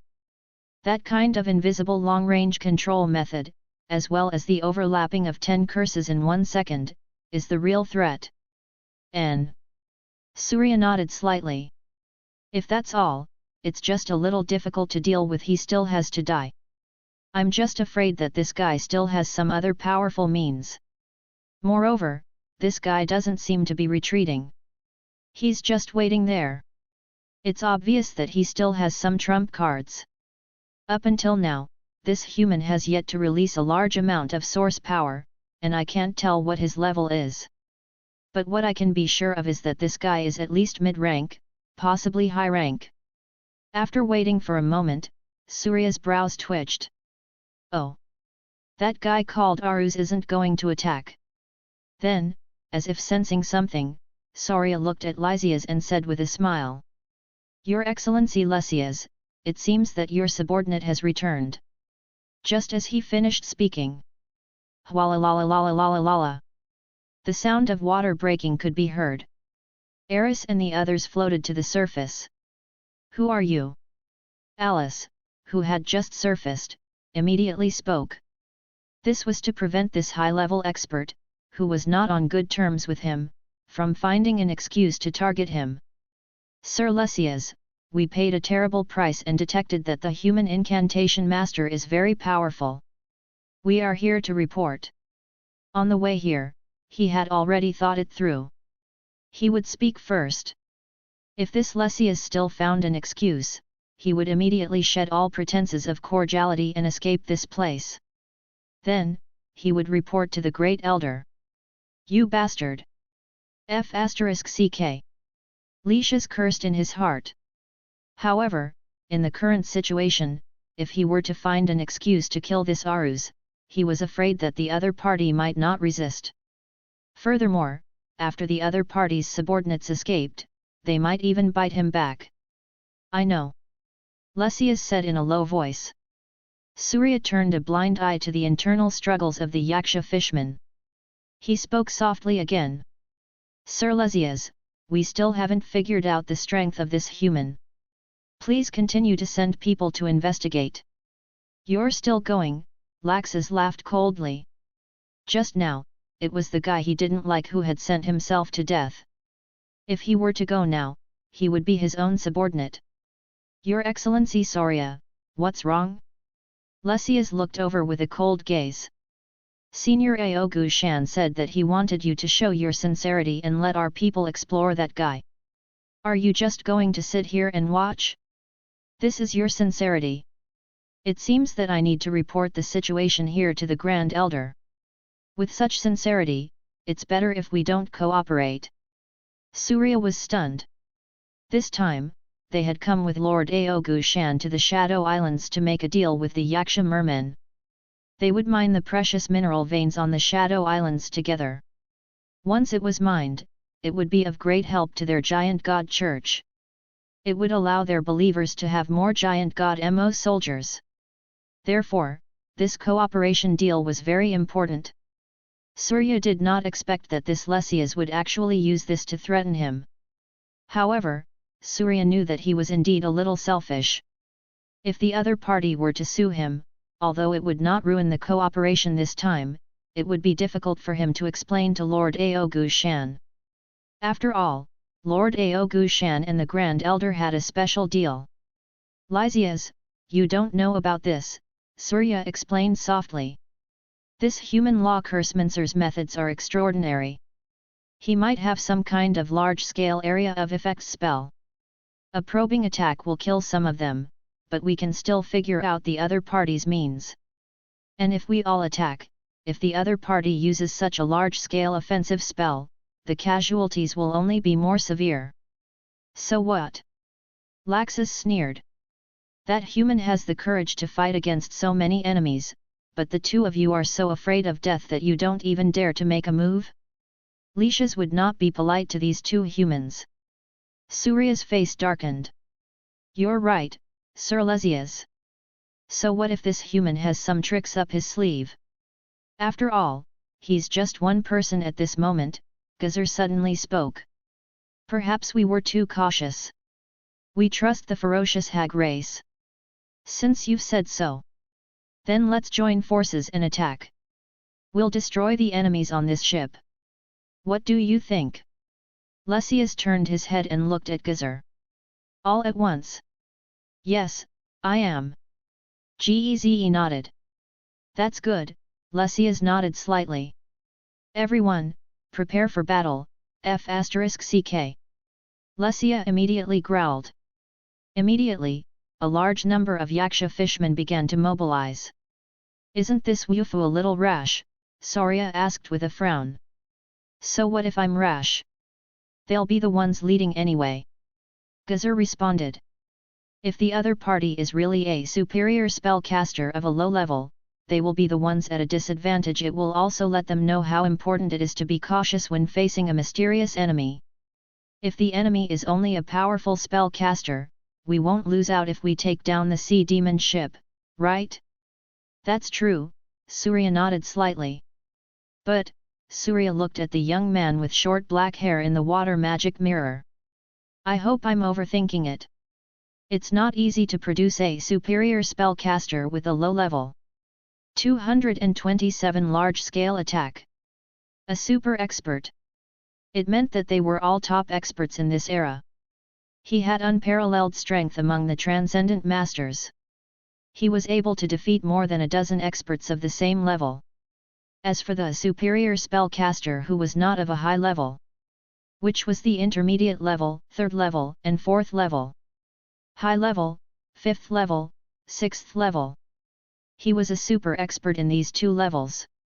The intermediate and advanced super spellcasters were invincible among their peers. The birth of such a person was very, very rare. Even if it was a 7-star extraordinary profession. They also needed to spend a long time at the 4th or 6th rank to polish their various extraordinary spells and combat skills before they could barely reach the threshold of a super expert. And the titles of Super Fighter, Super Shadowman, and Super Spellcaster, which were truly born in the middle and high ranks, were only given to people like the Starry Sky Extraordinary Profession and Lord Bloodline. Among those of the same rank, they could be said to be the strongest. They were comparable to angels, demons, dragons, titans, and others of the same level. Gunai was sitting cross-legged in the mist. Gunai's heart was as calm as water. Powerful strength not only brought about an increase in rank, but also a transformation of the mind. No matter how powerful a creature was, Gunai was able to maintain his calm. I'm going to reach late-stage rank 3 very soon. Even if I have to go through a reincarnation after getting the devil's soul, I'll improve very quickly while I'm reincarnated. A month or so. At the very least, I'll be able to advance to the 4th rank in 2 months. In less than a year, I've already advanced to the 4th rank. And this is under the condition of multiple reincarnations. As for the other extraordinaries, for example, Vaya, she said that she spent almost 5 years to advance to the 4th rank. George awakened the special extraordinary profession of time hunter a long time ago, but he only started his normal cultivation when he was about 16 years old. It took him several years to advance to rank 3. Moreover, in the letter he sent me, he seemed to be about to advance to rank 4. In general, rank 1 and rank 2 are easier to advance. However, it's harder to advance to the 3rd and 4th ranks. Moreover, the higher the star level of the extraordinary profession, the slower the speed of advancement seems to be. As for me, my rate of advancement is super fast. Even if I don't focus on the strength of my soul, but on the quantity of my soul, I can still advance very quickly. Wait until I get the demonic CO soul and advance to the 4th rank. After stabilizing it, I won't be too afraid of those powerful tier 6 experts. At that time, there will be a lot more things to do. Gunai's mind flickered. He then looked in the direction of the group of Yaksha. Gunai could feel that the enemy was coming, and it was a large-scale attack. You want to launch a large-scale attack and kill me in one wave? Gunai's mouth curled into a smile. I don't know who the commander is, but what I want to say is well done. His mind moved. The great thunder flame curse was already in Gunai's hand. Gun felt the Yaksha fishman touch his puppet thread about 100 meters away. The great thunder fire curse was instantly released. Then, zi. A large amount of purple lightning with annihilating power bloomed madly in the depths of the sea within a radius of about 50 meters. Then, screams and wails rose and fell from the bottom of the water. After a few seconds, the purple lightning finished blooming. There were about 20 to 30 Yaksha fishmen corpses floating on the surface. As the bodies floated up, the sea was as quiet as ever. But from the puppet's secret thread, Gunai could feel the complex sound of source power in the water. Someone was wailing in pain. He was seriously injured. Some people were loudly giving orders, as if asking the crowd to disperse. Immediately after, whoosh! A blue trident with a sharp light pierced through the water towards Gunai. The trident was very accurate, and it was aimed directly at Gunai. The trident had just flown out of the water. Whoosh! Whoosh! Whoosh! Whoosh! A horde of tridents, 50 to 100 meters away, emerged from the sea and attacked Gun. Some of the law incantation's masters had average strength, and they might not be able to gain an advantage against the sea race of the same level one-on-one. After all, this type of law incantation master could not instantly cast a law incantation of the same level. The level of the law incantation was only 1, and its power was also much weaker. Gunai was obviously not an ordinary magus. Instant cast high-level spells had an astonishing rate of overlapping each other in a single second. High-level spells and even signet spells were of extremely high levels. More importantly, they had amazing defense and recovery abilities. They had many treasures and were terrifyingly fast. There were so many powerful aspects. Any one of these aspects could be given to the other rank 3 mages. They could create a third rank expert. Gunai had all of them, so he naturally had the right to fight above his cultivation level. He could even fight one against many. The tridents might pose a threat to other magi, but they were extremely fast and nimble. It was easy for Gunai to dodge them. He waved his hand. Whoosh! The demonic blade curse flew towards a corner of the sea. At the same time, the puppet's secret thread pulled out an unlucky Tier 2 Yaksha fishman. The Stage 2 Yaksha fishman that had just been pulled out had its head cut off. Gunai tapped his foot lightly and dodged the first trident. Gunai's soul thought process was extremely fast. This was why Gun could cast 27 or 28 spells in a second. Gunai's physical body wasn't fast enough. It was just that his actions couldn't keep up with his brain. Even if they sensed the enemy's attack, they couldn't dodge it, or even if they did, they couldn't avoid the enemy's attack. But now, it was different. The Holy Shadow Magic Stone increased Gunai's agility and speed. With his own flexibility, Gun could avoid most of the attacks. This allowed Gunai to save on using blood escape or teleportation scrolls. He could also use his blood shield and other shields to protect himself from attacks. At the same time, it would give Gunai more opportunities to counterattack. As he dodged the incoming trident, Gunai once again cast a demonic blade curse. Under the control of the puppet rice noodles. Swish! Another rank 2 Yaksha fishman died at Gunai's hands. On the roof of the captain's cabin, Gunai was like an agile shadow assassin, constantly dodging the tridents. If he couldn't avoid them, Gunai would use blood escape to take them on. The defensive capabilities of the blood escape technique, which was already at rank 5, were still rather impressive. It would not be a problem for it to withstand 40 to 50 attacks of this level. Very quickly, this wave of trident attacks had ended. The trident didn't do any damage to Gun.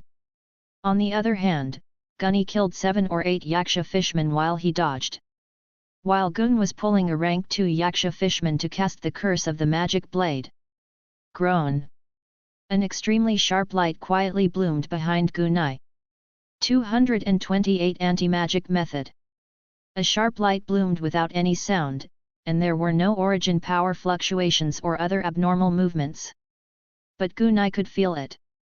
It wasn't just because of the soul's light, but also because of the heightened senses. More importantly, after the soul broke through to become a domain spell caster, it didn't matter whether Gunai's soul was out of his body or not. Gunai had his own soul perception domain. Gunai knew everything that was within the range of his soul. The combination of soul perception and supersense allowed Gunai to sense the master's presence when he was 5 meters away from him. With a light tap of his feet, his body dodged the attack. Swish! A sound. The touch of blood instantly shot out. You can even sense this? This guy is only at the 3rd rank. Geze's heart skipped a beat as he approached. When the other party cast a spell over a large area, Gezer could sense that the other party was a level 3 spell caster. This shocked Guz. He was only at the third stage, but he could easily kill a large number of the second and third stage C clans members. He even scared the fourth stage C clans members so much that they didn't dare to approach. Even a tier 3 leader would not be able to achieve such a feat. And now, in the face of such a large number of attacks, and the arrival of a 5th step expert, even a tier 3 lord would not be able to remain so calm in such a situation. The tier 5 shadow assassin, Guzur, was especially on high alert when he was detected as soon as he approached.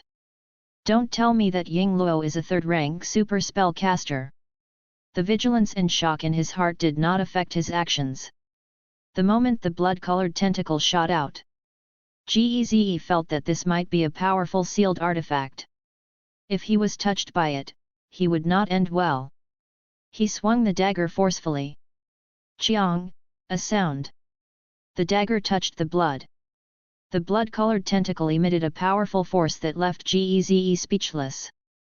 The tier 5 shadow expert couldn't get close, which gave Gunai enough time to counterattack. Without the touch of blood, Gunai would have been flustered, and would have taken the hit. The soul-setting divine ring spell bloomed in Gunai's hand. A rank 5 soul-stabilizing ring spell could spread 20 to 30 meters around Gunai. This way, you can accurately lock onto this type 5 shadow type expert. Swish! The origin power fluctuation that was almost undetectable was clearly captured by Geze. It's a targeting spell. But so what if it's locked on? I'm not your only opponent. At this moment, there were 4 type 5 experts attacking together. He had given this 3rd rank super spell caster enough face. Pang! Pang! The water on both sides of the ship exploded. 2 water dragons as thick as buckets shot toward Gunai. 2 type 5 Yaksha warriors rode on the dragons with sharp tridents in their hands. They were using the spell to attack Gunai from both sides. Beginner level engravings spell, Origin Ocean Prison. The 2 sea dragons bloomed, and Gunai could feel the origin power contained within them. There's indeed a water elementalist here. I've been locked onto by this low-rank engravings spell, the demonic ocean cage. I can't escape even if I want to. Once I'm imprisoned in the origin ocean cage, my entire origin pool and even the origin power in my physical body will be completely unable to be mobilized. It'll be equivalent to the anti-demon state. A law incantation master who has his devil sealed. You can imagine what will happen to him. And this is only a beginner level engravings spell. Furthermore, we're above the ocean. I'm afraid I won't be able to use origin power for more than 10 minutes. Not to mention 10 minutes, just 10 seconds is enough for me to suffer. What a despairing scene. Facing this desperate situation, Gunai didn't have any abnormal fluctuations in his heart. After all, Gunai already had a backup plan to deal with all kinds of complicated situations. Without any hesitation, Gun pulled out a large piece of wriggling flesh from the eye terminator. The moment the wriggling flesh appeared, bang bang bang bang bang bang bang. The sound of eyeballs exploding like firecrackers could be heard. Ah, Ying Luo! My eyes! What is this? Damn it! The Yaksha fishmen who were jumping onto the sea demon ship screamed in pain. The 3 type 5 experts closest to Gunai naturally couldn't escape the fate of having their eyes shattered. There was a sudden change in the face of the explosion of the eyeball. The 3 type 5 experts displayed their strong combat capabilities. They only let out a muffled groan, then continued to attack in the predetermined trajectory. 2 5th-rank Yaksha mermen followed the water dragon and charged at Gunny. Guzur blocked the blood tentacle with his dagger and lunged at Gunny's chest.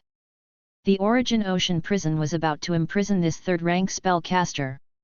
Once he was imprisoned, the 3 of them would pounce on him at the same time and he would die without a doubt. Otherwise, if the other party used some treasure like a sealed artifact to blind his eyes and he retreated in fear, all his previous efforts would have been in vain. Pang! A sound. Gun's blood shield was shattered by the trident attack of the Type 5 Yaksha fishman on the left. Then, the trident pierced through Gunai's body with a ferocious momentum. At the same time, the trident of the 5th Order Yaksha Merman on the right also followed closely.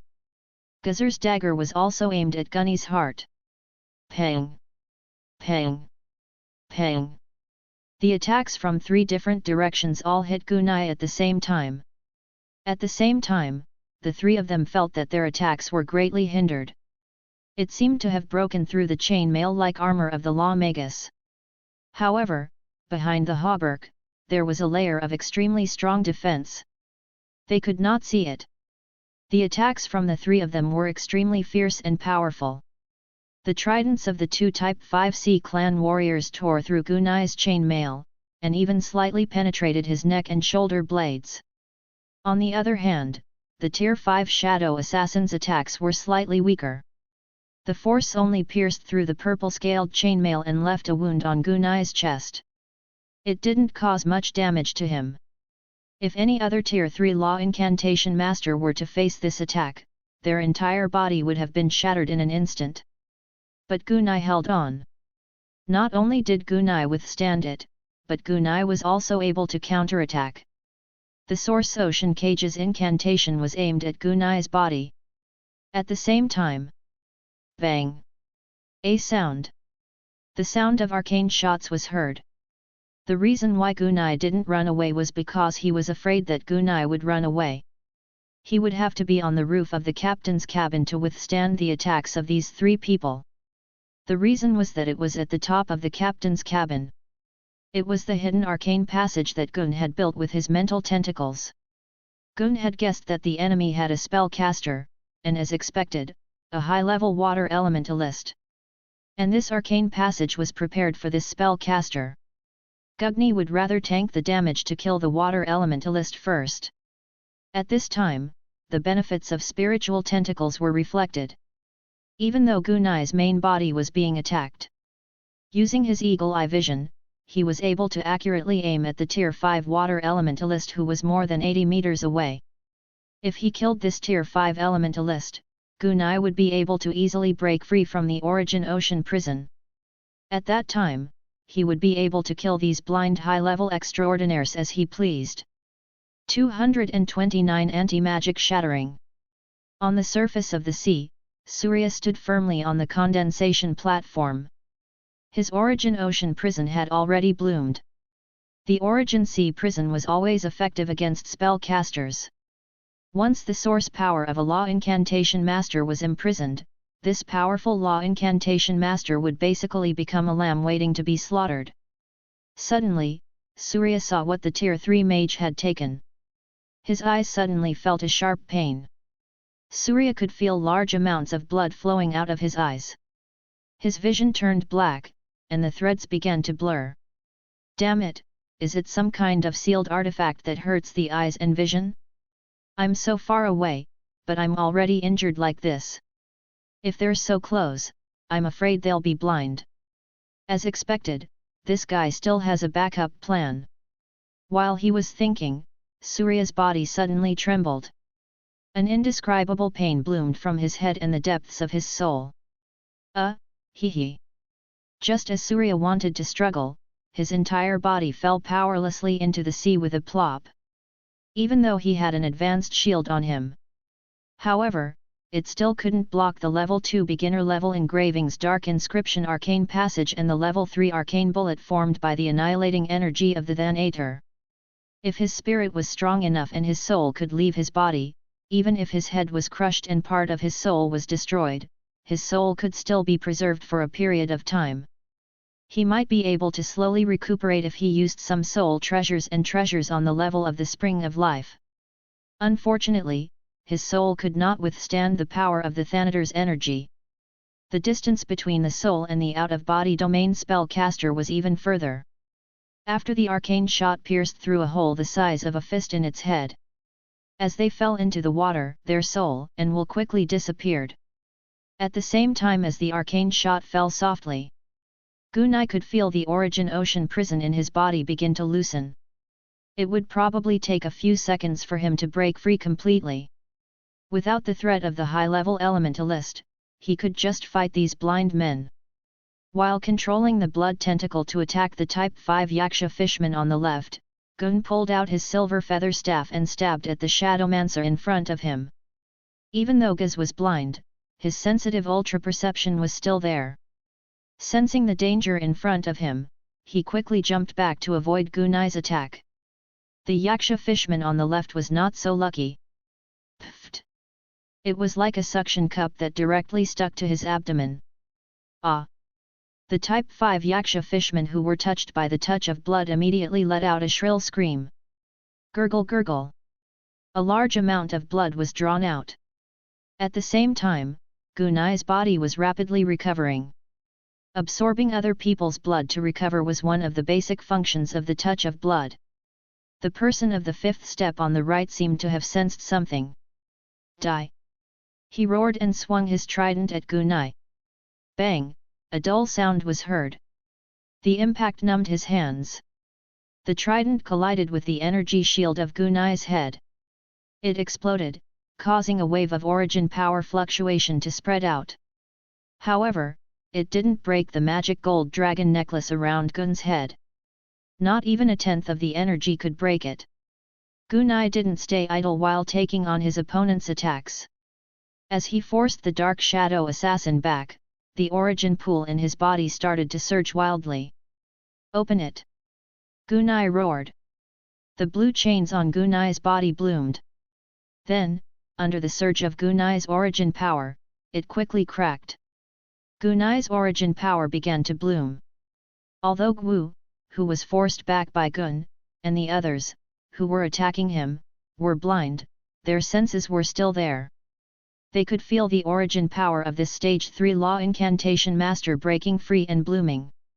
The origin pool's chains were simply unable to lock this Tier 3 mage. What about Surya? What was he doing? Why aren't you attacking? Or was Surya blind as well? Or did the sound that contained an extremely powerful attack Surya? A series of question marks appeared in Gazer's and Lesia's minds. In addition, there were wails that came from all directions and the sound of eyeballs exploding. They could already feel that if they didn't leave now, this rank 3 mage would most likely break free from the shackles. They were all going to die. Tier 3 and Tier 4 martial artists are completely useless in front of him. Even a rank 5 magus would die in a one-on-one fight. Even if this guy isn't a super law incantation master, he's not too far off. At the same time, his thoughts were surging. Guz's movements were extremely fast. With a leap, he jumped into the sea at the side and immediately disappeared as he fled. On the other side, Lesias wasn't stupid. He also guessed that his brother should have died. If he didn't leave, he probably wouldn't have another chance. With his teeth clenched, Lysias jumped into the sea. Retreat, everyone, retreat! Lysias's roar instantly resounded in the sea. If they didn't leave, they would all die when the Tier 3 extraordinary ranked law incantation master broke free of his restraints. Ka boom! Whoosh, whoosh! As the chains of the Origin Ocean prison exploded, Gunai's origin power surged. His origin power was turbulent, and its purity wasn't much different from that of an ordinary 5th step spellcaster. This was one of the reasons Gunai was so powerful. With a thought, Gunai put away the wriggling flesh hanging from the puppet's secret thread. All of you, come out, chase and kill them all! Gunai also shouted as he controlled his origin power. In less than a minute, the two of them had exchanged blows. There were more than 100 blind Yaksha fishmen. On the deck of the sea demon ship, there were a lot of people wailing in pain. Those at the Type 3 and Type 4 realm were still able to bear the pain from the wriggling flesh, and when they heard the sound of people running for their lives, they even knew to escape into the deep sea. As for the Stage 2 ones, they were struggling and rolling on the ground. This was the best time to plunder. Kill! Kill all these B****stards! Kill! Charge with me!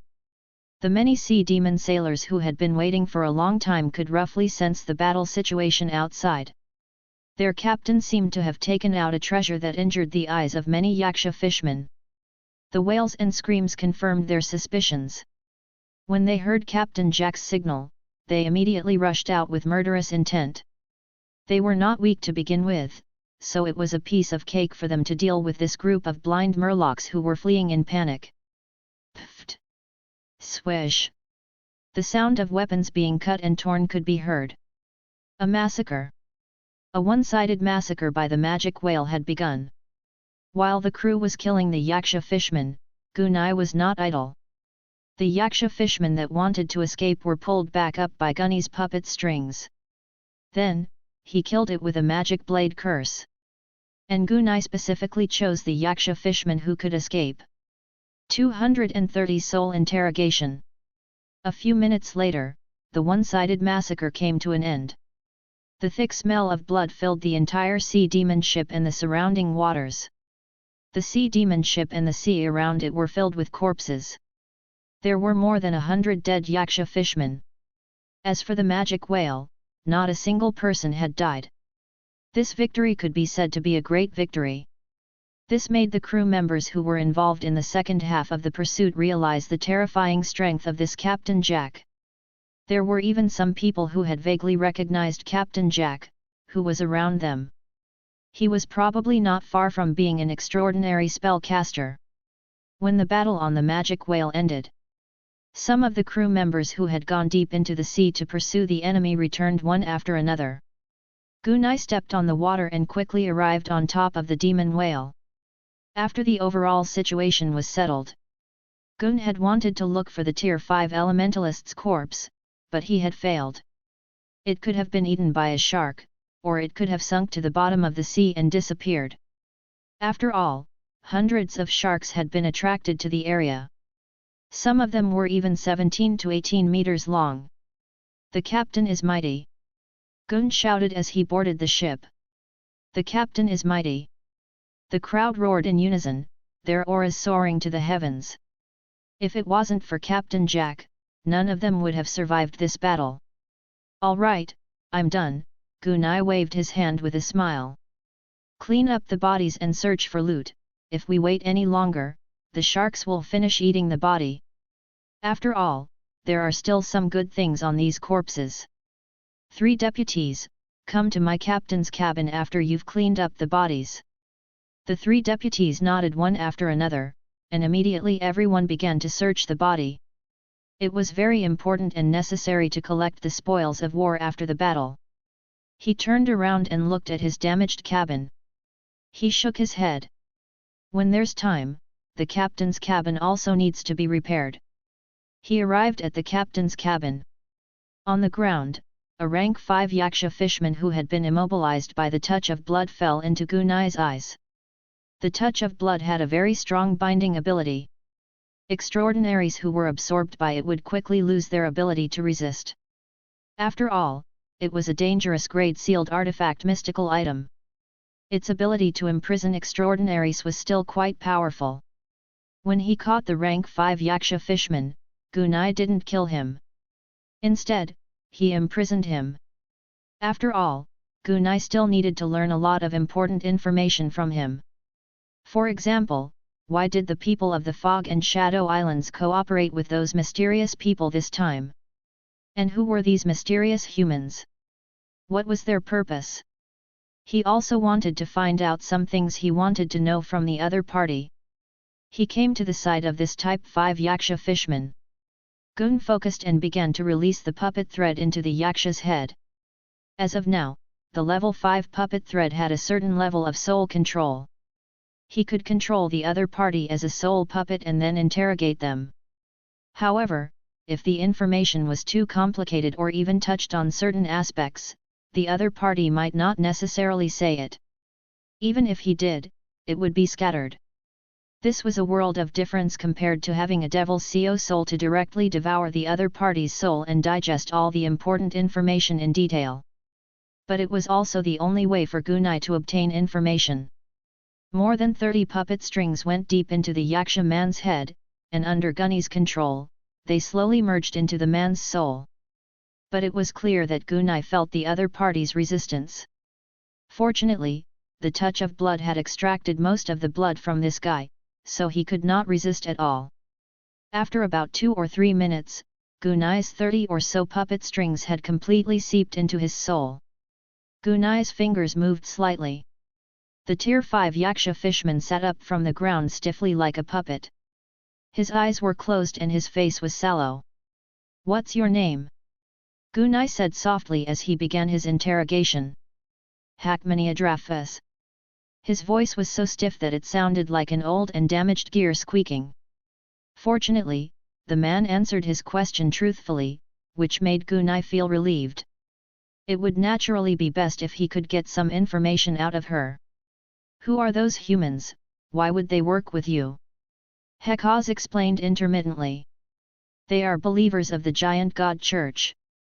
It's because Paishiu wants to develop the mines on the Misty Island, saying that they can help Paishiu's giant god church refine demon soldiers. That's why he's working with us." "Giant god church, giant god soldier." Gunai raised his eyebrows. Gunai had naturally heard of the strange and powerful giant god Emma weapon. It was said that it was a weapon forging technique that the giant god had passed down to his believers. It was called a Emma weapon because it needed to be fed with blood, flesh, bones, and the enemy's life. Through killing and sacrifice, he could continuously increase the power of his weapon. This was a complete and utter Emma weapon. "You're willing to let them develop the mines on the Misty Shadow Islands because you want them to cooperate with you in attacking our sea demon ship? That shouldn't be possible." Gunai asked after some thought. "Of course Ying Luo isn't." Hekaz's face gradually twisted as he continued to speak. "Lord Ao Gu Shan of the Giant God Church has agreed to help the Great Elder become an extraordinary master. That's why the Grand Elder agreed to let them mine the ore.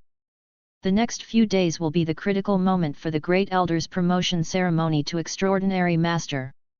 We'll patrol the entire Misty Shadow Islands and won't allow anyone to come in and interfere. As a show of their sincerity, those humans will also patrol with us.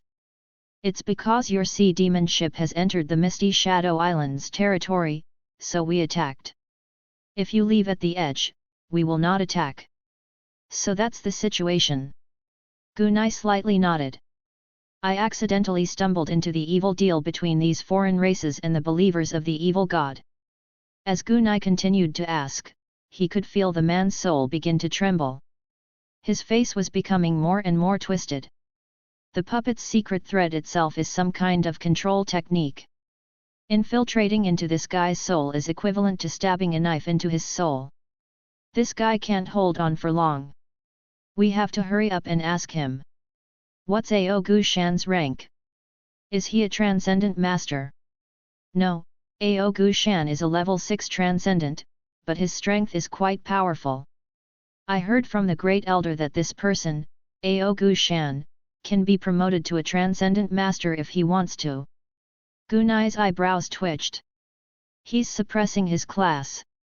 Another ambitious guy.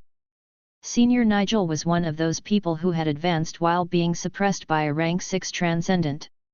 The wicked god's believer named Ao Gu Shan was also one of them. Fortunately, he's not a transcendent master. The threat isn't that great. But we still have to be careful. I've heard that there are quite a few sea demon trees on your Shadow Islands. How did they appear? Gunai asked after some consideration. Because we've always been planting the sea demon trees. Many a time, we'll sell the sea demon trees and then earn a large amount of resources. Plant the sea demon tree. Gunai's heart throbbed. In other words, you have many sea demon tree seeds in your hands. Yes, I am. With his face contorted, Hekaz's voice became weaker and weaker with pain and a little ferocity. His soul aura also began to weaken gradually. I've heard from the Great Elder that he once encountered an Emperor-grade sea devil tree at sea. The Emperor-grade sea devil tree even communicated with the Great Elder. And the Great Elder seems to have obtained the Emperor-grade sea demon tree seed from the other party. The Great Elder must have obtained the method to grow the sea demon tree from the Emperor-grade sea demon tree. Emperor-grade sea demon tree, Gunai's expression changed. I've never seen such a supreme treasure, Gunai sighed in his heart. An emperor-grade sea demon tree with its own consciousness, drifting on the sea? Wouldn't that make her on the same level as Misha? At this moment, the aura of the Tier 5 Yaksha fishman, Hakas, began to show signs of crumbling. He was about to die. Is there anything else regarding your Grand Elder or that person called Aogu Shan? There's a Chien. Hakas began to gasp for air, his chest heaved up and down violently, and his soul was beginning to collapse. It seemed to be using the last of its strength to make a sound. The Strange Sea and Old and Human. 231 Chapter 52 Landing. Before he died, Hakas still revealed the key information about his element. After saying the words Sly Sea Elder, Hakas fell to the ground, his soul crumbled and his life force disappeared. Old Man Strange Sea. Gunai looked at the body on the ground and thought to himself. There were many legends about the sea. At the intersection between the Sea of Fog and the Sea of Black Demons, there was an area called the Strange Sea. There was a mysterious island that could move on its own in this sea. Some said that the core of this mysterious island was constructed from the perpetual machine heart of ancient mechanical life forms, so it could move forever. Some said that the island was just a giant sea turtle floating on the ocean. Some said that the core of the island was the core of some expert, and it could continuously absorb energy. There were a lot of things about mysterious movement. And the mysterious moving island did indeed exist. Even now, with the arrival of the Great Voyage era, the mysterious moving island was also becoming more and more prosperous.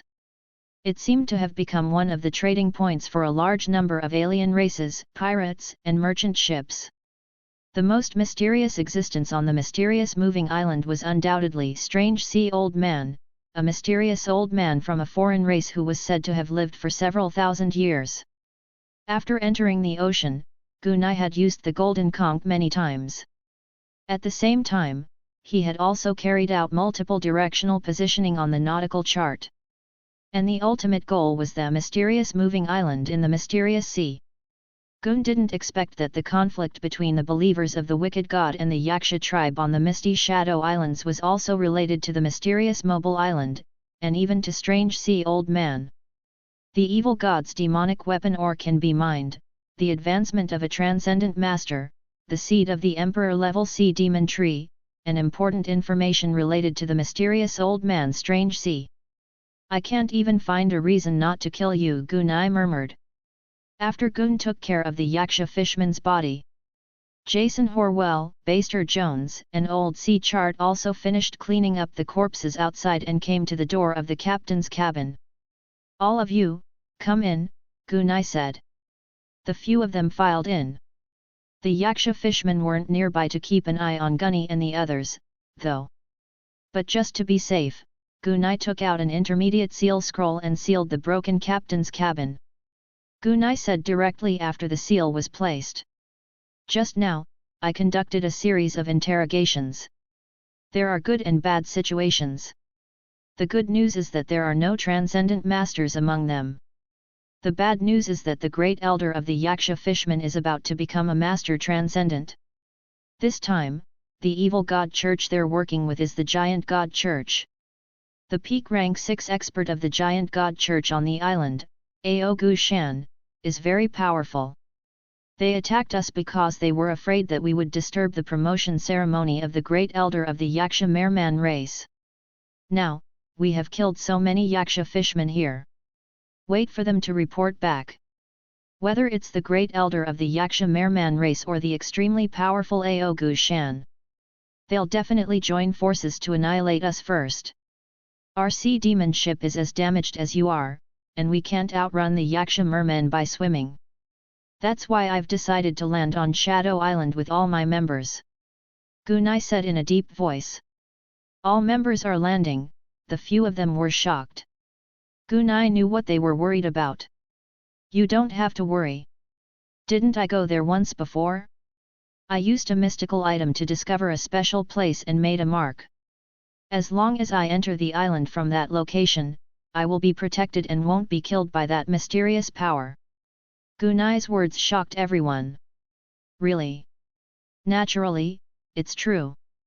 If Gunai hadn't displayed such terrifying strength, they would have believed him even more. The core of the misty Shadow Islands, the Shadow Island, had never been discovered by anyone for many years. They believed Gunai's words. After all, Gunai had previously used sealed artifacts to cause a large-scale explosion of eyeballs. They could hear it clearly as the whales rose and fell. Later on, he had rushed out to kill these blind yaksha fishmen. It had been very easy. There were even such powerful mystical items of mass destruction. In that case, the mystical item that could search for a safe path would naturally be trustworthy. Although we can safely land on Shadow Island, Ying Luo's actions don't mean that Shadow Island is safe. When I was exploring before, I found some kind of black rock that devours people in the depths of the fog. It should be circling around the core of the island. At the core position, there's some kind of terrifying power being nurtured. So, after we land on the island and collect the sea demon ship, set up camp on the beach, don't go too deep. Otherwise, there is the danger of death. The three of them nodded slightly. In this kind of life and death dangerous area, they would naturally take care of their own subordinates. Don't spread the news of US landing on the misty Shadow Islands yet, in case it causes panic and leaks the news. It won't be long before the enemy comes to investigate. When they can't find us, they'll use some kind of spying and divination method. If the enemy knows that we've entered Shadow Island, they won't dare to chase us. After all, they don't know that we have a safe way to land on the island. In their eyes, the misty Shadow Islands are still islands of death. Our disembarkation is just a matter of panicking and waiting for our deaths. This way, we can make use of the information gap to avoid the follow-up of the yaksha fishmen, and we can also plunder the wealth from the corpses that have been accumulated on the beach of Shadow Island over the years. After all, the island has a lot of wealth, Gunai said softly. The few of them laughed when they heard this. All right, let's get moving. We can't delay any longer. The enemy could come at any time. We'll disembark first and then put away the ship. The three of you, take your subordinates and swim with me. Remember, when you're on the road, you must follow me closely. Don't swim away randomly. Otherwise, there is the danger of death. Gunai quickly sealed the ship back into the sea demon bottle. The group followed Gunai and headed towards the island. At the same time, the news of the defeat of the Yaksha fishmen and the believers of the giant god church was also passed to the great elder of the Yaksha fishman tribe and Aogu Shan. 232 Captain Jack's Fuse. Night Reef Island was the island where the Yaksha mermen lived. It was also the largest island in the entire Misty Shadow Islands. At this time, in the magnificent, huge, and heavily guarded sea stone palace on Night Reef Island, the half-human Yaksha fishman Great Elder and Aogu Shan, who was at the peak of the sixth step, looked down at the people who were defeated. The two of them fell into deep thought. Captain Jack, Aogu Shan opened his mouth after a while. Yes, I am. Gaz nodded in response. Along the way, his eyes had already started to gradually recover. However, he had only just formed his eyes. As for his vision, he did not have it at all. Fortunately, the patrolling Yaksha fishmen had discovered them, or they would not have been able to swim back. I have never heard of this person before, said Aogu Shan after some consideration. This person is only at the 3rd rank. He should have only risen recently. Gazur said in a deep voice. Even if he's only recently risen, he's only at the 3rd rank, but he has the talent and strength of a mid-rank super spellcaster. He shouldn't be a nobody at the 1st or 2nd rank. Is this 3rd rank spellcaster really a superior spellcaster? My lord. Geze's mouth was bitter. Extraordinary spellcasters were so rare that it was difficult to produce one in decades. Yet, they had encountered it. Even if he's not a super spellcaster, he's almost there. After all, there are no detailed standards for super spellcasters. He was able to kill so many of you all by himself. Although he had the help of a treasure, with his own strength, you might not be able to win if he fought all the way to the end. As far as I know, 2 or 3 special 7-star superhumans have appeared in the ocean, and these guys have been very famous recently. Now that a super spellcaster has appeared, the turbulent era has come. It can even be said that we're in turmoil. As he was thinking, Ao Gushan seemed to have thought of something. He looked at Geze and asked. You're saying that during the battle, you heard a sound similar to a gunshot. Then, the Tier 3 spellcaster quickly broke free from the imprisonment of Surya's secret pattern spell, and Surya disappeared without a trace? Yes, I am. Following Gaz's words, Ao Gushan seemed to be in deep thought. The entire hall fell into silence. Arcane shot. After pondering for a while, Ao Gushan suddenly said. Arcane shot. After thinking for a moment, Geze seemed to have thought of something all of a sudden, and a shocked expression bloomed on his face. Not many people know how to use this thing, and the guy who used it caused a lot of trouble some time ago. Ao Gushan said with a deep voice. The one who was shot at Harutf Harbor, Edward the Feathered Serpent? One could imagine how shocked Geze was. According to the timeline, it's very possible. Ao Gushan slightly nodded. If that's the case, then the great pirate king, Duke Edward IV, has been screwed over by this guy called Captain Jack. It's more than that. Now, the great pirate king Duke can't even keep his position. Ao Gushan also laughed. A month or 2 ago. Harutf Harbor. The young pirate king, Edward the Feathered Serpent, had been secretly shot and killed by a mysterious expert. Later on, someone had conducted a field investigation and a battle situation deduction. The conclusion was that a very powerful master had used Arcane Shot, a rather ancient and unique spell that had been eliminated by the times, to kill Edward the Feathered Serpent. He also killed the lady who was having an affair with Edward the Feathered Serpent. Although he didn't know if the rumors about the revenge of the Tauren tycoon were true or false. However, the death of Edward the Feathered Serpent had a huge impact. At the Harutf port, Edward the Feathered Serpent's mission was to help his father, the great pirate king Duke Edward IV, collect resources and gold pounds to support the war. It was said that Edward the Feathered Serpent had already collected a huge sum of millions of gold pounds. This huge sum of money was enough to support old Edward's war for a long time. However, with Edward the Feathered Snake's death, his transcendent storage ring was taken away along with his body. 1,000,000 gold pounds vanished into thin air. And the Pirate King Card Devil, who was fighting against old Edward, had perfectly grasped the explosive point of this news. He had used a spy to spread the news of Edward the Feathered Serpent's death and the loss of 1,000,000 gold pounds on old Edward's sea demon ship. It was as if old Edward was already bankrupt. When everyone was in a state of panic, the Card Devil launched a large-scale attack decisively. The result was predictable. Old Edward was utterly defeated on the spot. He had been chased for thousands of kilometers on the sea surface, and his men had suffered heavy casualties.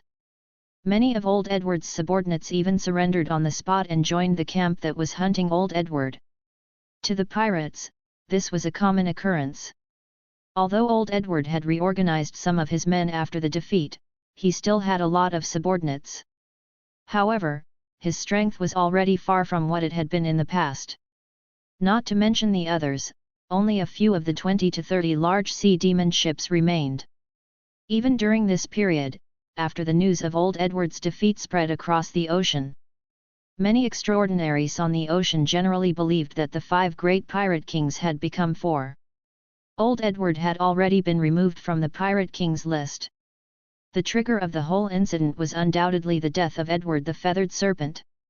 He had thought that the mysterious assassin who had ignited the fuse would be buried in the dust of history forever and would not be discovered. But today, there seemed to be traces of him.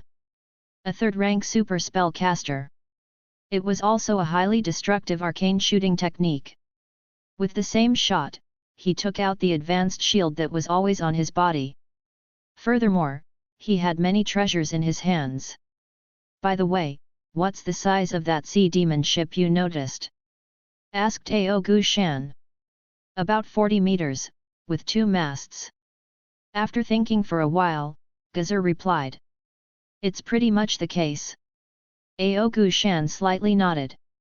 I remember that the sea demon ship owned by Edward the Feathered Serpent was about this big. It's highly likely that this sea demon ship was modified after killing Edward the Feathered Serpent. This guy called Captain Jack is quite something.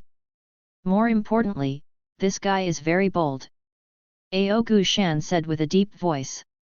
Sir Aogu Shan, from what you've said, this third stage spellcaster seems to be very difficult to deal with.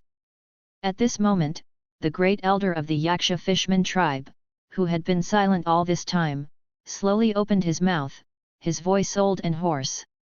The great elder was already more than 400 years old. To be able to live to this age after years of battle, it was rare even in the ocean. However, he, who was a grade 6 transcendent, did not have much time left. With his old age and frail body, even if he drank the water of the spring of life, it would not have much effect. However, once they advanced to Transcendent rank 7 and became a Transcendent Master, they would complete a small transformation of the soul and the transformation of the physical body. Their lifespans would increase to 600 years, or even 700 years. Obtaining a longer lifespan was the reason why he was willing to cooperate with Aogu Shan. Otherwise, he wouldn't have been willing to let his entire tribe work with the believers of these evil gods. Don't worry, Elder, although this superior spellcaster is powerful, it's not a problem for me. Grand Elder, please continue to set up the altar steadily. Everything will proceed according to the established promotion plan. I'll deal with this superior spellcaster. Aogu Shan said. Then I'll have to trouble Sir Aogu Shan. The Grand Elder's voice was hoarse as usual. By the way, Your Excellency Grand Elder, I don't have many men under me, and the efficiency of searching in the water is low. I hope you'll be all right. No problem. I'll send 300 fast clansmen to accompany you. They'll help you quickly find the location of that stage 3 superior spellcaster. That's good. Aogu Shan slightly nodded. 2 hours later. On the surface of the peaceful ocean, standing on the deck of Sea Demon Ship Giant God number 11. Aogu Shan looked at the divination results of the Law Incantation Master in front of him and his expression became slightly strange. Within these 3 hours, Aogu Shan had brought a large number of Yaksha fishmen and 30-odd subordinates to this part of the sea to track down the super spellcaster and his sea demon ship. However, the sea demon ship had disappeared. At that time, Aogu Shan had guessed that the other party might have kept the sea demon ship and left this area with a faster swimming speed. Fortunately, they had the fragments of the sea demon ship's deck. Then, Aogu Shan's subordinate, who was skilled in divination, used the fragments of the sea demon ship to perform divination. However, the result shocked Aogu Shan. The location of the divination was clearly here, but the sea demon ship had disappeared. The result was severely inconsistent with reality. After repeated divination, Aogu Shan asked his subordinate to stop. Looking at the quiet and foggy sea, Aogu Shan started to ponder. This superior spellcaster does have some tricks up his sleeve. He won't be caught so easily. Aogu Shan then looked at his subordinate and said softly. Release Captain Jack's wealth from killing the feathered serpent Edward, as well as his identity as a super spellcaster. I know. The extraordinaire who was in charge of transmitting the information nodded. Very soon, the name of Captain Pai Shiu Jack will spread across the ocean. This captain will face even more pursuit. Those powerful little pirate kings definitely won't let go of such a fat sheep so easily. And those powerful champions who have recently emerged from the ocean would most likely want to have a fight with this super spellcaster. After all, it's very difficult to produce such an expert in a long time. Of course, the most important thing is still that old Edward. I think he'll definitely want to cut off Captain Jack's head and use it as a wine glass. Looking at the misty ocean, Aogu Shan chuckled. 233 The arrival of the Angel's support. In the darkness and mist, Gun was scouting around 100 meters away from the wall. Gunai wanted to make sure the island was surrounded by reefs. About 10 minutes later, Gun saw the starting point he had marked. It really is a circle around the core. Gunai stopped at the starting point and began to think. That's good too, in case they see something they shouldn't see. That terrifying creation. One look is enough to kill. When Gun returned to the beach, where the coconut trees met, what he saw was a rather lively camp built on a shipwreck on the beach. At this time, everyone had already started to set up several tents. When they first landed on the island, everyone was still a little afraid. After all, it was the legendary Island of Death and had a notorious reputation for a long time. Even transcendent masters and a large number of advanced experts had fallen here. After logging in and finding nothing out of the ordinary, Gu and I was there to guard the place. They gradually felt at ease. At this moment, everyone was even more relaxed and natural as they began to set up camp here. The Dark Shadow Island wasn't small. Over the past few hundred years, the number of corpses that had been left here was extremely high. Just the search of these corpses would take several days. At the same time, there were also many sunken ships, and there was a lot of wealth there. If they were more detailed, they might not even be able to finish searching in half a month. Hence, the construction of the camp was very necessary. Seeing Gunai return, the three first mate immediately came over. "How is it, Captain?" They all knew that Gunai had gone to explore the dangerous areas of the island. It has been confirmed that a huge black stone wall of 30 to 50 meters tall will surround the core of the island. This way, you will not accidentally enter the dangerous area when you are collecting corpses. But even so, you have to be careful. Those huge black reef-like walls will make you nauseous if you look at them for a long time. The longer you look at them, the more serious it will be. That's what I feel, and what you guys see might be much more serious than what I feel. You have to tell them that when they were collecting the corpses, they saw a huge black stone city wall. They must not come any closer and retreat. Otherwise, no one knows what terrible things will happen. I know. The three of them nodded solemnly. As long as one's brain was normal, they wouldn't easily go to that strange and mysterious area. If someone had evil thoughts and went to die, they could do nothing about it. Looking at the camp, Gunai felt more at ease. This place was filled with dense fog and darkness. As long as they didn't cause a huge commotion, this place would be a safe zone for a long time. After a moment of thought, Gunai spoke in a low voice. "The three of you, split up your men and do a good job of plundering the resources here. There's a lot of wealth here. I have some things to do in the next few days." The three nodded, but they didn't ask Gunai what he was going to do.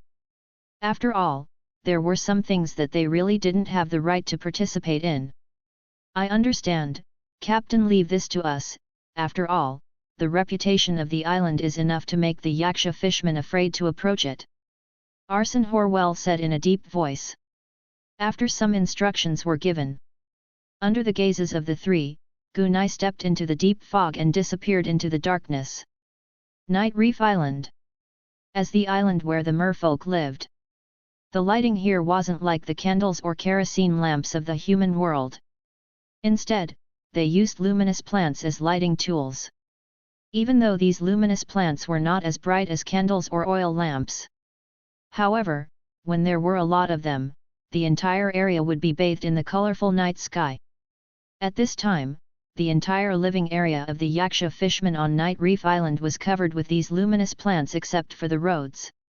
The entire living area was filled with dazzling colors, as if it was a palace in the deep sea. At the edge of the colorful luminous plants, in the dark grass, the invisible Gunai was hiding there. It wasn't that Gunai was here to assassinate the great elder of the Yaksha mermaid tribe. It was Gunai who wanted to come here in advance to survey the area. The great elder of the Yaksha mermaid tribe was not easy to kill. Moreover, it was even more difficult to take away his corpse after killing him. Gunai had come here to see if the plan was feasible. If it didn't work, Gunai wouldn't force it. After some observation, Gunai slowly retracted his gaze and hid himself in the darkness. There are a lot of luminous plants in the base of the Yaksha merfolk tribe. In some key areas, there are hidden arrays to detect stealth ability. Obviously, the Yaksha merfolk know that those invisible guys like to sneak into some places to steal things. With my invisibility scroll, it's impossible to sneak in. By now, Gunai had a rough understanding of the Yaksha fishman's base. It was basically impossible to figure it out. It seems like, Gunai began to think. I can only wait for the Great Elder to advance before I can make a move. I'll hide in the darkness of this fog for the next few days and cultivate. I haven't absorbed the inheritance with my Saint Shadow runes yet. Gunai thought. Just as Gunai was about to leave, he heard footsteps coming from the darkness. They should be the patrol team. A patrol team of 6 came out of the dark fog. Bayan annihilated an entire ship of pirates. That angel is really fearsome. A voice came from the Yaksha fishman team. Who said it wasn't? That angel's rank also rose very quickly, and it's said that she's already at the 4th rank. Ordinary high-level extraordinaries aren't her match. After all, it can fly in the sky, and it's a 6-winged angel. It's indeed quite powerful with the advantage of flying. In the dark, Gunai heard their words clearly.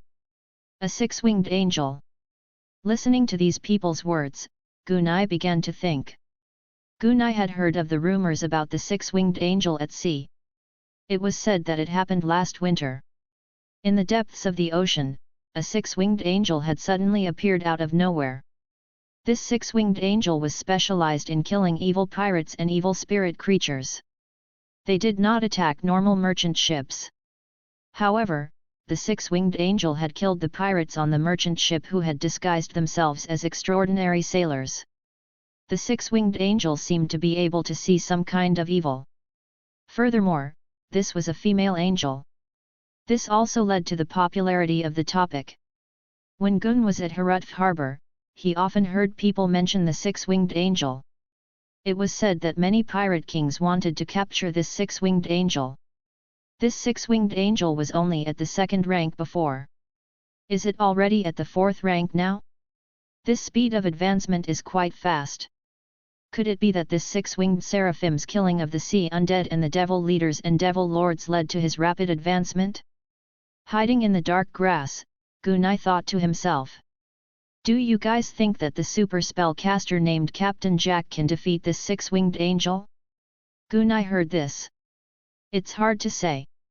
Angels can fly, but that super spellcaster has long-range casting abilities.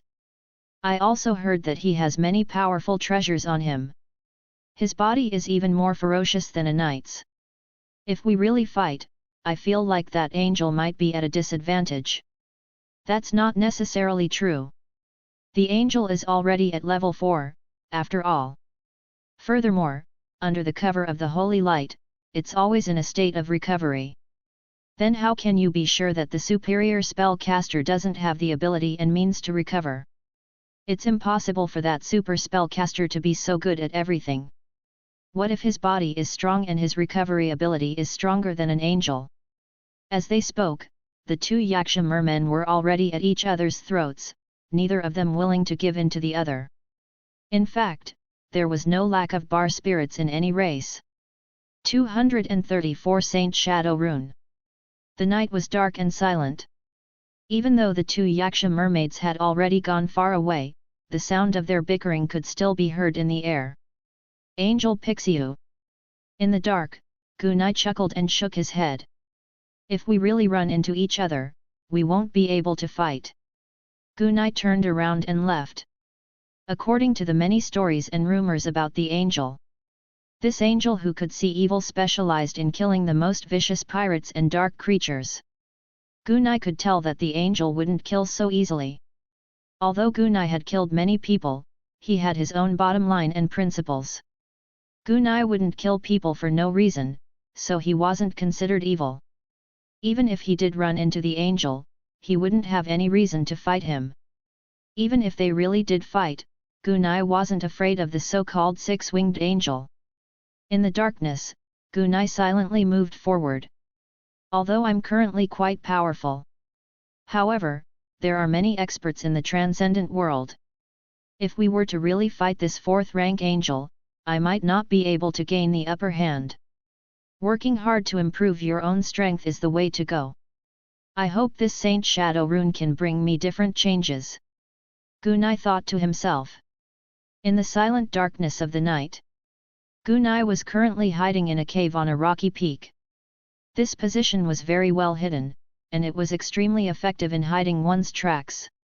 Even if there was any commotion, the Yaksha fishmen would not be able to sense it because they were far away.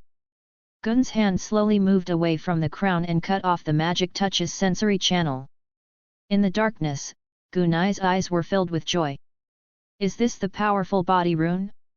As expected of a strange rune that exists with the characteristics of Thulhu creatures like the shadow beast among the terrifying creatures. The effect is indeed amazing. Gunai sighed. Gunai learned about the holy shadow rune through his perception. It was a type of dark profound meaning rune, and it was a very strange body rune. It has the following characteristics. First, strengthen the body and increase defense. The most basic function of the Saint Shadow runes was to strengthen the body. Right now, Gunai's physical defense was just his body's sturdiness. He hadn't used any other methods to strengthen it, and it was like a perfect piece of unpolished jade.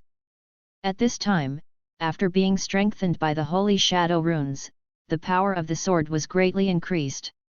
It was equivalent to a detailed carving of the defensive structure. This allowed Gunai to form the holy shadow scale armor under his skin, turning his body into the holy shadow body. This would greatly increase Gunai's defense.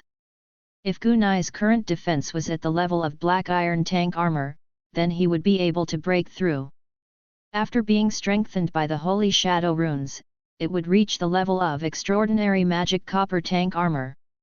Once it reached the level of the magic copper tank armor, Gunai's defense would increase by 3 or 4 times. His survival ability would be greatly improved again. Second, increase in compatibility with dark profundity. The profound meaning of Holy Shadow was a nature profound meaning that leaned toward the main dark force. Gunai's understanding of Dark Power Upanishad was very fast.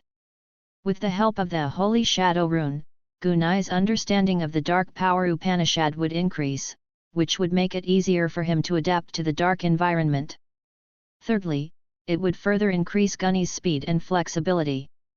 However, Gunai had already been transformed by the Holy Shadow Magic Stone. The effect of the Saint Shadow rune shouldn't have improved too much, but it was obviously a good thing. All in all, the effect of the Holy Shadow rune was still very powerful. This was especially so in the aspect of his body's level. More importantly, with the deepening of my understanding of Dark Profound, the Saint Shadow runes can be condensed to the second or even the third level. By then, the defense of my body will be stronger and stronger. However, that's all for the future. At least I have a rune path that can continuously strengthen my physical body. Thinking of this, Gunai smiled. Before this, I was worried that inheriting the Holy Shadow runes would require reincarnation. However, it's very comfortable to inherit the Saint Shadow runes after absorbing the Saint Shadow Magic Stone. I can just directly inherit it. I don't have to worry about problems such as incompatibility. Immediately, Gunai calmed his mind and began to inherit the Sage Seal. Just as Gunai had predicted, the entire process of inheritance was smooth and natural. As the Holy Shadow rune was successfully constructed in his body, Gun could clearly feel that his body was being strengthened by the Holy Shadow rune.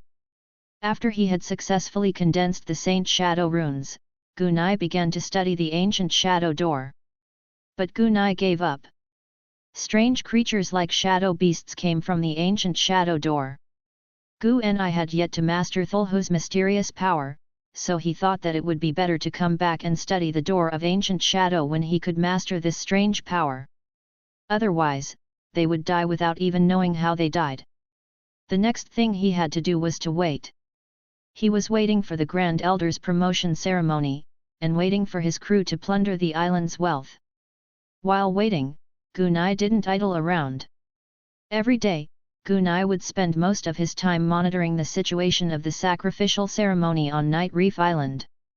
The rest of the time, he would hide and study the world and dark profound.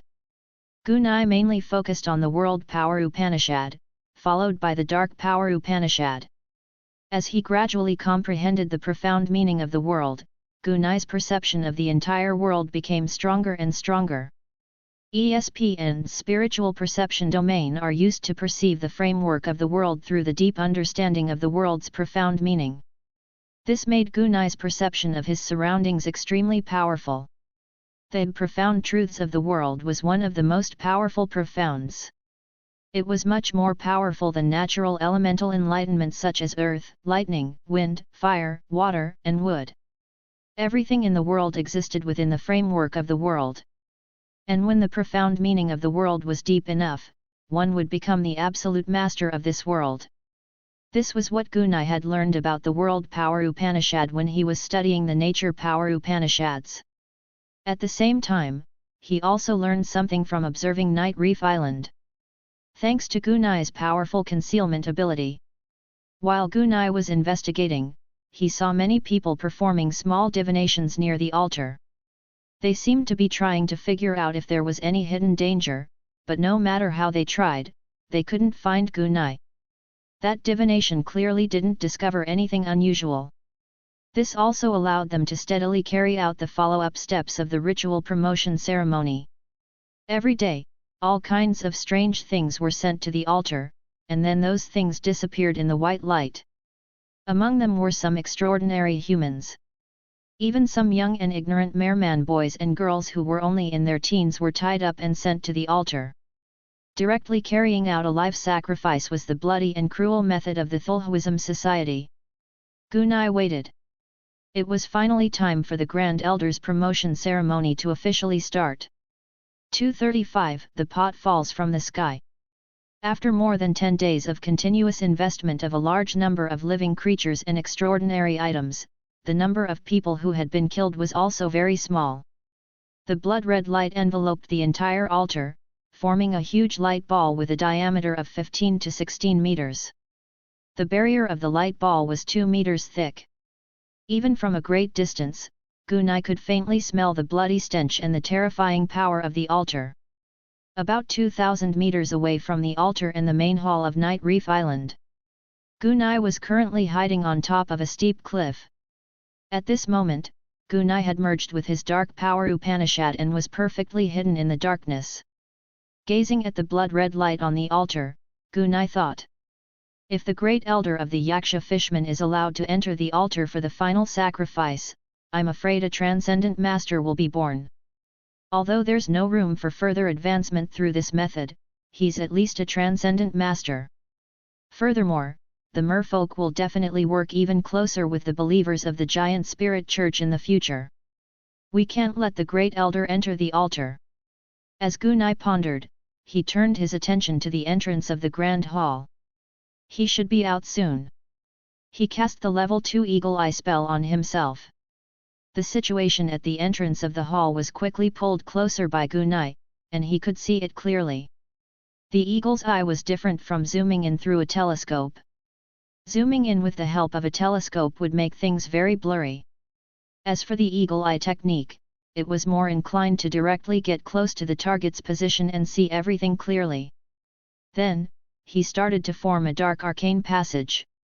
Because of the distance, Gunai used more than 30 seconds and more than 50 units of origin power on the repeating syllables. Only then did Gun form the dark arcane passage. This time, the arcane passage was thicker and longer than when he had killed Edward the Feathered Serpent.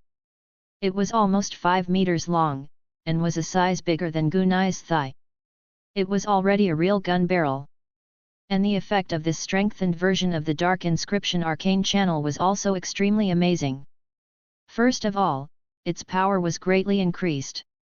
In addition, the extraordinary characteristics of the magic-breaking bullet and the annihilating characteristics of the Thanator's annihilating energy were also added. Even when facing a shield at the level of a rune spell, it still had a rather powerful penetrative and destructive power.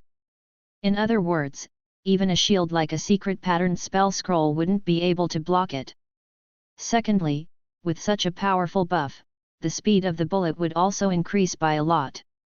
Back then, the 3-meter-long gun barrel had a bullet speed of nearly 2,000 meters per second. The gun barrel was 5 meters long, so it should have a bullet speed of 5,000 meters per second. The speed of the bullet would not give the Great Elder any time to react. The moment he heard the sound, his head was crushed. After everything was prepared, he checked the follow-up preparations. Gunai calmed down. Even if he couldn't kill the Great Elder today, he would make the merfolk and the members of the giant god church suffer. In the majestic and vast main hall, the Yaksha mermaid Great Elder sat on the throne that symbolized power and strength. The high back of the seat was carved with various huge beasts of the deep sea. More than 30 members of the giant spirit church, including Aogu Shan, were present. This time, in order to join forces with the Yaksha merfolk tribe. Many experts had come this time. In addition to Aogu Shan, there were 7 or 8 fifth-step masters, and the rest were many third and fourth-step mid-level extraordinaries. On the other hand, the Yaksha merfolk had even more people. There were more than a dozen rank 6 extraordinaires alone, and more than 30 rank 5 extraordinaires. Rank 3 and rank 4 Yaksha merman extraordinaries were not qualified to enter the hall. In the square outside, there were 300 to 400 Yaksha fishmen extraordinary humans standing in neat rows. Although the Yaksha mermaid tribe was a small tribe, it was only relative to the large tribes that controlled the vast sea and had more than 1 billion members. The Yaksha Fishman tribe also had close to 1 million people. However, most of the Yaksha mermen lived on the reef islands and the nearby sea areas. Your Excellency Aogu Shan, is the great giant god satisfied with the offerings for the sacrificial ceremony? The first elder asked softly. There shouldn't be any problems, right? Aogu Shan nodded seriously. I've already sensed the giant god's call. If you participate in the final ceremony of the sacrifice, you can be promoted to an extraordinary master. And today, we will witness the birth of an extraordinary master. After getting a satisfactory answer, a smile appeared on the first elder's wrinkled face. Then, he looked at the white-robed female Yaksha and asked softly. Ailer, what's the result of the divination? The female Yaksha called Alor bowed to him and said in an ethereal voice, I saw you bathed in the blood-red light and promoted to a master. It's precisely because I've glimpsed a future extraordinary master that I have to recuperate for a long time before I can do a second glimpse of the truth. If I didn't see a transcendent master, I wouldn't have had to consume so much energy. Very good, the smile on the first elder's wrinkled face grew even wider. The great elder, who had always been envious, looked at the black altar outside the hall, which was blooming with a blood-red light. His tone was as if he was chanting in a low voice. Our entire clan has been cursed by an unknown power. It's very, very difficult for anyone to become a transcendent master. This time, with the power of the great god, I can finally break the curse of our race. After I've advanced, you high-level extraordinaries will be the supporters of our race. With the power of the giant god, you will all have the hope of becoming extraordinary masters. The many high-level Yaksha merfolk experts below were all excited when they heard this. A transcendent master's powerful realm and strength was the dream of many transcendents. If that's the case, let's start. The first elder's deep voice reverberated throughout the hall. Under the lead of the first elder, everyone slowly walked out of the hall. He had just left the main door. The blood-red aura on the black altar came toward him. Sniffing the thick smell of blood, the great elder seemed to feel that the path to becoming an extraordinary master had already unfolded in front of him. The double transformation of his soul and body would allow his strength to rise to a higher level, and his lifespan to increase to a higher level. As for the humans and merfolk who had been sacrificed alive, it was their honor to be able to become a stepping stone for him to become a transcendent master. just as the great elder of the Yaksha mermaid clan was thinking about his bright future. Pfft! It was as if some kind of tearing and piercing sound suddenly rang out. The great elder of the Yaksha mermaid clan was shocked, but he did not panic. Earlier on, he knew that the fellow called Captain Jack had disappeared. Ao Gu Shan had not been able to find them. If they couldn't find it, it meant that it might be on the island. Therefore, the wise great elder of the Yaksha mermaid clan had secretly cast a secret engraved great shield scroll on himself. Even if there was a sneak attack, so what? He knew the shooting power of arcane bullets. Even if the bullets could break high-tier shields, could they break engravings? However, the reality taught the great elder a lesson. He could. The first elder calmed himself down and looked around. However, he suddenly realized that his body was uncontrollably falling to the ground. What's with this Ying Luo? Don't I have a secret patterned shield spell? Damn it, my soul is collapsing, how is this possible? Peng, a sound. With a fist-sized hole in his head, the Grand Elder's head fell to the ground, blood flowing out of it. The sudden situation stunned everyone in the surroundings. The Great Elder, who was about to be promoted to a transcendent master, had actually fallen. Before everyone could react to the shocking situation, a hysterical roar instantly enraged all the Yaksha merfolk. Lord Ao Gu Shan, hurry up and kill all these merfolk. In the darkness, the sound of origin power vibrating could be heard. It was extremely clear, and killing intent surged. 236 I have to carry it even if I don't want to. A hysterical roar came from the darkness. Ao Gu Shan was completely shocked. Looking at the decades of his life, how many ups and downs he had experienced, it had always been others who took the blame for him. However, Ao Gu Shan had a clear understanding at this moment. Today's big black pot might be the biggest one he had to bear in history, and it was frighteningly black. He couldn't take the blame. As soon as he finished speaking, Ao Gu Shan could feel the surging killing intent gathering on his body. Ao Gu Shan was about to explain. Pang! Pang! Pang! One bullet after another was fired at him. Every bullet hit the Yaksha merfolk near the Ao Gu mountain. Fortunately, Gunai was using source power bullets, not Thanatos bullets. Even so, these source power bullets were enhanced by the Dark Tunnel and level 3 arcane bullets. It also caused these level 5 and level 6 Yaksha mermaids to be sent flying. This further stimulated the savage nature of the Yaksha merfolk. Kill them all! Kill all these human scum! These people killed the Great Elder. The injured Yaksha merman immediately roared in anger. Kill Bayan! Kill! He didn't like Ao Gu Shan and the other Yaksha mermen to begin with. With the death of the Great Elder and the instigation of some people, the situation was instantly out of control. Immediately. Boom! Boom! Boom! Boom! Bang! Bang! With the explosion of spells and the blooming of swords, the battle broke out on the spot. 5 to 6 Type 6 Yaksha mermaids joined forces and charged towards Ao Gu mountain. All kinds of attacks exploded on Ao Gu Shan's body. If I wanted to kill the Great Elder, I wouldn't need to ambush him. This is clearly a setup. It was done by that guy called Captain Jack, you bunch of idiots. Ao Gu Shan roared as he tried his best to defend against the combined attacks of the 6 Type 6 Yaksha mermen. Who knows if Captain Jack is in cahoots with you guys? Some of the Yaksha merfolk replied in a sinister manner. When we went over to investigate, you were the one who asked to go. The entire process was hosted by you. In the end, we didn't find anything. The enemy has completely disappeared. From the looks of it now, it would be strange if there wasn't anything fishy going on. That Captain Jack or whatever was completely in cahoots with you guys.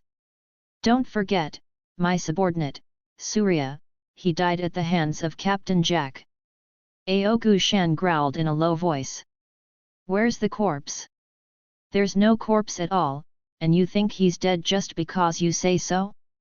Lord Aogu Shan, your act of self-torture is really good. Unfortunately, you can't hide it from me. Aogu Shan was slightly startled. From the perspective of these mermaids, this was simply amazing.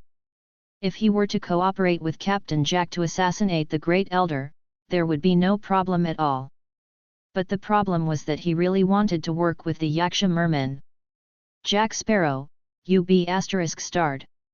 When today's matter is over, I'll find you and I'll take off your head to use as a wine cup. Aogu Shan roared in his heart. Even so, Aogu Shan, who was being attacked by several people, did not give up on explaining. After all, if this ritual was successful, there would be an endless stream of Yaksha and merfolk who would be promoted, and he would benefit from it.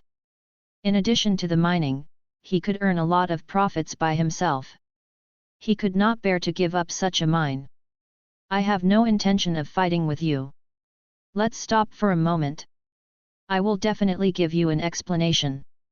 I can even go over and capture that shameless and despicable man called Captain Jack and offer him as a sacrifice to the Great Elder. Hee, Chien, very well.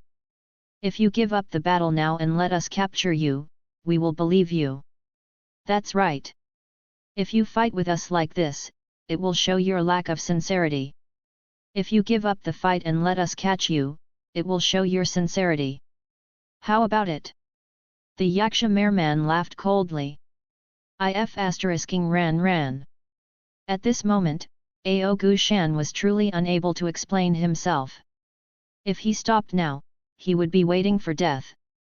These Yaksha merfolk had no intention of stopping and sitting down to talk. What's wrong, still not stopping? Lord Aogu Shan, we can't feel your sincerity. Hearing the other's words, Aogu Shan's face became more and more unpleasant. Lord Aogu Shan, these murlocs have gone mad, we can't hold on much longer, one of Aogu Shan's subordinates shouted.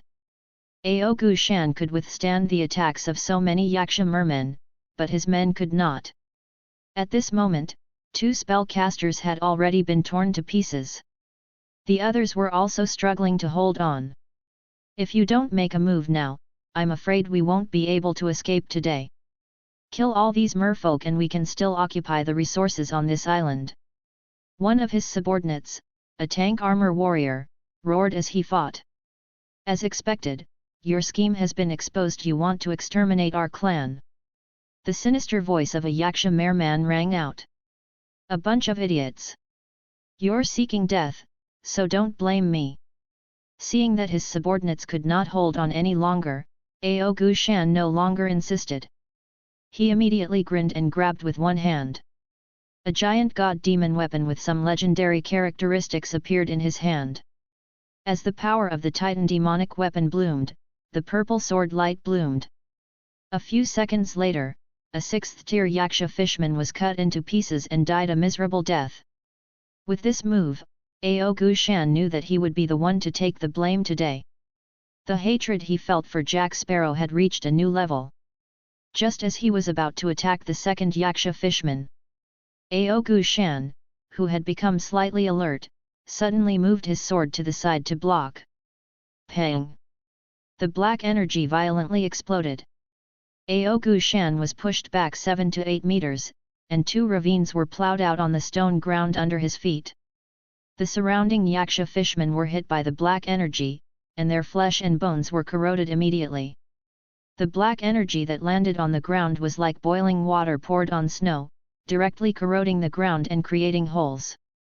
After blocking this attack, Aogu Shan's face became extremely gloomy. He could feel that his giant god Emma weapon had been injured, and it was not light. After all, his giant soldier god was a top-tier magic gold equipment that had been repeatedly forged through sacrificial rituals and already had a few legendary characteristics. There weren't many ways to damage it. However, the mysterious arcane shot seemed to be one of them. Taking advantage of this opportunity, a few Yaksha mermen besieged Aogu Shan again and launched a round of fierce attacks. Aogu Shan was also forced to dodge. At this moment, a few huge formations in the distance had already been activated, and a powerful energy surged. It was the city of the Yaksha Merman race. There was naturally a powerful formation here. As long as the array was activated, even a transcendent master might not be able to break it. Once they were trapped in the city, even a transcendent master would fall under the suppression of such a huge array. Ao Gu Shan's expression became increasingly unsightly when he sensed the surging energy of the formation.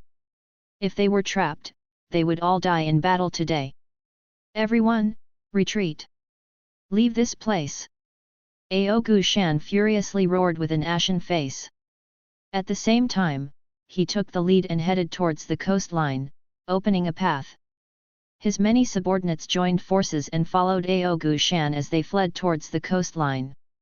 Damn you, Jack Sparrow, just you wait! While he was fleeing, he glanced at the spot where the arcane shot was coming from. Ao Gu Shan growled with a deep voice and a sky-high murderous intention. 237 a million gold pounds. After firing a shot at Ao Gu Shan, it was blocked. Gunai immediately stopped. If one shot hit Ao Gu Shan, it would be a great gain. Ao Gu Shan and his people might all die on Night Reef Island today. If that happened, the Yaksha merfolk would never be able to work with the evil god's church again. The missing shot could be explained as a trembling hand. He had originally wanted to shoot these murlocs. However, if they were to fire continuously at Ao Gu Mountain, the Yaksha merfolk were not fools. They might stop fighting, and the good situation would be ruined.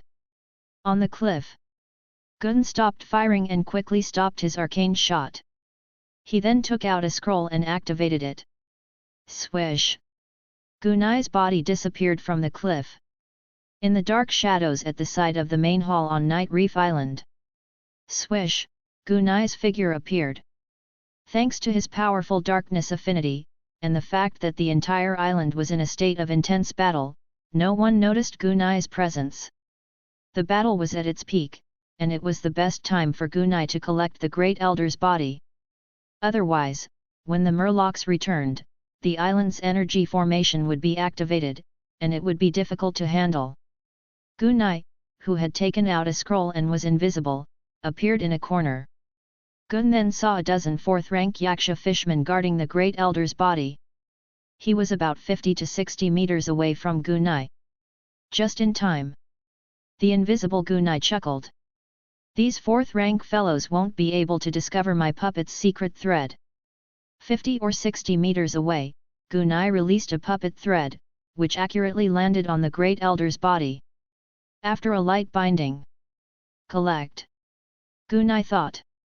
The Great Elder's body disappeared on the spot. The Yaksha fishmen who were guarding the Great Elder's body were dumbfounded. Where did the corpse of the Great Elder go? He didn't care about the Yaksha fishmen who were in a daze. Hiding in the shadows, Gunai quietly retreated. After they had left the area illuminated by the luminous plants and entered the dark and quiet forest, they were finally back. Gunai took out another scroll. There were no Yaksha fishmen in the dark forest area where Gunai was, so no one would be able to find him. It was activated after a large amount of source power was injected. Swish! A light space power Upanishad bloomed. Gunai's body disappeared. When Gunai reappeared, the beach was surrounded by darkness and thick fog. Not far away, the soft sound of the sea hitting the beach could be heard. It was particularly soothing and natural. This was the beach on the southern side of the Shadow Island. While Gunai was waiting, he had made a series of arrangements, including several escape routes after the assassination. At the same time, in these 10 days, the wealth on Shadow Island had almost been plundered by everyone. When Gunai heard that the Great Elder was about to start the ceremony, he told everyone to make preparations before leaving. Gun could already feel the sea demon ship stopping a dozen kilometers south of the island. As long as he rushed over, the sea demon ship would carry all the crew members of the magic whale out of the misty Shadow Islands. As he thought, Gunai turned to look at the core of the island, where the mist was still and dark. It was unknown what kind of terrifying creation Gunai was, but he sat there quietly. But Gunai knew that if he had the chance in the future, he would definitely come back to see what that terrifying creation was. Let's go! Without any hesitation, Gun flew toward the magic whale. A few minutes later, Gunai was on the ship. Leave at full speed, Gun said in a deep voice as they boarded the magic whale. He saw Gunai's appearance. The three deputies had obviously guessed that this Captain Jack had probably caused some big commotion again. Otherwise, he wouldn't have let everyone escape in such a hurry. Last time, he had provoked an extraordinary master-level expert. He didn't know what he had provoked this time. Full speed ahead.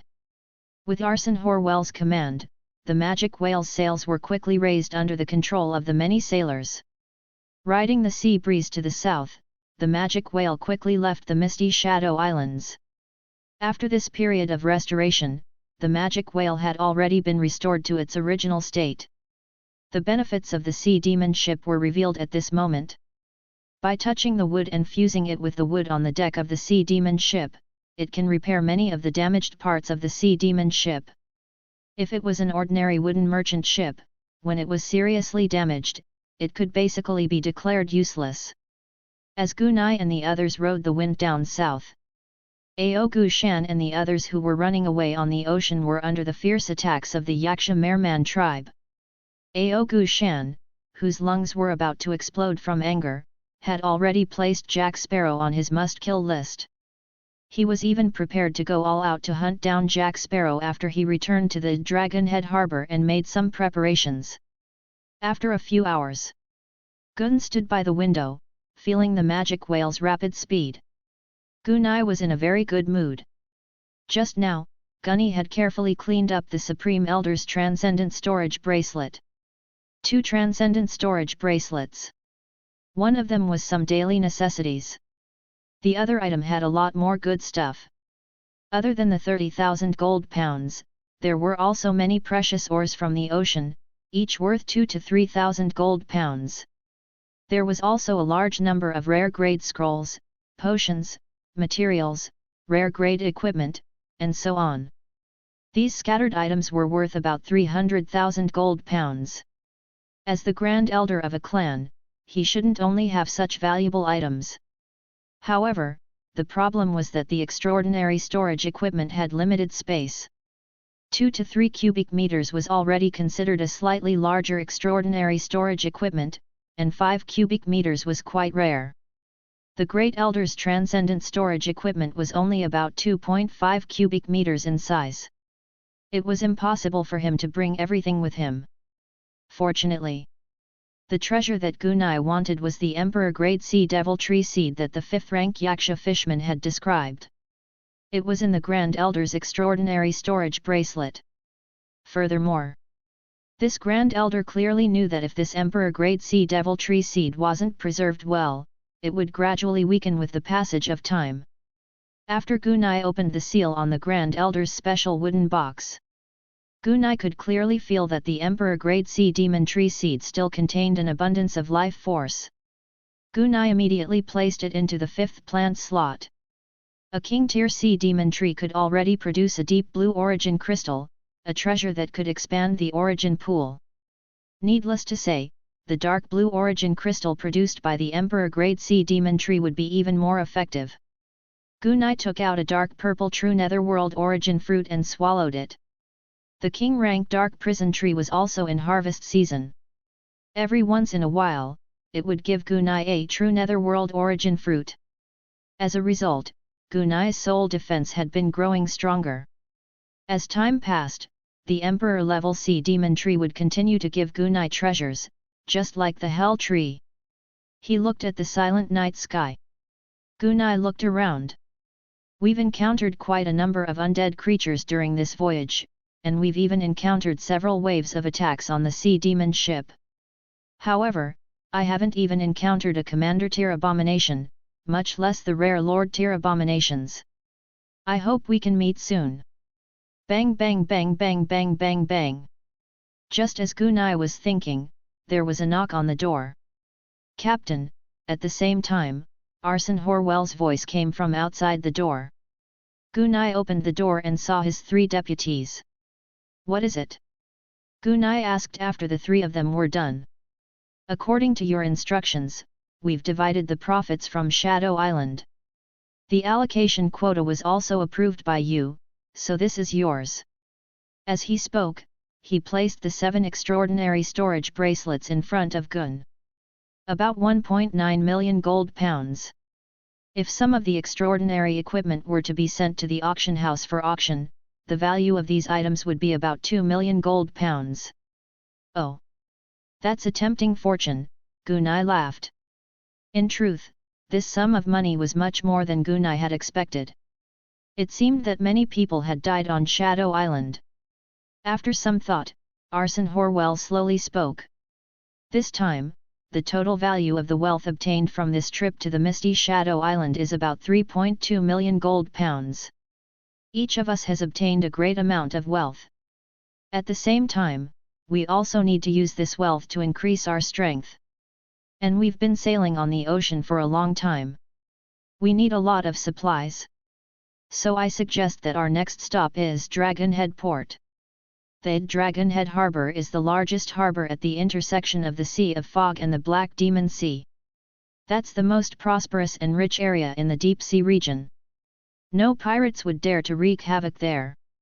It's a very suitable place for us to replenish our resources. He actually thought the same thing as me. Gunai said in his heart. Arsene Horwell had to go to Dragonhead Harbour to replenish his supplies and strengthen his strength. Gun needed to contact the higher UPS of the Supernatural Association stationed at Dragonhead Harbour and inform them of the location of the human-faced flower church's Deva. Even if it wasn't the mother god of the human-faced flower church, its location would still be a very important stronghold. If it was destroyed, it would be an effective blow to the human-faced flower church. We've been sailing on the ocean for a long time, and we do need to replenish our resources. After some thought, Gunai nodded.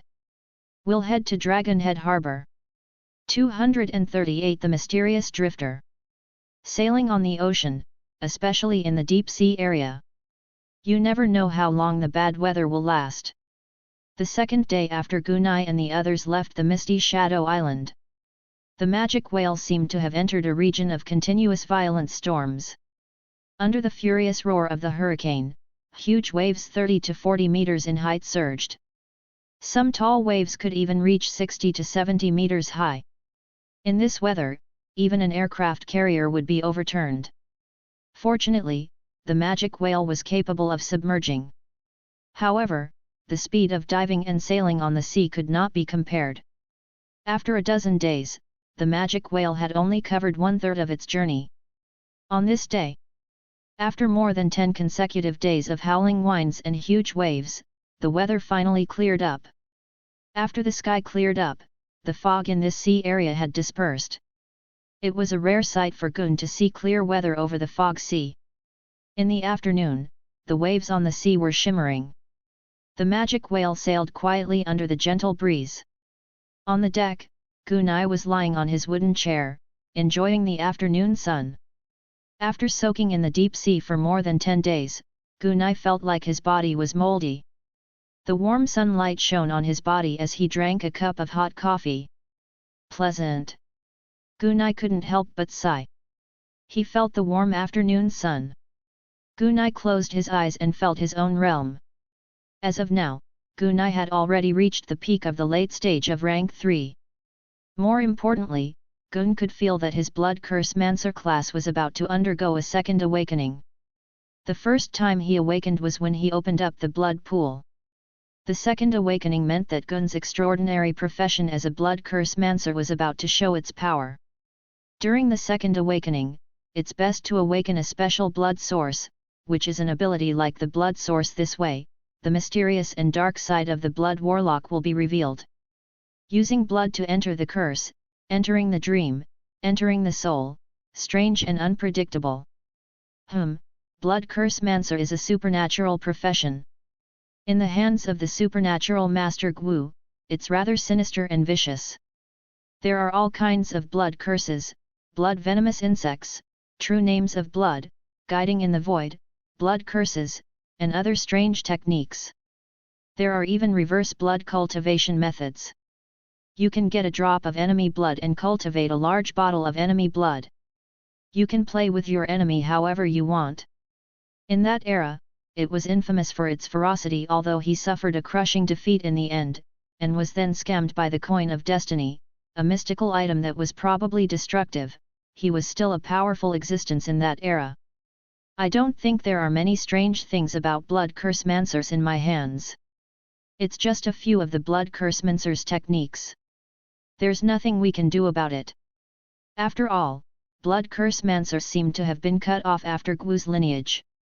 Those unique methods have also disappeared in the dust of history. I can't find them even if I want to. Although I don't have those strange abilities, my mastery of the blood pool is unique. My blood is starting to turn dark gold. I'm afraid it won't be long before my physical body can transform into a powerful existence at the Lord level. You must know that even Blood Curse Master Gu did not fully acquire the powerful body of a Lord. Furthermore, the Blood Curse Grand Master's physical defense isn't too well known. I don't think his defense is that great either. But I'm different. My physical body can first absorb the squirming flesh and blood that is affected by the indescribable flesh and blood, and now it has perfectly absorbed the Thanator's flesh and blood, and even began to advance and grow. Now that I've condensed the body rune Sacred Shadow Rune, my body is almost as smooth as the magic copper tank armor. Although I've lost my bizarreness, I've gained a terrifying ability to survive. At the same time, although the abilities of the Blood Curse Mancers that I've awakened are relatively weak, they have great potential for advancement. After I reach the third or fourth stage of my awakening, these abilities will become high-level law incantations, or even secret engrave-level law incantations. At that time, the powerful characteristics of these abilities will be revealed one by one. Moreover, if I really awaken a superpower like the Blood Source, I can still possess the bizarreness of a Blood Curse Mancer. The reason why Blood Curse Mancers could be rated as a 6-star extraordinary profession was because they could remove the blood curse.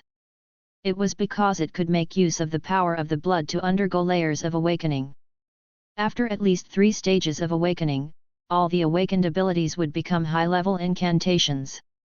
At that time, the powerful aspects of a Blood Curse Mancer would gradually be revealed. Speaking of incantation skills, I'm almost done with all 5 levels. It's about time to give them a few spells of the 6th or 7th rank. This way, the effect will be even stronger, Gunai thought. Just as he was deciding which spells to level up to level 6 or 7. "Captain, someone's coming," Martyr said as he ran over. "What?" Gunai was startled. "Someone's coming, a pirate?" Gunai asked. "No, it's just a human. He's stepping on the planks of the sea demon ship and drifting on the sea. He's coming towards us. He seems to be a survivor of a shipwreck." "That means that guy might be a pirate," Gunai replied. "But that guy's attire is more decent. He doesn't look like a pirate who eats and sleeps in the open. Then it could be the head of the pirates." Martyr was a little speechless. "Do you really hope that the other party is a pirate?" Gun patted Martyr's shoulder and smiled. "We have to be prepared for the worst. For example, this guy might be a strange master with extraordinary means. If he gets close, he might use some kind of method to control all of our crew and then take control of the sea demon ship. They'll even plunder all our wealth, kill us, and throw us into the sea to feed the sharks." Martyr's mouth was wide open as he looked at Gun in disbelief. "Captain Yingluo, you're thinking too badly of people, too exaggerated. That guy should only be a victim." Gugni patted Martyr's shoulder. "Young man, this is the real way to open this extraordinary world. Go and get the chief mate to get in touch with this guy. Tell Arson Horwell that he's the captain now, and he'll understand what I mean." "All right," he said. Martyr nodded. Somewhere Martyr couldn't see, a puppet's secret thread had quietly wrapped around him. He's floating on the ocean alone, and it's after the big waves. It's fine if it's in the shallow waters, but this is the fog sea, and it's a deeper sea. A guy who has the guts to approach a large sea demon ship by himself must have some tricks up his sleeve. The only problem is to see if there's anything wrong with this guy, Gunai thought. The magic whale wasn't very big.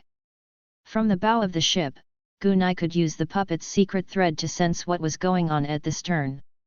When Martyr touched Arson, Gugni controlled the puppet strings and wrapped them around Arson Horwell. Using World Power Upanishad, Gugni could clearly hear the conversation between Arson and the others. While enjoying the sun, Gun was listening to what was going on over there. 10 minutes later. In a cabin. A handsome young man with short blue hair and a warm smile on his face explained as he ate the food on the plate in front of him. I'm the captain of a merchant ship, but we were attacked by a group of sea undead along the way.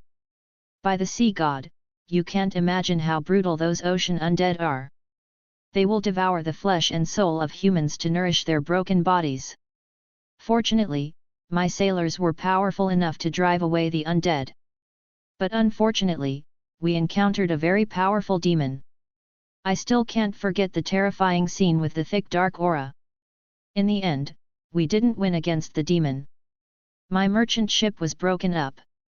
I jumped into the deep sea, but I was lucky enough to escape the huge waves. It's a good thing I met you guys today. I think this is really the sea god's protection for me. Please allow me to thank the sea god once again. Next, it seemed to be the young man's chanting of the sea god. All right, Captain Arson. These are my experiences over the past few days. Now, can you tell me the story and experience of you and your adventurer team? He asked. After a moment of silence, Gunai heard a sentence that left him dumbfounded. I, Yingluo, am not the captain of Yingluo, Yazan slowly explained. He didn't sound stiff, and he didn't feel like he was being controlled. Gunny's puppet thread was inside him, and he didn't feel anything strange about him. This sentence was completely from the bottom of his heart. The more it was like this, the weirder Gunai felt it was. 239 The Deceiver. What's wrong with Arson?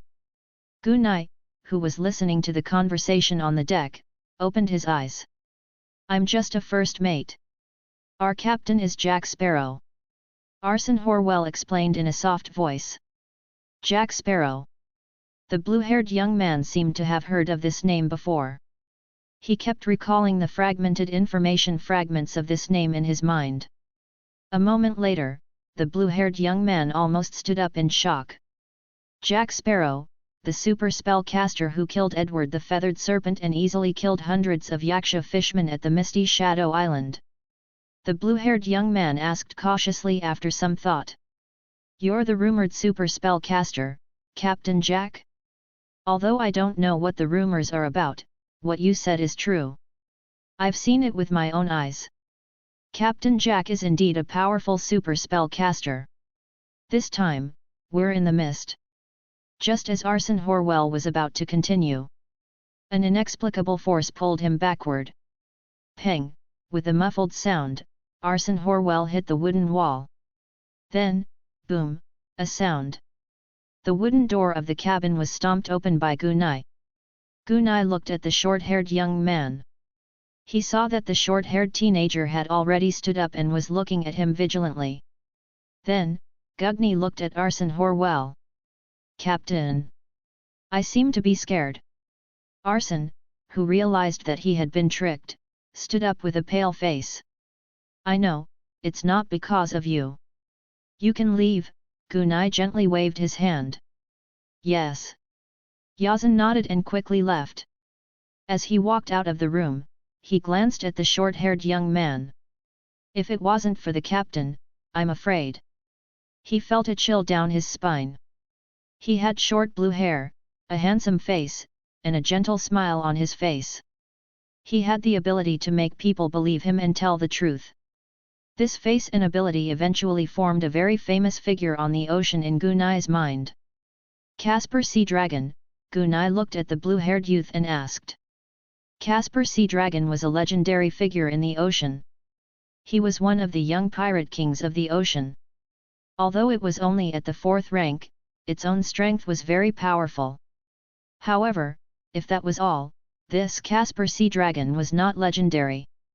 Casper Sea Dragon's greatest achievement was: this guy had deceived a very powerful Devil Lord and obtained a very powerful treasure from him. The powerful Devil Lord seemed to be searching for him in the ocean. It had always been powerful creatures like demons who deceived others. However, Casper Sea Dragon was able to deceive the Devil Lord and even succeed. Such a method was truly unheard of. Casper Sea Dragon's name as the deceiver began to spread across the ocean from that time on. When people noticed this Casper Sea Dragon, only then did he realize how powerful this Casper Sea Dragon was. Not only had this guy deceived the devil, but he had also deceived the devil. He even got all the information about the bank from the president of a bank in a medium-sized port. The bank robbery was completed without a sound. Even old Edward's little pirate king's daughter had been coaxed to sleep by this guy named Casper Sea Dragon. This incident made Edward the Feathered Serpent extremely angry. Edward the Feathered Snake even threatened to kill this shameless deceiver. The Edward clan was blessed by a huge deep-sea beast. In order to maintain the purity of the clan's bloodline, the trivial affairs of their clan were known to everyone on the sea. In short, as people gained a deeper understanding of Casper Sea Dragon, they would realize that this guy had done too many things with just his mouth. To put it simply, the first mouth, the content, all lies. It was true. When Gun said the name Casper Sea Dragon, the short-haired young man was stunned for a moment, then laughed. "You must be Captain Jack. Your name has been quite popular on the ocean recently. But I think you've got the wrong person. Although I have the ability to get the truth out of people, it's only limited to this. Compared to the deceiver, I'm still far from it." As he spoke, the blue-haired young man had a guilty look on his face. "I'm sorry that I used my ability to attract your men to tell the truth, but I really don't have any ill intentions. I just want to get some information. I'm also afraid that this sea demon ship of yours sailing on the Sea of Fog is a pirate ship. You also know that many ships that disguise themselves as merchant ships are half pirate ships. I'm just a sea merchant with a supernatural profession. What I said just now is true. I was attacked by demons and was lucky enough to escape. I'm very grateful that your ship allowed me to board the ship. Otherwise, I'll be drifting on the ocean for a long, long time. If you can take me to Dragonhead Harbor, I'll be very grateful. I'll even give you some of my reserve funds." The blue-haired young man was very sincere. When the other party was explaining the content, a faint will began to seep into the depths of Gunai's soul. The Wufu he mentioned seems to be true. I should believe him. Gunai quietly immersed himself in this mysterious feeling, as if he was in a half-asleep state. Ying, apologize for my reckless behavior just now," Gunai said with an apologetic expression. "I think I've got the wrong person, Ying Luo. Our ship is not a pirate ship, and our next stop is the Dragonhead port. You can follow us to our destination." "Really? Oh my god, this is great!" The blue-haired youth smiled and sighed. "Can we sit down and have a chat?" The blue-haired youth invited. "I'm very interested in you, who is said to be the first super spellcaster to be born in the mystical world of the Oya continent in decades. I'd be very happy to." Gunai nodded and sat down. "Recently, you've suddenly emerged on the ocean, and I've never heard of your name before. As far as I know, many extraordinary people with powerful means have come to the ocean during this period. A storm seems to be brewing. A super spellcaster like you wouldn't have been a nobody before. I'm guessing that Jack Sparrow isn't your real name." "Yes, I am." Gunai nodded. "Jack Sparrow is obviously my fake name. My real name is Monkey D. Luffy, the man who aspires to be the Pirate King." Monkey D. Luffy. The blue-haired youth's expression changed slightly. "What a strange name. In our Oya continent and the vast ocean, there has never been a name with such an alphabet-like syllable. Don't tell me he's." The blue-haired youth squinted his eyes. Then what's your true background, Ying Luo? I come from the void, Gunai explained. From the void? The blue-haired young man frowned. He felt that things weren't as simple as they seemed. Yes, I am, Gunai nodded. The M78 Nebula is my hometown. The six-winged angel is in the M77 Nebula, next to our hometown. The blue-haired youth's brows furrowed even more. As expected, this guy isn't from here. He's a foreign visitor from the M78 Nebula. 240 Chapter 161 Forced transactions are the most deadly. He looked at the blue-haired youth, Caspar Sea Dragon, who was stunned by his words. Gunai's face was still immersed in the state of complete trust in his opponent. Before, Gun had only roughly guessed that the other party might be Caspar Sea Dragon, but he didn't have any concrete evidence. However, when the other party was talking to him, a wondrous thought silently entered his mind, trying to change his perception. Gun was pretty sure that this guy was Caspar Sea Dragon. Fortunately, Gunai's soul was special. Gunai's soul had been absorbed by the black crystal of the same level as the indescribable flesh and blood, and then reincarnated to strengthen his soul. A strange thought appeared in Gunai's mind. But Gunai had clearly noticed him. Gunai was immersed in this strong belief that didn't belong to him, but he didn't absorb it or believe it. That was why Gunai was able to perfectly enter the state of being deceived by the other party, but also remain completely awake. A super spellcaster from the M78 Nebula. And an angel from the M77 Nebula. This information made Caspar Sea Dragon's heart tremble. Caspar Sea Dragon asked again after he had calmed down. What's the purpose of you and that angel coming to our extraordinary world? I also want to know the purpose of the angel coming to our world. Gunai thought to himself. I came to this world to find a shapeshifter. After I find the shapeshifter, I can become a giant of light. Gunai continued to make up a story, but at the same time, he secretly cast a spell. This Caspar Sea Dragon's deception ability was very powerful. But his soul and perception weren't as strong as Gunai had imagined. Or rather, Gunai was already very powerful. The Tier 4 Caspar Sea Dragon didn't notice Gunai's spell at all. Gun was going to see what Caspar Sea Dragon was up to today. The fact that the other party had used his innate ability to trick him into telling the truth was something Gunai wouldn't let go of. Giant of Light? What is this? Caspar Hailong asked. An existence that believes in the great light and justice. It has a huge body and boundless power. It also has some kind of innate ability to shoot energy rays. Believe in the light. Caspar Sea Dragon muttered softly. Where's the angel? As for that angel, I don't know her goal. Gunai replied. After thinking for a while, Caspar Sea Dragon seemed to have discovered some problems. Didn't you say that you wanted to become the Pirate King? Why are you looking for a shapeshifter to become a giant of light? Are these two goals contradictory? Gunai asked. Oh. That's true. Caspar Sea Dragon immediately lowered his head and muttered to himself, as if he was digesting this shocking news. As expected, there are too many secrets hidden in our world. Caspar Sea Dragon muttered to himself.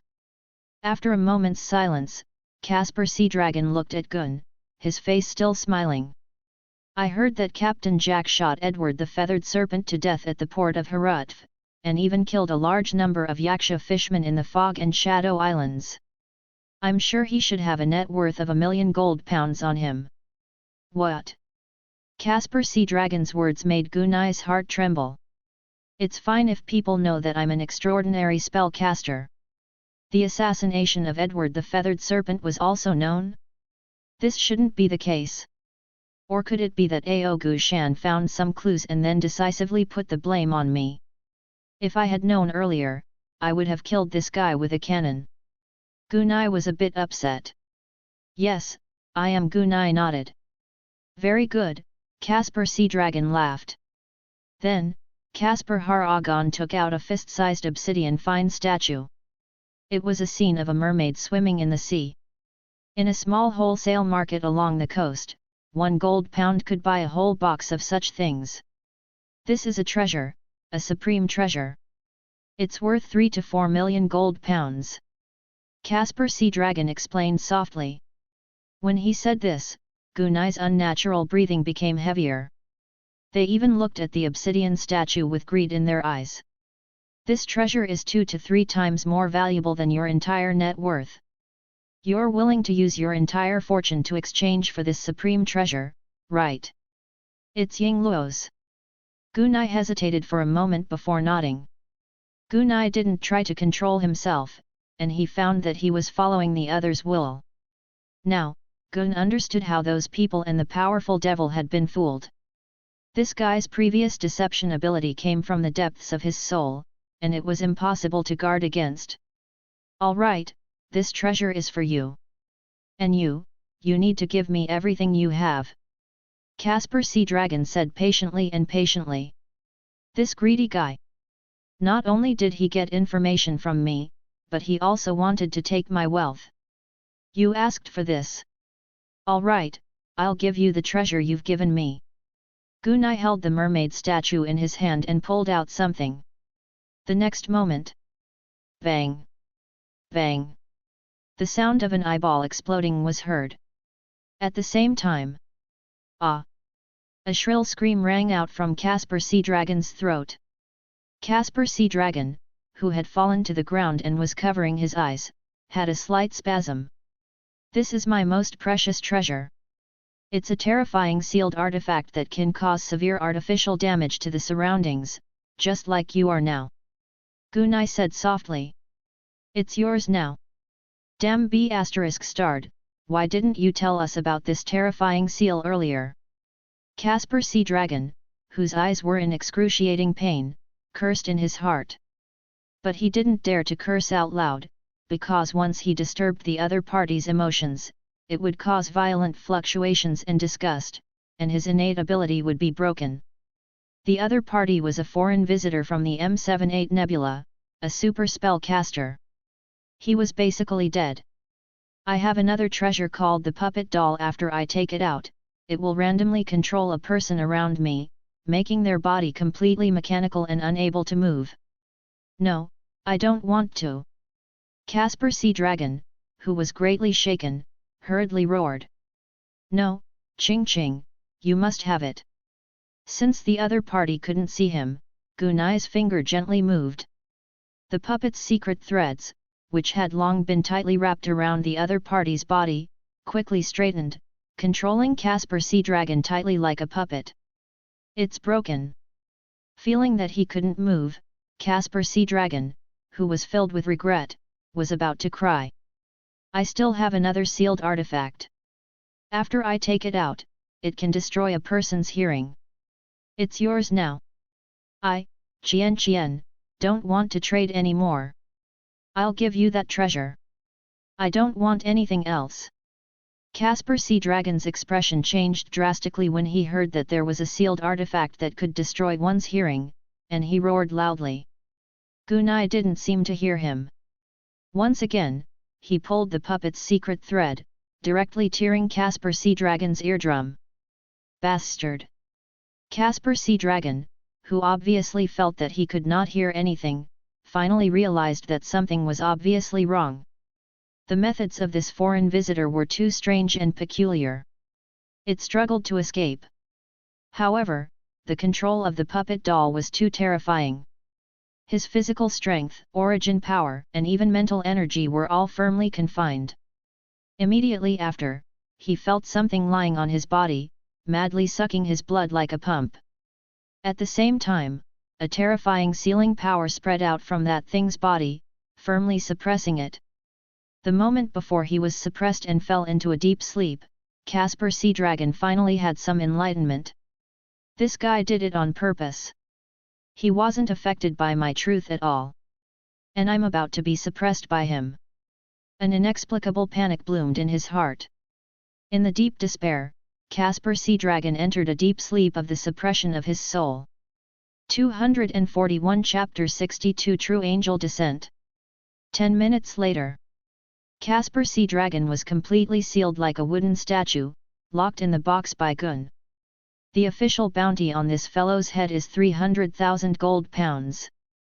If I remember correctly, capturing a Paishiu alive would cost 500,000 gold pounds. It's said that the pirate kings want to catch this guy, and many powerful bounty hunters are also tracking him down. Yeah, I'm being tracked down too, and the price is even higher. Once we reach Dragonhead Port, we'll hand this guy over to the Transcendence Association and get another 500,000 gold pounds. This time, we've harvested millions of gold pounds from the treasure hunt in the ocean. When we arrive at the Dragonhead Harbor, I can go to the top beyond our exchange meetings jointly organized by the major chambers of commerce to take a look. The powerful rare equipment with legendary characteristics, the top-notch engravings, and even forbidden spells will all be auctioned there. If there are any suitable ones, we can buy them first, especially those powerful engravings and even forbidden spells. I'll buy it first and then use it. When I need to use it, I'll make sure it's powerful enough. I have enough engravings and spells, and even forbidden spells. Even if I encounter those powerful Lord-tier creatures, I won't be afraid of them in a one-on-one fight. At the same time, we might even encounter some special good things.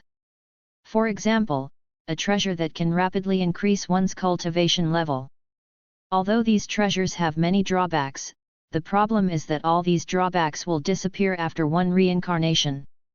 Such treasures will be very effective for me.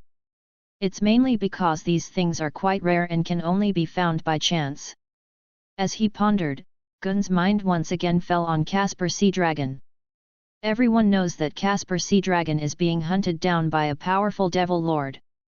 I remember that this guy was quite impressive before. He had several sea demon ships under his command. He even has a few powerful rank 5 extraordinaries as his subordinates. This time, I met this guy. He's all alone. Could it be that he's alone? Did that powerful devil really annihilate his pirate crew? Although this guy has escaped, that demon Ying Luo can't be in these waters, right? Casper Sea Dragon seems to have offended a top-tier 6th grade demon, the kind that's about to advance to 7th grade transcendent. Thinking so, Gunai's mouth twitched. You're really a troublemaker. It seems like I need to leave this sea region as soon as possible. If we really encounter that powerful rank 6 devil overlord, I'm afraid that not many people on the sea demon ship will be able to escape. Just as Gunai was about to calm down and start to study the world frame. Captain Chien, come out quickly. Arsene Horwell's voice rang out quickly. What is it? Gunai opened the door. The angel, is flying in the sky. As Gun opened the door, Jason Horwell said excitedly. An angel? Gunai was startled. During this period of time, the female 6-winged angel had been in the limelight on the sea. After all, in the legends, powerful creatures like angels were symbols of beauty, strength, and wisdom. It was an existence that could rival dragons and defeat demons. In the past 1,000 years of the Oya continent's history, there had never been an angel. Now, this angel had descended in the sea of the Oya continent, and the ancient legend had reappeared. Naturally, it was a hot topic. It was said that nowadays, one could brag about an angel for months with a single glance. It was no wonder that Arsene Horwell was so excited. Where is it? It's right above the clouds in front of us. He looked in the direction that Arsene was pointing at. Sure enough, Gunai saw something in the clouds. The angel that was emitting a holy, milky white light was gently flapping its wings and flying rapidly in the sky. The frequency of its wings flapping was not fast, and the movement of the flapping was very light, but the speed was very fast. It should have some kind of special body runes. Its angelic wings have been proven in the papers in the extraordinary academic world in detail. They have special fluctuations of light. In other words, winged species like angels are born to be leaders and overlords. They're born with the ability to comprehend light profound. If they can't comprehend the light profound, they can't become angels. It's already a commander and lord tier being. With a full set of powerful rare-grade equipment, as well as light-type skills and spells, it's normal for it to be powerful. Compared to the other crew members who were looking up with burning eyes, their minds shaken, and even sighing in admiration. Gun quickly analyzed the angel's characteristics, abilities, and general strength. If we really fight, I might not be at a disadvantage. It's a pity that he can fly. If he wanted to escape, I really wouldn't be able to do anything. Even the puppet's secret thread might not be able to stop him. Gunai said to himself after some analysis. I've heard that within the Transcendent Association, there seems to be a floating mechanical wing that ordinary people cannot control. Although I can't grow wings, if there's a chance, I'll give this mechanical floater wings a try. If one is able to control this type of floating mechanical wings, the effect would be quite powerful. Compared to most of the crew members who looked up to the angels, some of the crew members were slightly nervous. After all, according to the standards of an angel, they were in the scope of being hunted. Although they knew that their captain was powerful, if the angel came down to kill them, their captain might not fight the angel for them. Look, the angel is coming down. Ai, it really is. He's really coming our way. Wow, the angels are really here.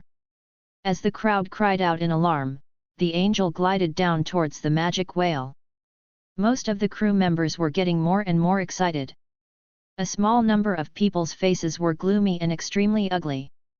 As for Gun, he jumped up to the roof of the captain's cabin and watched the angel descend. After a while, the angel gently flapped its 6 wings and floated in the air about 20 meters in front of the sea demon ship. The angel's face could be said to be stunning in terms of human aesthetics. In addition, the light energy lines that bloomed on his face and the strange light runes on his body gave him a sense of beauty that people could only look up to. The angel's eyes were on Gunny. Gun was also looking at the angel with interest. Jack Sparrow. After a while, the angel spoke softly. Although she wasn't very proficient in the language of the Oya continent, she had no problem with normal communication. You know me? Gunai was a bit surprised. The reputation of a superior spellcaster and his appearance have been very dazzling on the ocean these days. Furthermore, many people seem to have designs on you, the angel said softly. It seems that I'm really famous now, Gunai laughed. Beautiful angel, he said softly, are you busy? If you're not busy, maybe you can come over for some coffee. This time, it was the angel's turn to be stunned. She had been in this world for so long, and anyone who saw her either had malicious intentions or other motives. There were even a few transcendent masters who wanted to capture her. Fortunately, she had made sufficient preparations before coming to this world, so she could safely grow to her current level. However, she didn't expect to meet a human who didn't seem to have any intentions toward her. She could feel that the so-called coffee that he invited her to had been purely because he wanted to drink it. Compared to the other party's lack of interest in her, he had a request for this human. His gaze swept past the captain's cabin under the other party's feet. Perhaps Yo-Yo can solve this without a fight. Then, the angel Corona Lasvik nodded slightly. Then I'll have to thank Captain Jack. 242 star array. He saw that the angel had actually agreed to the captain's invitation. Immediately, the entire crew was in an uproar. They had followed the super spellcaster Captain Jack on a long voyage to search for treasure. This was already something they could brag about. And for Captain Jack to invite an angel for coffee, this would definitely be something to brag about in the future. What are you all doing? Gunai turned to the stunned crew members. Do what you need to do. Ask the chef to prepare more good dishes at night. This beautiful angel will have dinner on the ship. The crew members immediately dispersed with excited smiles on their faces and began their work. The soft discussions in their mouths were endless. Topics like whether the angels would be resting on the ship tonight were endless. Inside the captain's cabin, Gunai and the 6-winged angel sat down. After he sat down, the 6-winged angel's eyes glanced at the wooden box that carried the deceiver, Casper Sea Dragon. This little trick naturally couldn't escape Gunai. "Beautiful Miss Angel, may I know your name?" Gunai asked. "Corona Lasvuk," the six-winged angel said softly, her words smooth. "It should be transliterated." Gunai guessed. "There are a few extremely evil pirates on your ship. They have done a lot of evil things and killed a lot of people. The evil aura on their bodies is not weak." The six-winged angel Corona looked at Gunny and explained. "Of course I know. I even know that if I'm not strong enough, they'll tie me to the deck and hang me, then throw me into the sea to feed the sharks." Gunai shrugged his shoulders. As he spoke, Gun finished grinding the coffee in front of him. Then, Gun poured the ground coffee into a low-pressure coffee pot and began to boil. "But what's the problem?" Gunai raised his head and said with a smile. "I'm very strong, so they are all my obedient and honest crew members. They work hard and fight fiercely. Isn't that good? Your skills in using people are truly admirable," Corona softly praised. "No wonder I didn't feel any evil intent from the evil guy." Gunai chuckled. Then his smile faded and Gunai's expression became serious. "Miss Corona, in such a short period of time, you have already left the position where the traitor was suppressed for the 5th time. You're very interested in this guy." After a simple explanation, Gunai went straight to the point. "To tell you the truth, I'm here for this deceiver." Corona nodded and said. "I've been flying over the sea to look for this speaker of truth, but I couldn't find him. I didn't expect that when I landed just now, I would find that that fellow had already been captured and suppressed by you. To be able to suppress the self-awakening power speaker, your strength as an extraordinary spellcaster is truly admirable." "Self-awakening, the speaker of truth." Gunai frowned. Gunai said as he gently rubbed his palm. "The speaker of truth? I think Miss Corona is mistaken. Cape Sea Dragon, this guy is a deceiver." Corona didn't show any reaction to Gunny's words. It was clear that he was aware of the information error. "There's no mistake," he slowly explained, "this Cape Sea Dragon is the speaker of truth. Although he's known as the deceiver by you, his true supernatural profession is the peculiar speaker of truth." "So it really is like this." Gunai was a little surprised, but he wasn't surprised. This guy called Casper Sea Dragon, everyone said he was a deceiver, but no one could prove what his extraordinary profession was. Now, it seemed that his supernatural profession should be the proposer described by Miss Corona. "Then can you tell me more information about this power of truth?" Corona Lasvik naturally didn't refuse Gunny's request. "The power speaker is a very special extraordinary profession. You can see it as a self-awakened extraordinary profession like the hero. They are more powerful and terrifying than the 7-star extraordinary professions. In the extraordinary world above the stars, the 7-star extraordinary profession system is already very powerful. Most of the strong people have 7-star extraordinary professions. It can be said that 7-star extraordinary professions are the limit of their professions. However, this kind of self-awakened extraordinary profession is even more special and powerful than the 7-star extraordinary profession. At the same time, this extraordinary profession also has a unique name." When he heard that the other party wanted to elaborate on the system of higher extraordinary professions, Gunai naturally listened carefully. "We call this system the Starry Sky sequence, which is also the Starry Sky occupation that you have described." "The star sequence?" Gunai's expression changed. This sounded extraordinary. There are very few extraordinary professions in the star sequence, and they will appear in the form of self-awakening. And this also makes the whereabouts of these extraordinary professions in the star sequence even more unpredictable.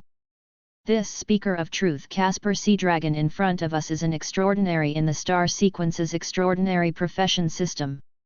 The speaker of truth has a powerful innate ability to make what he says true." "Everything you said is true?" "I said let there be light, so there was light in this world? From the looks of it, this speaker of truth is really quite powerful." Gunai was speechless. It's just that Caspar Sea Dragon's comprehension of the light profound is too weak, too weak. I can't make everything I say true. He can make others believe the language he made up, which is the so-called lie to deceive others to believe. I think you've experienced the ability to make people believe in your words when you've been in contact with him. I have indeed experienced it. It's a very amazing and strange ability. Gunai nodded. It's clearly a great and honorable extraordinary profession, but it just had to bloom in the hands of this guy with the name of the deceiver that is famous throughout the ocean. I have to say, this Caspar Sea Dragon is also a talent. Gunai thought to himself. Corona continued. Fortunately, he's still weak now. When he's strong enough, he'll be able to open his own domain of truth. At that time, in his domain of truth, all of your spells he said were ineffective. Then your incantation of law will have no power at all. He said that your aura is weak and on the verge of death, so you will be extremely weak. At that time, he could easily kill you. It's that powerful. Gunai was shocked. Whatever I say is true. Is this the proposer? Gunai's face also turned serious. If the power of this power speaker increased, Gunai might not be able to deal with him easily. That's right. This is a power speaker. This is a powerful extraordinary of the star sequence. Corona nodded slightly. Then, the extraordinary hero is also in the star sequence? Gunai asked. Yes, I am. Corona nodded. I've also heard that in this era of your extraordinary world, a hero called the Barbarian Saint was born. Unfortunately, that guy has joined the evil god. He will definitely cause many bloody and brutal events in this era. Corona's words made Gun's expression change. What's the power of a hero? He is the one who drives the tide of the era, and the tide of the era will help him reach the peak. This is one of his abilities. At the same time, in this era, it will become the unique blessing of fate. In other words, it is the blessed of fate. Son of destiny. A thought suddenly appeared in Gunai's mind.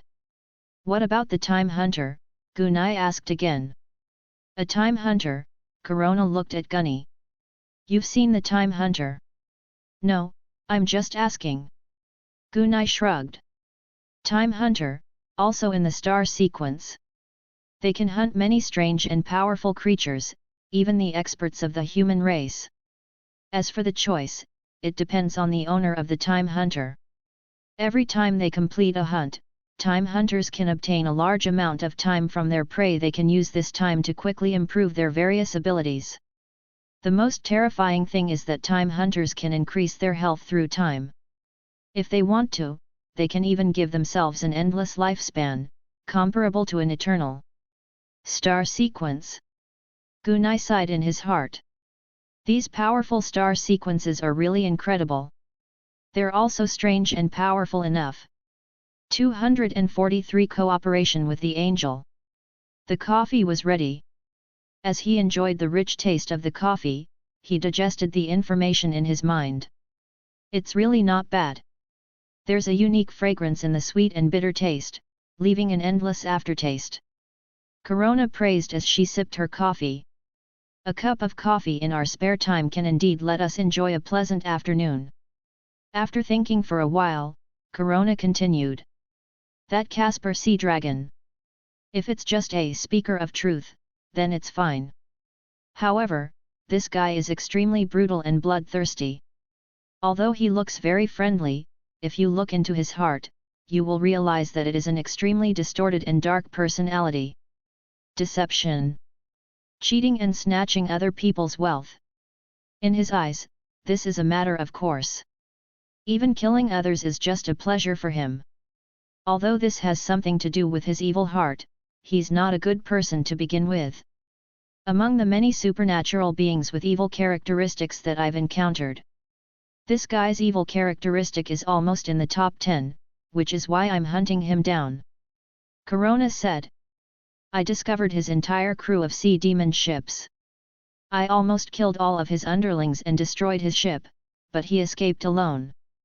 I just didn't expect that this guy would actually fall at the hands of the super spellcaster Captain Jack. Before this, I didn't really believe the rumors about super spellcaster. Now, it seems that those rumors can't show your strength. Words of flattery always made people happy. After Corona finished speaking, Gun nodded. This Casper Sea Dragon is indeed an evil fellow. Moreover, this fellow is very bold. Don't worry, Miss Corona. I will kill this evil guy, Gunai said with certainty. Corona paused when she heard Gun's words. After a moment of silence, he continued. I didn't come here today to ask Captain Jack to kill him. The reason I'm here is because I need Casper Sea Dragon. To be more precise, I need his extraordinary profession as a speaker of truth. So it's like this. Gunai thought to himself as he held his coffee cup. Before, Gun had guessed that the angel had a goal for the deceiver. When the man said that this guy was a speaker of truth, the kind of powerful extraordinary class that could make light appear whenever there was light, Gun was even more convinced. Gun had deliberately told him to kill the deceiver, and as expected, he had easily forced Corona to reveal her true intentions. Miss Corona, are you trying to strip this guy of his power of truth? Gunai said in a casual manner. Yes, I am. Corona didn't hide anything. Because she felt that she might have a chance to tell the truth, but if she wanted to hide it, she might have no chance. 1,000,000 gold pounds. Gunai stated his price without hesitation. Corona was stunned by Gunny's words. You're too straightforward. No problem, he said. Corona responded quickly, afraid that Gunai would change his mind. Don't worry, I have other conditions, Gunai said with a smile. Corona steadied her mind. Although it was a little rash, it was mainly because this truth speaker had helped her too much. Her body and bloodline were already at the overlord level. After many rounds of selection, they would finally reincarnate as an angel in the angel altar. Angels themselves were existences with half-extraordinary professions. It was also possible to use the treasure to enhance another extraordinary profession. However, the extraordinary class that was once again blessed had to be powerful for the angels to be willing to do so. And this power speaker was a light type, perfectly matching the angel's profound truths of light. To her, once she obtained the truth speaker, the powerful semi-professional angel fused with the star sequence's power speaker, she would become the one and only angel of truth. Once she returned to the angelic kingdom, she would definitely become the core and be nurtured. She would even have her own altar and enjoy endless power of faith. Gunai slowly said. I need you to find a 3rd or 4th rank devil overlord. If possible, a 5th or 6th rank devil overlord is also possible, if you can confirm that we can defeat it if we join forces. Then, you and I will work together to kill this devil and obtain its soul fragments. It's best if you can suppress it. That way, I can obtain a perfect devil soul. I can accept either outcome, but it has to be a lord-level devil. The soul of a devil lord. Corona looked at Gunny. Yes, I am. Do you want to condense the CO soul? Corona was smarter than Gunny had thought, and she guessed it right away. I want to give it a try. If it doesn't work, I'll use it for research. Even if it doesn't work, it'll be pretty good to fly it like a kite. At least I don't need to be blown by the wind. Gunai said half-jokingly. Gun's words stunned Corona. Are you serious about kiting the devil? Has someone condensed a devil CO soul like this? After finishing his coffee, Gugni poured himself another cup. With an angelic beauty sitting opposite him, the coffee was finished faster than usual. Of course some have tried, but most of them were devoured by the devil's soul. The soul of a devil is very strange. It's a natural crown creature. The essence of the soul is extremely strange and full of evil. It can be said that in terms of the essence of the soul, they are the strongest. This also means that any soul system that wants to use their own soul as the main and the devil's soul as a secondary will eventually be contaminated by the evil essence of the stronger devil's soul and then devoured by the devil's soul. The devil will come back to life on its own. This method is very stupid. It has long been one of the unfeasible paths above the starry sky. Then there's no other way, Gunai spread his hands. But I still want to capture a devil's soul for research. After all, dreams are important. What if they come true? I can help you kill the demons and get their soul fragments. Corona nodded. To her, hunting and killing demons to purify the evil in them would allow her to increase her strength. This time, he had even joined forces with this superior spellcaster, and was even able to obtain the power speaker. To her, there were only benefits and no harm. What other conditions do you have? Corona continued to ask. No, but you have to quickly gather that 1 million pounds. You have to know that it's not a small sum.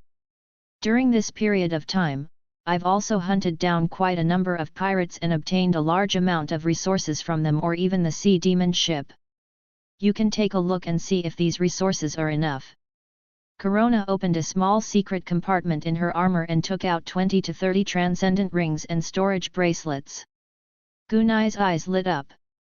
This angel really has a lot of good stuff on him. Moreover, the sea demon ship is extremely valuable with wings to fly in the sky. This hunting efficiency is indeed quite amazing. Gunai thought. After looking around, Gunai nodded. For the sake of fairness, I will let my first mate measure the wealth in these extraordinary rings. Sure. Corona nodded slightly. Soon, he arrived at the captain's cabin. Captain, is there anything I can help you with? Yes, come in. As soon as he entered, he saw the six-winged angel with shining wings and the large number of extraordinary storage equipment on the table. From these extraordinary storage equipment, pick out a wealth of about 1 million gold. No problem, he said. Counting money was something that Jason Horwell always liked to do.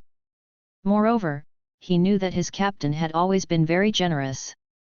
If he made him work, his captain would always find a way to give him some benefits. Even if it was just a little benefit, it was very rich. Yazan immediately sat down at the table and began to price the items in the extraordinary rings in detail. Counting the items in the Beyond ring was obviously a very cumbersome task. Fortunately, the value of about 1 million gold pounds didn't need to be so detailed. About an hour and a half later, Jason Horwell, who had stacked the 27 rings and bracelets together, stood up. Captain, I've finished counting. The total value of these 27 rings and bracelets is about 1 million gold pounds. Very good, he said. As he nodded, Gugni took out 2 bundles of $10 bills from one of the 7 remaining extraordinary storage equipment. He put 2,000 gold bills in front of Arson Horwell. As a witness, isn't it reasonable to take a small profit? Gun looked at Corona. No problem, he said. Corona nodded. She had plundered all this wealth, especially the paper notes, which were of little use to her. If it's possible, I'd rather use these notes to exchange for equipment, materials, potions, and other things. Corona knew very well that these notes were far less valuable than rare-grade equipment, materials, potions, and other things. Once she left this world, the value of the equipment would still be there, but the notes would become waste paper. No problem, Gunai chuckled. Anyway, Miss Corona won't be leaving for a while. In the next few days, Miss Corona can use these notes to exchange for rare-grade equipment and materials with my crew. Then I'll be very grateful. Corona was naturally happy to use money to exchange for equipment and materials. As for the crew, they would definitely be very happy. After all, as long as they were not stupid, they would definitely quote a high price for items like equipment and materials. But in general, this would be a win-win deal. And the ones who suffered losses might be the pirates who had already died. 244 The Devil's Altar. In the next few days, the magic whale continued to sail in the direction of the Dragonhead Harbor. The angel Corona was flying around the nearby seas in search of a suitable devil lord. Compared to the probability of Gun's slow voyage meeting a suitable devil, the sea was much more dangerous. Corona took the initiative to fly around and search, which was obviously very effective. During the day, Corona would go out to search for traces of devil lords. At night, they would land on the magic whale to rest. Gunai had also prepared a private lounge for her. Even an angel would need to rest. The number of demons was far fewer than Gun had expected, but it was mostly because the deep sea was simply too vast. After searching for several days, Corona still didn't find the devil lord. He had encountered 2 devil leaders. Unfortunately, Gunai's requirements were high and he didn't like the devil leader. Finally, on the 7th day, there was finally news of the devil overlord. On this afternoon, Corona had returned to the magic whale after a day of patrolling outside. After he landed, he immediately went to the captain's cabin. Go southeast from here, about 500 nautical miles away, there's a strange island with a sky-high blood chi. Corona said immediately after entering. What? Gunai, who was reading a book on spells, looked up. Soaring blood chi, the demons did this. Yes, I am. Corona nodded. I can sense an extremely evil demonic aura from there. I didn't get too close. I'm not very good at hiding. If I got too close, the demons would easily find me. I can sense 2 commander tier abominations there. They should be rank 4. After hearing Corona's explanation, Gun's expression changed. 2 devil leaders? That means there's a devil lord in Ying Ying's territory. The probability is very high, and I can feel that the place where the blood chi is soaring should be some altar. Those 2 devil leaders should be the subordinates of that devil lord. Otherwise, 2 devils of the same rank wouldn't be able to get along so well. It's probably a devil lord who wants to use the altar to increase his rank or some of his innate abilities. Gunai said in a low voice as he stood up and paced back and forth. The blood light on the altar is so bright. The sacrificial ceremony should be starting soon. Gun had watched the great elder of the Yaksha tribe during the ritual. With the continuous use of sacrifices to guide the power of the altar would be particularly fierce and turbulent in the next few days. The altar on the mysterious island was glowing with blood-red light. It was most likely the critical moment of the final sacrifice. 500 nautical miles is quite a long distance. It's a good thing I'm prepared. Then, Gun looked at Corona. Take a rest first.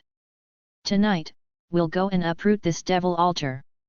At the same time, we'll try to find out the rank of the devil overlord from the souls of these 2 devils. If it's at the peak of the late 6th rank, we'd better avoid it.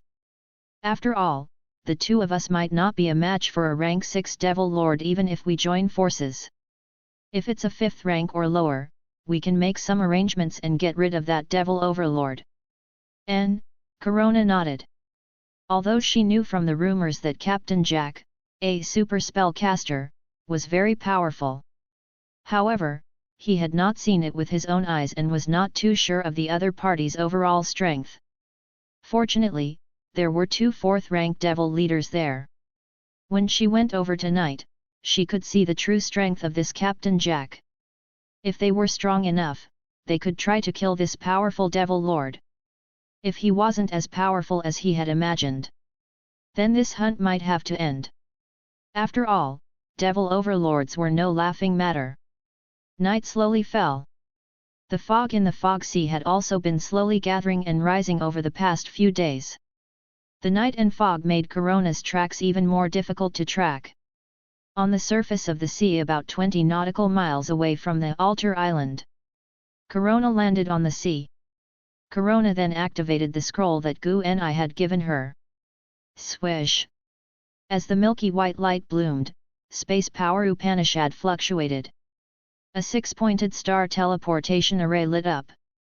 With a flash of light, Gunai stepped out of the hexagram and landed on the surface of the sea. As soon as he landed on the sea, Gunai looked in one direction. This scene made Corona's heart skip a beat. Can you feel it? Corona asked softly. Such a strong smell of blood is already stuck to my face. If I can't even feel it, then my extraordinary profession is a waste. I don't know about your extraordinary profession yet. Corona looked at Gunny. You'll know later. Gunai said. Is that devil lord here? He's not here. Corona said with certainty. Those demons and devils can't hide their tracks from me. Currently, there are only 2 4th-rank devil leaders on the altar island. Very good. We'll each take one. Any problems? Gunai asked. The angel wanted to see Gunai's power, and Gunai wanted to see the angel's power as well. Gunai was afraid that the angel would drag him down. No problem, Corona laughed. Gunai's words were exactly what she wanted. That's good, let's go. Gunai's feet moved, and he flew out like a gust of wind. The warm-up before the battle couldn't be missed. Corona couldn't help but be shocked when she saw Gunny being sent flying. Isn't this guy a spellcaster? This speed? This is too shocking. Corona's wings flapped slightly, and she quickly flew to catch up. I'm afraid it's a little risky to rush over directly like this. Rash, Gunai laughed. Don't worry, just kill our way over. After all, it's just a tier 4 leader. Is this superior spellcaster really so ferocious that he can ignore the leader? Corona thought to herself. The reason why Gunai said this was because the main reason was that Gun's soul was an elite +3 soul, and it had left his body to become a domain spellcaster, which was already quite powerful. In addition, Gunai's soul defense had been growing stronger by the day as he continued to eat the true netherworld origin fruit. And Gun had the spirit helmet that Vaya had given him. In terms of soul defense alone, Gunai could withstand the soul attacks of the devil. At the same time, Gun's arcane shot, big and small thunder flame curses, and the puppet secret thread were also activated. They were all extremely effective against creatures such as the devil. Gunai's body was the body of a top-tier leader with runes. Facing a tier 4 abomination leader that was only 1 rank higher than him. No matter how he looked at it, Gunai didn't think he was the one who should be afraid. Of course, even though his words were fierce, Gunai had already prepared a lot of escape scrolls. When it was time to run, the angel could only stay behind to cover the rear. He couldn't lose in terms of momentum, nor could he lose in terms of means. 245 The Devil Leader. As he approached the island, Gunai smelled the strong scent of blood. At the same time, Gunai could feel his blood stirring. Could this devil lord's sacrificial target be some powerful blood-related evil god? Otherwise, it would be hard to attract the blood of the other self. I can enter it later and observe this altar. But before that, I need to take care of the 2 demons on this altar island. As he pondered, Gunai could already feel the altar island in front of him. At the same time, Gunai could feel the terrifying and evil aura of the devil. The demons have discovered us. They're on their way. Corona suddenly lowered her voice and said. Yes, I can feel it too. The evil aura is approaching rapidly. With a thought, Gunai activated the helmet. The blood-red light in his eyes bloomed to the extreme, and his night vision and source power vision were both released. The mist wasn't very thick, and Gunai could roughly see 1,000 meters into it. This would give Gunai a visual advantage. At the same time, Gunai clenched the soul-fixing ring spell in his hand. They're here, Corona suddenly shouted in a low voice. As his voice fell. At the end of Gunai's 1,000-meter line of sight, there were 2 ghostly-looking devils that were 5 or 6 meters tall. They were emitting a cold and dark evil aura as they flew towards Gunai. The 2 devils, their faces, bodies, and sharp claws were all shrouded in the dark cloth. There were also many palm-sized pieces of Ming cloth floating around them, flying with them.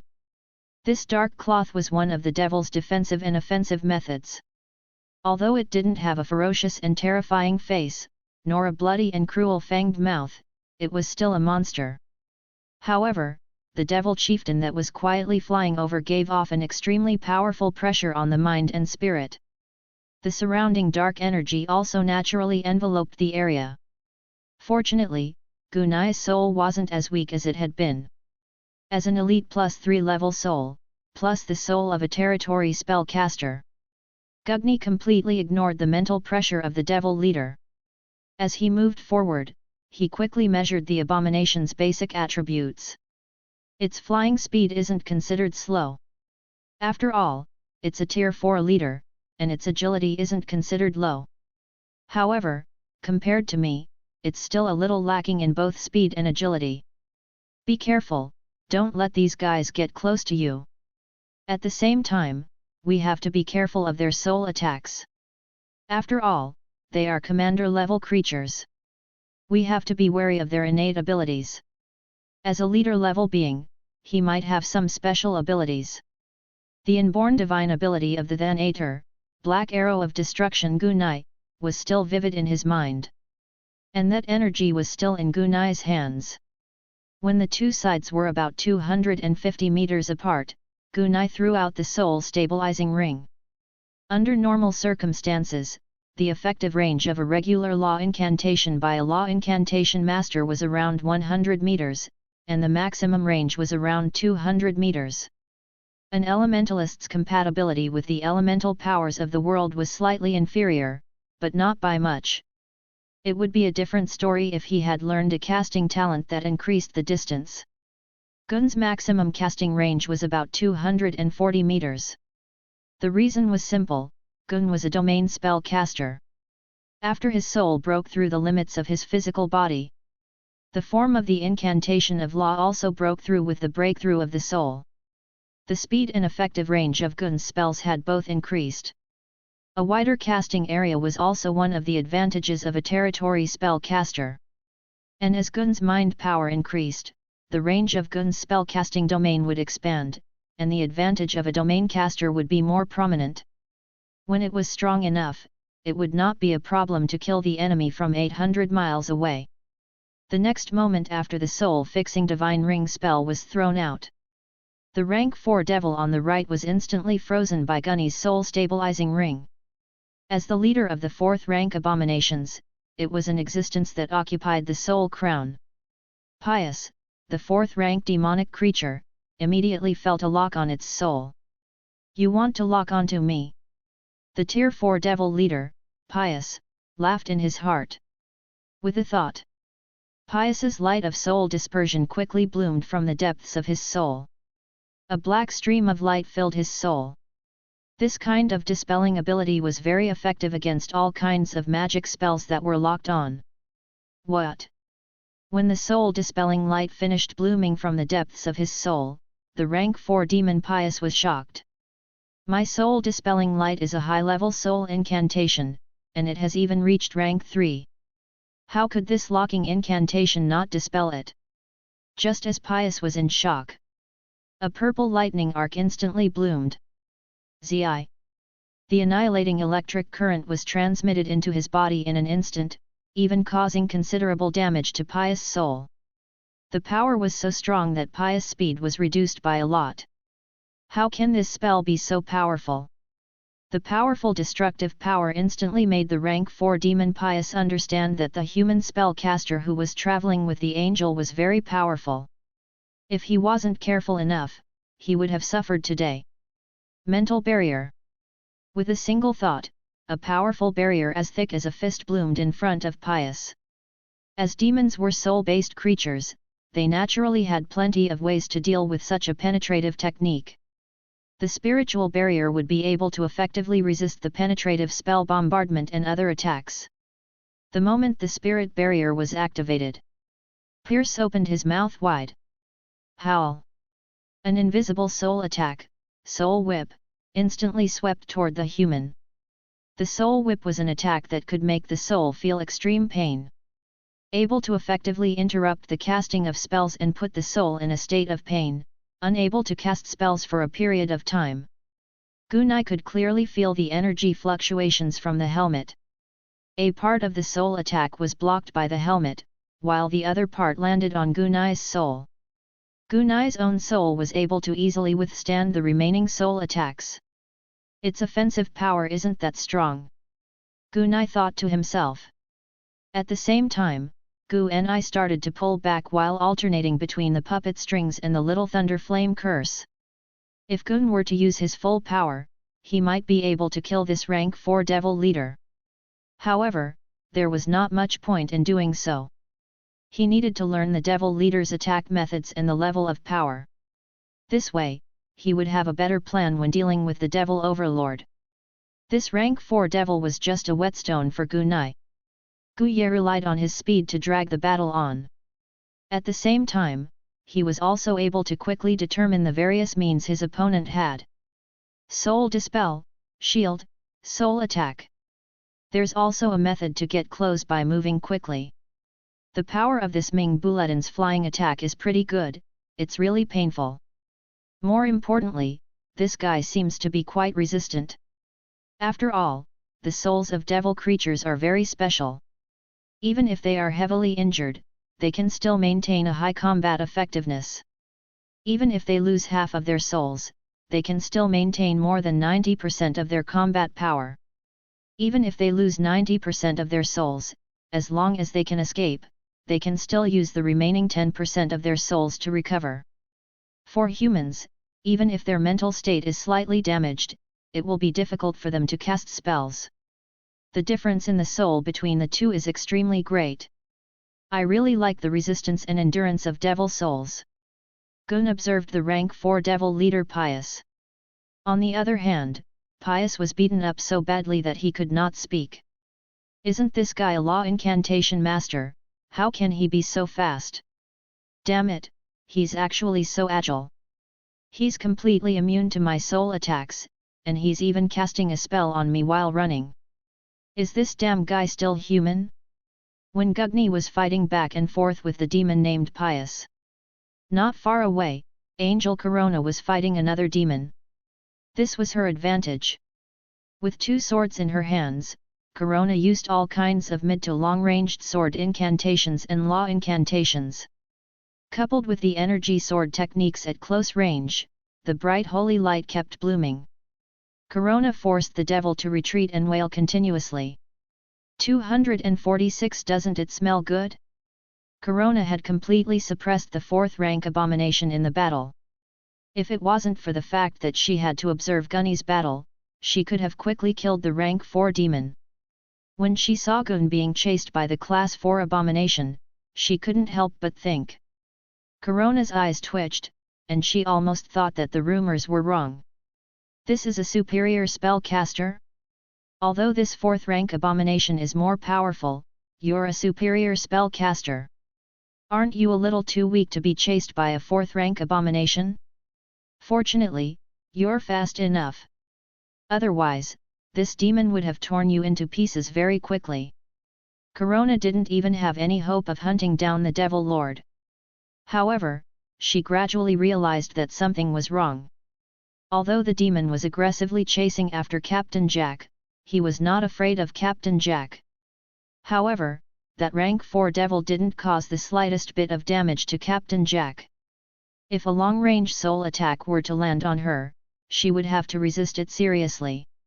However, Captain Jack completely ignored the devil's soul attack and continued to continuously cast spells as he fled. On the contrary, the 4th rank abomination seemed to be getting slower and slower, and the aura of its soul was getting weaker and weaker. When Captain Jack broke the devil's spiritual barrier for the 2nd time, he didn't attack. Instead, he seemed to be casting some kind of control-type spell. Corona's heart calmed down a little. She could roughly guess what this super spellcaster, Captain Jack, was going to do. This guy was adapting to the various abilities of the devil, and at the same time, he seemed to be using some means to prevent the other party from escaping. After about 2 minutes, on the surface of the sea, Gun and the Tier 4 devil leader, Pius, had entered the late stages of their battle. This guy's methods should be more or less like this. Gunai thought. All in all, this rank 4 abomination leader is indeed quite fierce. No rank 4 human extraordinary would be able to gain an advantage over this rank 4 abomination. In fact, if you don't have any soul protecting techniques, you'll be killed by this rank 4 abomination in a single exchange. A rank 4 abomination's soul attack is truly impressive. It's a pity that you're still a little weak in front of me. You can't even force out some of my powerful techniques. Just these high-level incantations and instant cast abilities are enough to kill this guy. We can end this now. With that in mind, Gunai gently pulled with one hand. The 50 to 60 puppet threads on the devil leader's body instantly tightened. The abomination leader that still wanted to give chase was instantly confined in the air. Then, Pius saw a terrifying scene. A dense mass of purple lightning roared as it charged over. His mental barrier was already on the verge of shattering, and now that he was trapped, he couldn't escape even if he wanted to. Damn it! Chi chi chi chi chi! In less than a second, 25 to 6 terrifying little thunder flame curses landed on Pius' body. The first 3 little thunder flame curses broke the barrier, and the rest of the 20 little thunder flame curses all landed on Pius. Pius, who had already been severely injured and had lost 1/5 of his soul, had his soul shattered in this violent explosion. If that was all, he could still use the soul fragments to piece them back together and come back to life. However, the puppet's secret thread that had completely seeped into his soul directly pulled out his original soul. The original soul was his core power. The annihilating lightning power had an intense numbing effect on the soul, leaving him with no power to resist at all. Then, he felt a terrifying suppressive force envelope him. At that moment, Pius had no room to resist. In his horror and anger, Pius fell into a deep sleep. After getting a clear grasp of his opponent's strength, Gunai killed him with a wave of attacks. Gunai didn't have a chance to fight back. The whole process was smooth and easy. On the surface of the sea, after using the sealing scroll to seal the rank 4 abomination's original soul, Gunai put it away with satisfaction.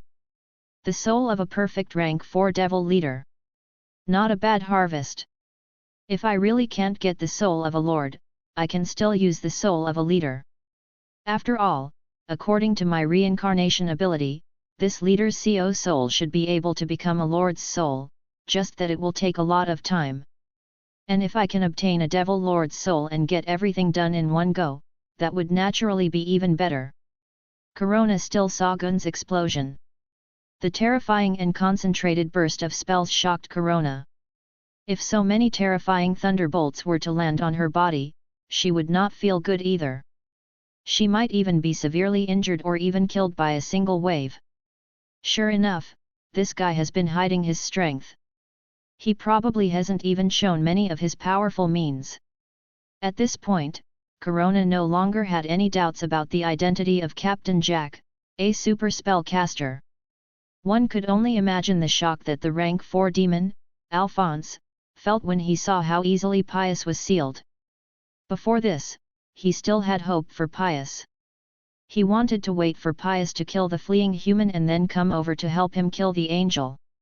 However, Pius had left before him. Let's go. He immediately wanted to retreat. However, just as he was about to escape, he could feel a terrifying power of light erupting from his body. Ah, Yingluo! The shrieking Alphonse was completely purified from the depths of his soul by Corona's power of light. Even his original soul had disappeared. The energy of the light power Upanishad. Gunai raised his eyebrows. And it's the thick energy fluctuation of the light power Upanishad. A spell at the level of engravings can already fuse with the profound meaning of runes that one has comprehended. After integrating the esoteric meaning of runes, the power of the spell will increase greatly. It's much more powerful than simple energy-based engravings. The reason why my Thanatar energy is so powerful is because of the dark power Upanishad. Although many of my incantations are accurate and stable, it's also because I'm compatible with the world's profound meaning. The path of the profound meaning of spells is indeed the path of the strong. Corona, who had just killed a rank 4 devil, flew over to Gunai. We've already killed the 2 devil leaders. The devil overlord should have sensed it. I'm afraid that the devil lord is already on his way here. Investigate the soul of the devil you sealed and see what level the devil leader is at. Peak late stage rank 5 Gunai had used the puppet's secret thread to investigate the area before he sealed it. After all, there was only so little information, and it was not an important secret, so it was quite easy to investigate. Peak late stage rank 5. I can give it a try. Corona nodded and said. Indeed. If it was at the 6th step, the 2 of them might not be able to destroy the other party.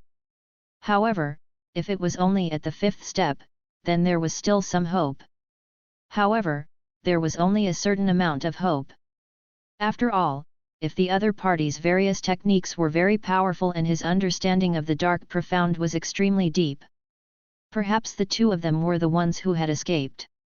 Immediately after, the 2 of them reincarnated and looked at the devil's altar on the small island not far away. Let's go. The 2 of them rushed toward the island at the same time. The altar island was a reef island. It wasn't too big, only about 1 square kilometer. In a reef cave not far away, the thick blood chi penetrated the top of the reef cave and went straight into the sky.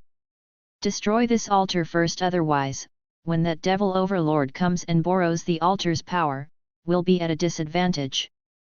Corona was about to fly towards the altar in the cave. No need, Gunai suddenly said. What? Corona looked at Gunai, confused. I feel that the blood and chi energy of this sacrifice is very suitable for me. Gun said slowly. Corona was stunned, and her eyes were full of surprise. You're so silly. I'm using the devil's altar to increase my power. Isn't it fragrant? Gunai said with a smile. Corona frowned. However, this bloody and strange power is very strange. It contains darkness and evil. Are you sure your soul, body, and origin power won't be contaminated by the power of this existence? And this kind of sacrifice promotion will greatly reduce your future potential. Gunai chuckled. My origin energy is also very strange and bloody. It's hard to say who will be corrupted.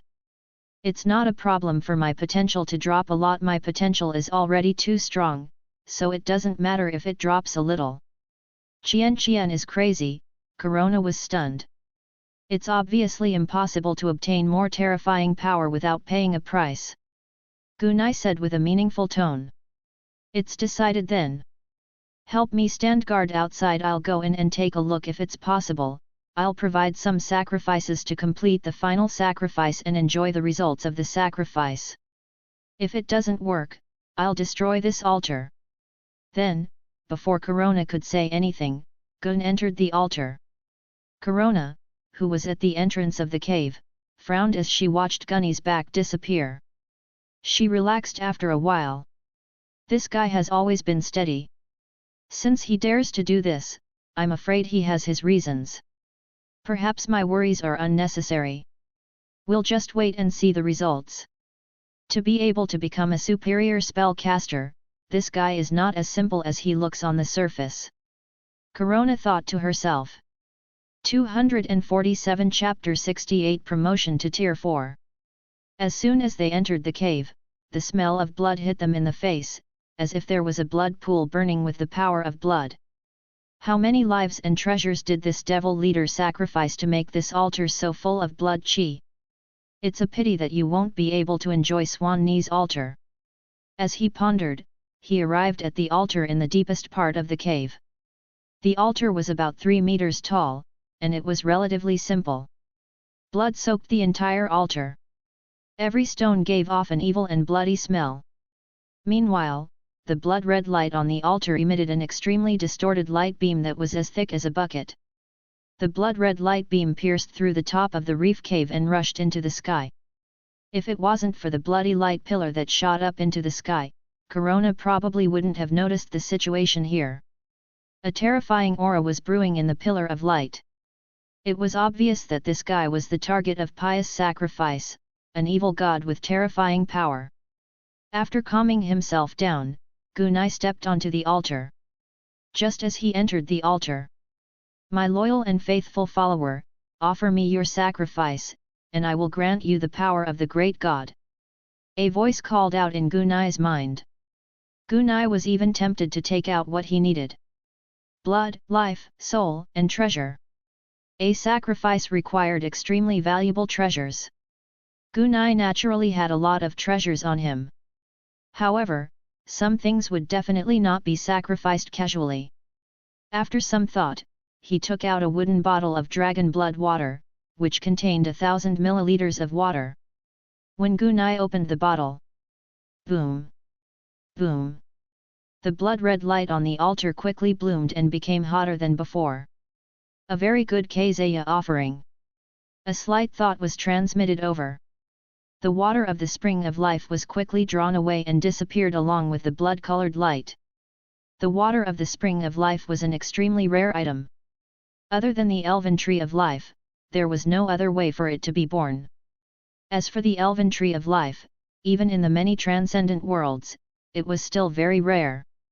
The water of the spring of life was qualified to be a good sacrifice. However, after the 1,000 ml of water from the spring of life had been sacrificed, there was no sign of any power descending from the altar. Are the sacrifices not enough? Gunai thought. Without further delay, Gunai took out another 2,000 ml of water of the spring of life. He was preparing more. After all, no one knew when the devil would return. Just like that, the 2,000 ml of water from the spring of life was sacrificed 7 times. There was finally some movement on the altar. A terrifying energy descended from the sky. As soon as the energy descended, Gunai felt his soul rapidly strengthen. Moreover, the speed at which it was being strengthened was very exaggerated. In just a few seconds, Gunai's mental strength had broken through the peak of the Type 3 realm, reaching the Type 4 realm. Swish! Gunai's soul began to transform. At the same time, Gunai's body and origin power began to transform along with his soul. Promoted to the 4th step at this moment, Gunai's heart was filled with joy. No wonder these guys would sacrifice their power to help themselves break through when they couldn't. Although there is the danger of being contaminated, it's already very good to be able to break through. Fortunately, so what if this evil power has contaminated me? After a reincarnation, all the evil powers will become my extraordinary talent. There was still a lot of this strange power that had helped Gunai reach the Type 4 realm. Gunai's soul strength continued to increase, and the power that was being sacrificed was also helping Gunai speed up the transformation of his body and origin power. A moment later, the initial stage of the 4th level soul stabilized and advanced towards the middle stage of the 4th level. After over a dozen breaths of time, his soul reached the middle stage Tier 4 level. After stabilizing, he once again advanced towards the late stage Tier 4. In the end, Gunai's soul strength stabilized at the late stage of the 4th order transcendent. In less than 30 breaths of time, Gunai had completed the peak of the late 3rd step and advanced to the late 4th step. The sudden increase in rank made Gunai feel a bit surreal. No wonder those evil existences like to offer sacrifices. This power comes too quickly. Gunai quickly put away his strange thoughts. Gunai had his own set of rules, and there were some things he wouldn't easily touch. Late stage of the 4th rank, and the strength of my physical body and origin power have also steadily increased to the late stage of the 4th rank. Gunai couldn't help but exclaim as he felt his soul grow stronger and stronger, as well as his body's origin power. The effect of this sacrifice is indeed not bad. Unfortunately, I can already feel that my soul, body, and origin power have been slightly infiltrated by that extremely difficult to detect evil power. However, there's nothing to worry about. Once we obtain the soul of this devil leader, we'll be able to reincarnate once. Simultaneously, Gunai began to feel the depths of his body. It seems like my blood curse Mancer class is about to undergo its second awakening. Gunai had already felt that his second awakening was coming. As he absorbed the mysterious power, Gun's second awakening as a blood curse Mancer had reached its limit. The awakening this time will probably take a long time. The battle is imminent, so I won't awaken for now. It won't be too late to awaken it after we return. The higher the level of the blood pool, the more powerful the blood curse power will be when you awaken.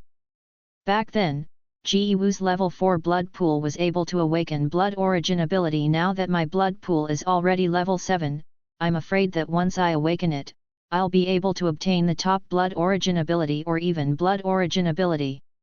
Only by mastering a divine ability can one be considered a true lord. Feeling his power increase in such a short time, Gunai walked off the altar and headed outside. As soon as they left the cave, Corona's eyes looked at Gunny. When she felt the power of the blood-red brilliance dissipate, she guessed that Captain Jack might have borrowed the power of the sacrifice. Sure enough, the origin power aura on Gunai's body was at the late stage of rank 4 transcendent. Before this, Gunai was only at the peak of the late 3rd rank. Your body has been contaminated with some kind of evil power, Corona said in a low voice. It's just a small matter, Gunai said, waving his hand. I'll be able to get rid of the things on my body soon enough. Corona didn't say anything else. When will the devil leader come? After looking around at the gloomy night sky and the dark fog, Gunai looked at Corona. I'm afraid it will take some time. Gunai nodded. Then let's make some arrangements first. When that guy comes, we'll proceed according to our previous plan. I know, Corona nodded in response. Gunai found a relatively hidden pit in the reef area and jumped in. With the release of an invisibility scroll, Gunai entered a state of invisibility. I often need to use the power of invisibility. It seems that I need to learn a concealment spell. Otherwise, if you use scrolls often, it'll cost you money. After entering the hidden ancient nirvana, he sat down and followed the dark power Upanishad's fluctuations. Gu Nirvana silently merged with the surrounding rocks. What?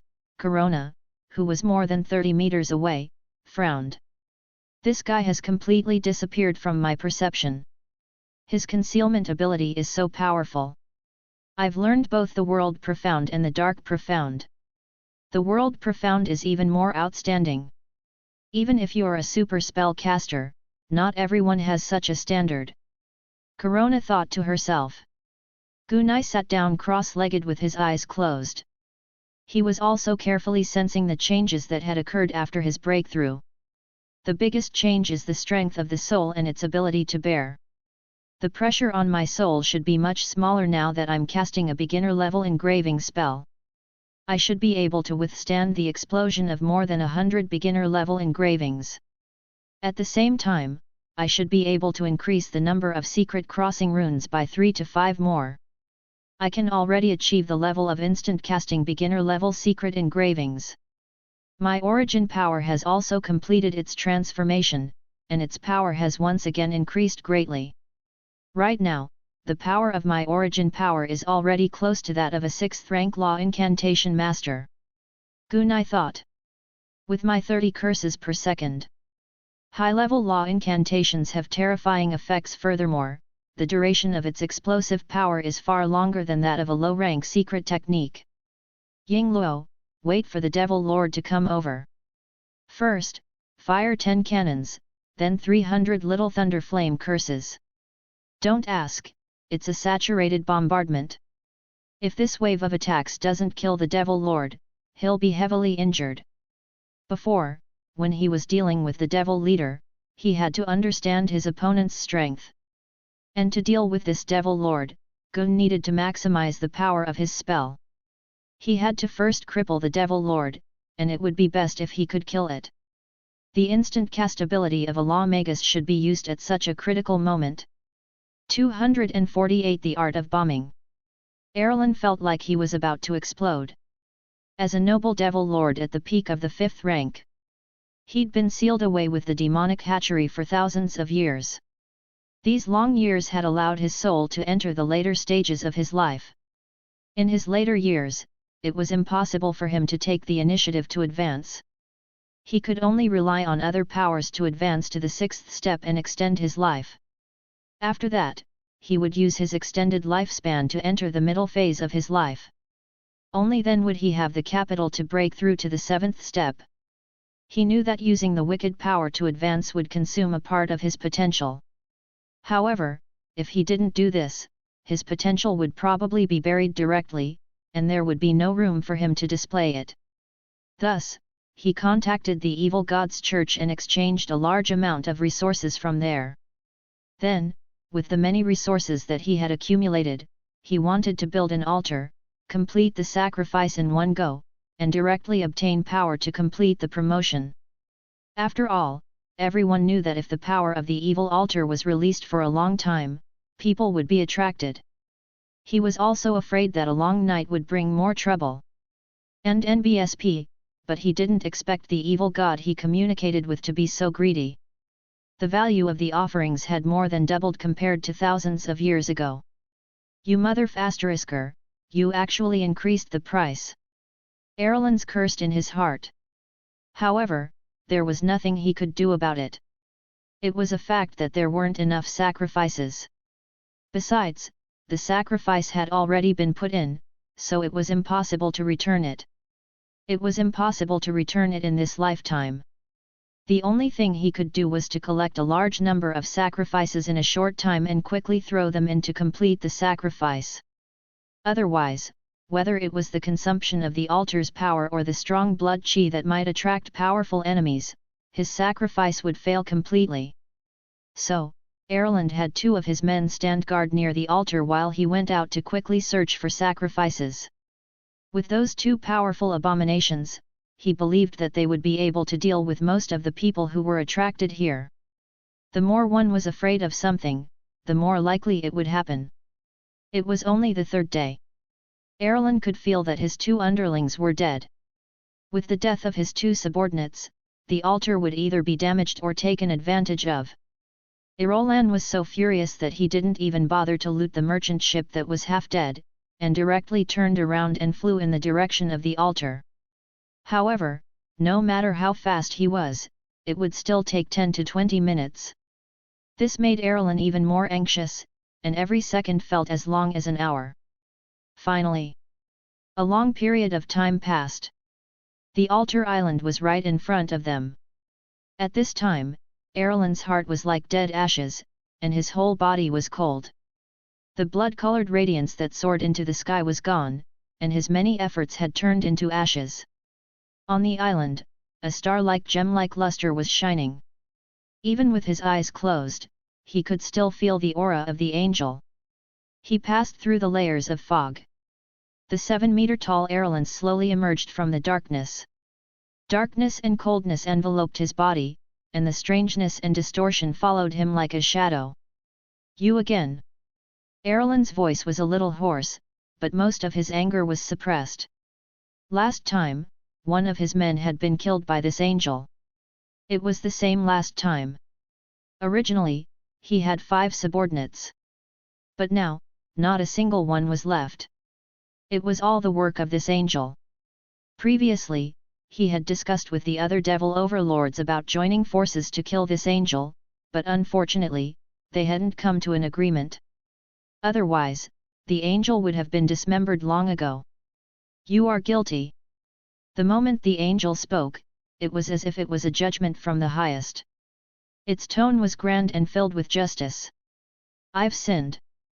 The already furious Erland was completely enraged by this sentence, and he roared hysterically. The surging bloody aura of slaughter bloomed wildly in the deep night. Die! Erland immediately charged forward madly. If he didn't kill this damned angel today, he would never let this matter rest. Corona, who had been secretly gathering power, immediately slashed through the fog with her sword. If she could, Corona wouldn't be willing to face a peak 5th rank devil lord by herself. Fiend lords and angels were both crown creatures. Moreover, the other party was at the 5th rank while she was only at the 4th rank. If the bloody battle continued, she would be the only one to die. Fortunately, she was not alone. Boom!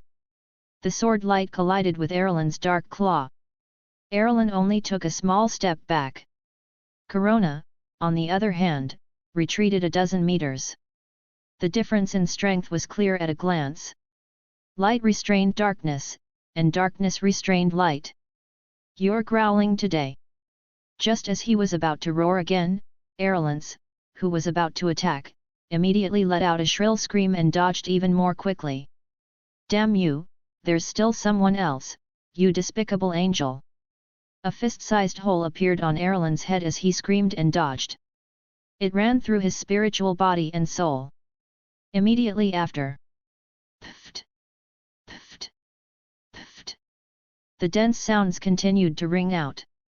Arelan, who was dodging quickly, screamed in pain. This strange attack was terrifyingly fast, and the shameless angel was attacking from the side. He didn't even have time to dodge. Every strike could accurately penetrate its body, and no matter how fast it moved, it could not avoid it. Moreover, the power of this attack was quite terrifying. Even with Ming Buletin blocking it, his body was still penetrated, causing a part of his soul and spiritual body to be annihilated. If there were enough of these attacks, they could kill him directly. After 10 consecutive shots, the energy of the dark arcane passage was exhausted. At the same time, the rank 5 Devil Lord had been punched 10 times by Gun, and the dark cloth on its body had been pierced through. None of the 10 bullets missed, but the damage wasn't as bad as Gun had imagined. It was still pretty good to be able to penetrate the Devil Lord's body. In the next moment, a powerful locking spell was locked in the depths of Arelan's soul. At the same time, Arelan finally discovered the cunning guy who ambushed him. It was a human that reeked of blood. Die! Arelan immediately shook off Corona and rushed towards the human. This human was a long-ranged class like a magus, so he had to be killed first. The massive devil overlord charged over with a towering rage. Gunai could feel the darkness of the world pressing down on him, making it hard for him to breathe. Die! The moment Gunai locked onto his opponent with the soul-stabilizing ring spell, he shouted. The little thunder flame curse, which had the property of annihilation, burst out at a terrifying speed of 30 curses per second.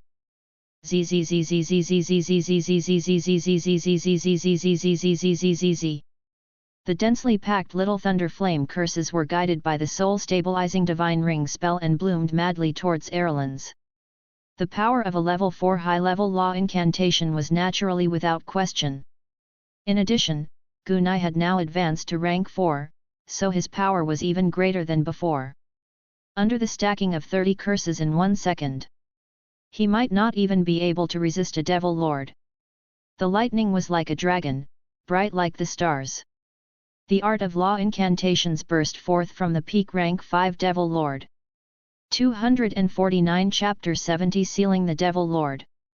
It turned out that even a powerful creature like the Devil Overlord was no match for him. He would not be able to withstand the extreme bombardment of high-level spells. Following the world's mysteries, Gugni could feel that the Devil Lord's trajectory was a bit abnormal. This Devil Lord that he had been bombarding seemed to be on the verge of crashing.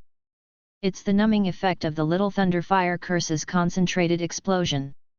Gunai knew the effect of the Little Thunder Flame Curse. The penetrative destructive power of the lightning could cause the body to completely stiffen and lose control, and it could even paralyze the soul of an extraordinary. This numbing state of the soul disappeared in a flash. However, the problem was that when it was connected 30 times a second, it would not just flash, but would continue to exist. If one had a complete Ming Buletin and a spirit body to form a defense, Gunai's Little Thunder Flame Curse might not have this kind of effect. However, Bengani's arcane bullet went through the spirit's body. At this moment, the penetrating Little Thunder Flame Curse directly penetrated into his spiritual body and went straight into the depths of his soul. That was why the demon was charging in a straight line, making it impossible to dodge. The huge devil leader's half-soul body was crashing down. Blood escape technique. Gunai's body turned into a blood-red light and shot out of the reef. Blood escape wasn't a particularly powerful spell, but it was one of the few life-saving spells that Gunai had mastered. Furthermore, as Gunai's speed increased, the dodging distance of this blood escape technique also increased with the tide.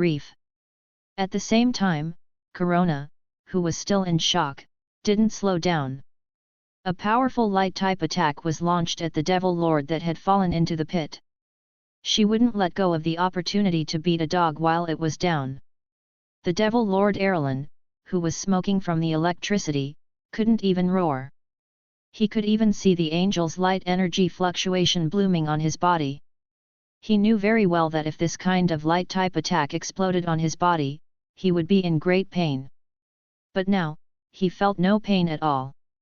At this moment, his soul was in a state of complete explosion of electric sparks, and his soul was numb from the electricity. Not to mention feeling pain. He wanted to move, but he couldn't. This damned mage! How can he cast spells so quickly? Erlas roared in his heart. If it was possible, Erlen would not have rushed over so recklessly. However, it was useless for him to regret it now. Don't tell me you're just going to tease me like this. No, I'm not. Erlen struggled madly. He wanted to get out of this state of being electrocuted by the spell. Otherwise, he would die here today. He tried his best to control his soul, wanting to enter the perfect state of a soul body. This way, he would not be restricted by a physical body. At least they could get out of this damn reef. Even if he sneaked under the reef, he could break free from the attacks of these spells. Damn Yingluo! Erlen, who was trying his best to control his own soul, was shocked to find that his soul was rapidly weakening. Before, it was just a state of soul paralysis, but now, Erlen suddenly found that his soul was rapidly weakening. Damn it, this guy's incantation of law has the power of infiltration and annihilation, it's eroding my soul. An inexplicable fear welled up in his heart. With his soul rapidly weakening, it seemed impossible for Erlen to enter the soul state. And death seemed to be approaching. In the next second, a terrifying suppressive force enveloped him. No, I'm not. Erlen roared in his heart. He was completely flustered, and an uncontrollable fear bloomed from the depths of his soul. He was all too familiar with the feeling of being sealed and suppressed. It was a dull and boring seal that could not see the light of day, and he grew weak and old day by day. He had once sworn that once he broke free of the seal, he would rather die than be sealed again. Roar! Erlen roared and wanted to control the soul to self-destruct. However, he couldn't kill himself even if he wanted to. In the end, the terrifying sealing power still descended. His soul was weak, and the destructive purple lightning was still flashing in his soul, leaving him no chance to defend. The terrifying suppression seal finally came down. No, I'm not. The furious roar from the depths of his soul disappeared as the engraving level sealing scroll suppressed it. The peak rank 5 Devil Lord Erlen's was once again sealed. On a small reef island. The scene of holy light and lightning intertwined slowly came to an end. Corona, who was holding the sealing scroll, looked at it and then at Gunny. She had never thought that this peak rank 5 abomination leader would be so easily sealed by them. She even felt that it was a little unreal. Shouldn't there be a great battle to her heart's content? This guy was done after a round of electrotherapy? Corona breathed out gently. But it was a fact that the Devil Lord was sealed. Corona's eyes were a little strange when she looked at Gunny. Is this guy still human? It was about 30 curses overlapping in a single second, and it had lasted for so long it had to have been more than 10 seconds, even a Devil Lord wouldn't be able to withstand it. Maybe he. Corona said as she handed the scroll to Gunny. You alone are enough to kill this demon. Gunai was in a good mood after taking the scroll. The leader of the devils was the leader of this soul. He was now qualified to be his CO soul. How could he not be excited? Once he had this kind of CO soul, Gunai's strength would undergo another transformation. Furthermore, there would be many more ways of fighting in the future. Perhaps Gunai would be able to advance a step before that. After all, Gunai was about to awaken to the second level of Blood Curse Mancer. You said it yourself, it's only a maybe. In fact, if I really came here by myself, I'd probably be chased around by this Devil Lord. I don't have the means to fight this Devil Lord head-on. I'll only have the chance to ambush and injure him after you've attracted the attention of this Devil Lord. Then, I'll madly conduct electrotherapy on him. I didn't expect that after piercing through his body, the spell's effect would be able to paralyze his soul to the point that he couldn't even move. Moreover, your light-type attack just now caused a lot of damage to this guy. I could clearly feel that this guy's soul was greatly weakened by your light penetration attack. Gunai laughed as he spoke. No matter what, Angel Corona's direct attraction and her light attacks took up a large part of the credit. Otherwise, Gunai would have had to use a lot of his techniques. But soon, I'll be able to deal with these Tier 5 and 6 Devil Lords by myself, Gunai said. That's true. Corona didn't have any doubts about this. The Devil Lord is in our hands. Then, I'll fulfill my promise as well. The power speaker is yours. Gunai took out a teleportation scroll, which connected to the sea demon ship. Activating the scroll, the light of teleportation bloomed and wrapped around Gunai's body. When the light disappeared, Gunai's figure also disappeared. The speaker of truth. Corona couldn't help but feel excited when she thought of the power speaker. After becoming the angel of truth, I'll have more potential to become a more powerful existence. When I advance to the level of extraordinary master and return to my God's kingdom, I will be qualified to participate in the Starfield battlefield and kill those foreign fallen creatures that pollute the light. Father, Mother, I will take revenge for you. 250 Blood Source Great Blood Heavenly Dream Curse. The night was already dark. Magic Whale Captain's Cabin. After sealing the already sealed Casper Sea Dragon into a fist-sized, portable sphere, he turned it into a. Corona carefully put it away. Before this, Corona was afraid that Captain Jack would go back on his words, but after getting Casper Sea Dragon, Corona was completely relieved. Corona looked at Gunny with a peaceful smile. Captain Jack, our cooperation can be considered a perfect ending now that we've helped you capture a Devil Lord. And I'm going to leave. Aren't you going to rest for a night before leaving? It's a bit awkward to walk at night, and it's not safe to fly at night, Gunai asked. Corona got up and shook her head. No, I need to become an angel of truth as soon as possible. That way, I'll be safer. Gunai nodded and didn't force him to stay. Then I hope Miss Corona can become an angel of truth soon. If there is time, we can have a spar. I'm really looking forward to the angel of truth. Gunai said with a smile. There will be a chance, Corona said softly. He turned around and walked out of the captain's cabin. With a slight flap of his wings, Corona had already risen into the sky. At this time, Gunai also walked out of the captain's cabin. Corona looked at Gunny. Captain Jack, Jack Sparrow isn't your real name, right? Why do you all think that the name is fake? Gunai helplessly spread his hands. Is this name not worthy of a captain? Maybe, Corona smiled. How can I find you in the future? Find me in the future?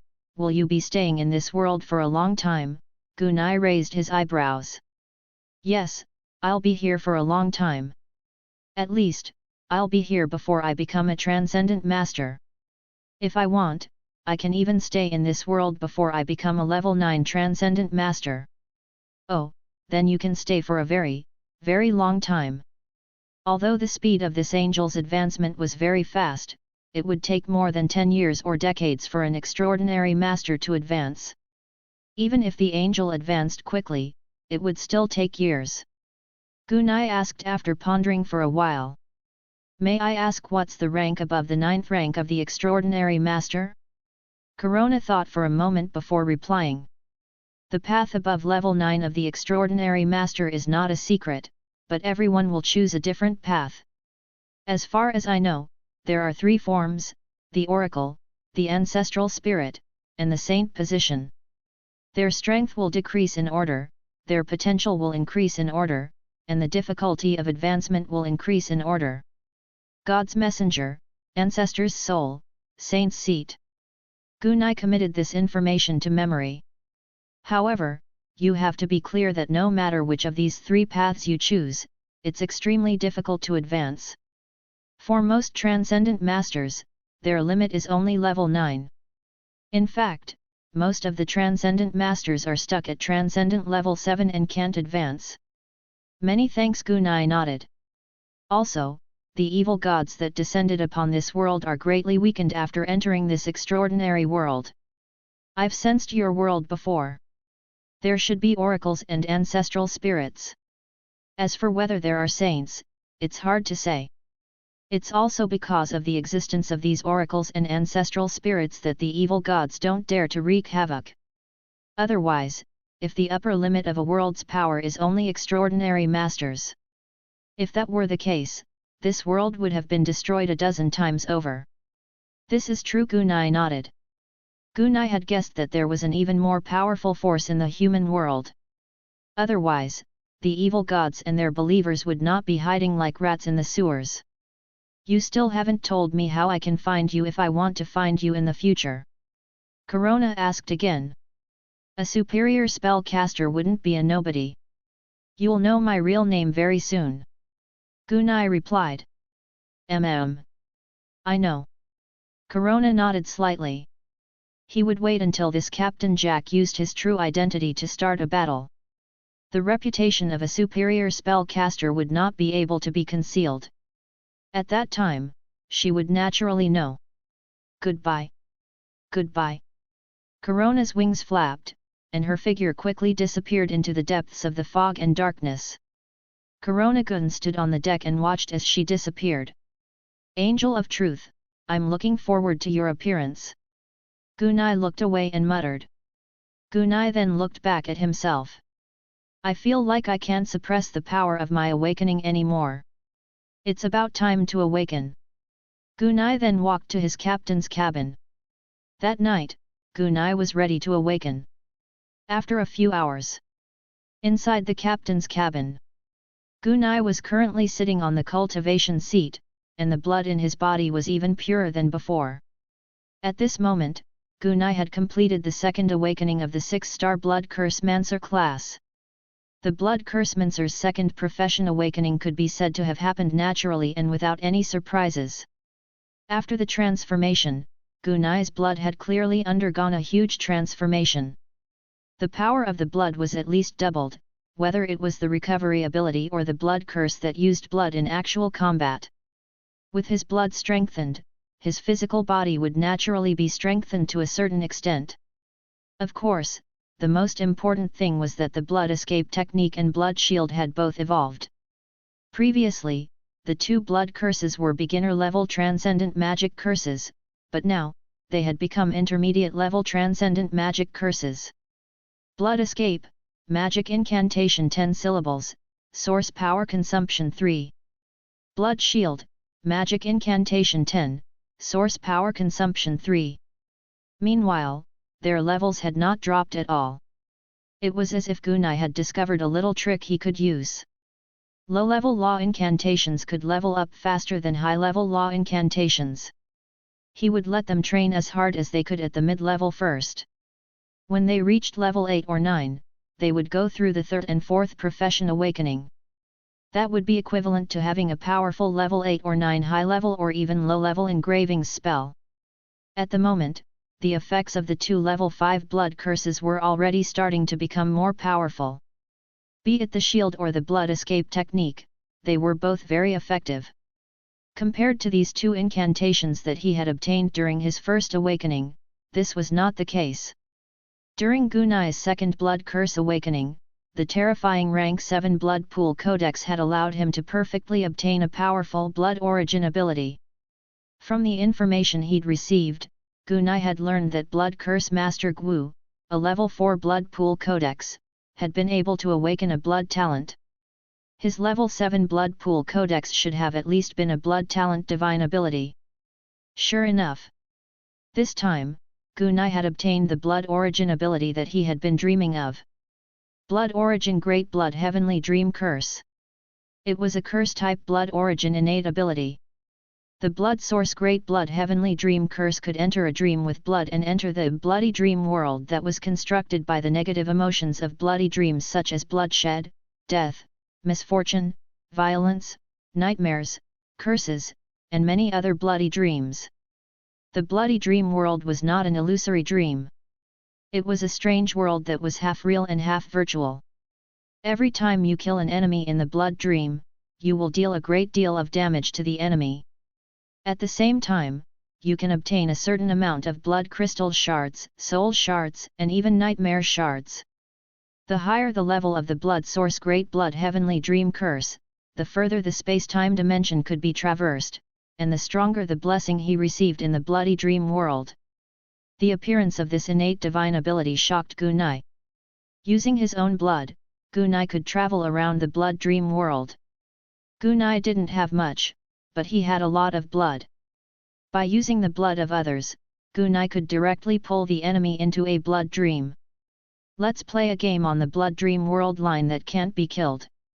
Hitting people in dreams was the most powerful part of this innate ability.